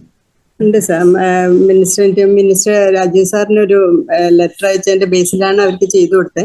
അപ്പൊ ഞാനും അത് സാറിന് മിനിസ്റ്റർക്ക് അയച്ചിട്ട് നമ്മുടെ വ്യവസായ വകുപ്പിനെ അവർ അറിയിച്ചിട്ടുണ്ടായിരുന്നു. അവർ വന്ന് അന്വേഷിച്ചിട്ടുണ്ടായിരുന്നു. പക്ഷെ അതിലൊരു ഡിസിഷൻ വന്നിട്ടില്ല മാഡം. ഡിസിഷൻ വന്നിട്ടില്ല. അതിനെങ്ങനെ റിക്വസ്റ്റ് പോയിട്ടുണ്ട്, മിനിസ്റ്ററിയിൽ പെൻഡിങ് ഉണ്ട് മാഡം. ബട്ട് ഡിസിഷൻ വന്നിട്ടില്ല. ബട്ട് നമ്മുടെ സെൻട്രൽ മിനിസ്റ്ററിൽ വന്നിട്ടില്ല. ഓക്കെ, കാരണം FSSI മൊത്തത്തിൽ ടോട്ടലി സിസ്റ്റം ചെയ്യുന്നത് ടെൻഡറിലാണല്ലോ. സിസ്റ്റത്തില് വേവേഴ്സ് ഒന്നും വന്നിട്ടില്ല. ബ്ലോക്കില്ലത് ഒന്നും നമുക്ക് ചെയ്യാൻ പറ്റില്ല. മറ്റേ ബ്ലോക്കില്ലാത്തത് അങ്ങനെ കണ്ടിന്യൂ ചെയ്തിട്ട് പെൻഡിങ് കൊടുത്ത് നോട്ടീസും കാര്യങ്ങളൊക്കെ ആയിട്ട് നടക്കുകയാണ് ചെയ്യുന്നത്. അതുകൊണ്ടാണ് മാഡത്തിന് ആ നോട്ടീസും ഇതൊക്കെ വരുന്നത്. സിസ്റ്റം തന്നെ ഓട്ടോ ജനറേറ്റഡ് ഒക്കെ നോട്ടീസസ് ഒക്കെ അതുകൊണ്ടാണ് വരുന്നത് കേട്ടോ. മേ ബി ഡിസിഷൻ വന്നു കഴിഞ്ഞാൽ മേ ബി നമുക്കൊരു ഡിസിഷൻ പറയാം. ഇപ്പൊ നമുക്ക് മിനിസ്ട്രി ലെവലിലെ കാര്യങ്ങൾ നമുക്ക് ഇപ്പം പറയാൻ പറ്റത്തില്ലല്ലോ എന്താ നടക്കുന്നത്. മിസ്റ്റർ ഫെറോസ്, നമുക്ക് നെക്സ്റ്റ് ഫാക്കൽറ്റി സാർ വന്നിട്ടുണ്ട്. So I think we can wind up. നമുക്കിത് വൈൻഡ് അപ്പ് ചെയ്യാം. എന്താന്ന് പറഞ്ഞാൽ നെക്സ്റ്റ് സെഷൻ ഇച്ചിരി വാസ്റ്റ് സബ്ജക്റ്റ് ആണ്. അതുകൊണ്ട് thanks a lot for your interaction with exporters അവരുടെ ഇതൊക്കെ ക്ലിയർ ചെയ്തു. ഒരുപാട് നന്ദിയുണ്ട്. എന്റെ special thanks to Dhanya ma'am also. She has taken a lot of effort and thanks a lot for your support. Okay, if anything, I think you can contact to Rajiv sir എന്തെങ്കിലും ഉണ്ടെങ്കിൽ yes ഞാൻ എന്തായാലും നിങ്ങളുടെ number, landline number, ഇവിടുത്തെ number, address ഒക്കെ share ചെയ്തിട്ടുണ്ടല്ലോ. എക്സ്പോർട്ടേഴ്സ്ക്ക് എന്തെങ്കിലും ആവശ്യമുണ്ടെങ്കിൽ അവരെ ഡയറക്റ്റ് ആയിട്ട് കോൺടാക്ട് ചെയ്തോളും sir. Okay thank U. Okay thanks a lot.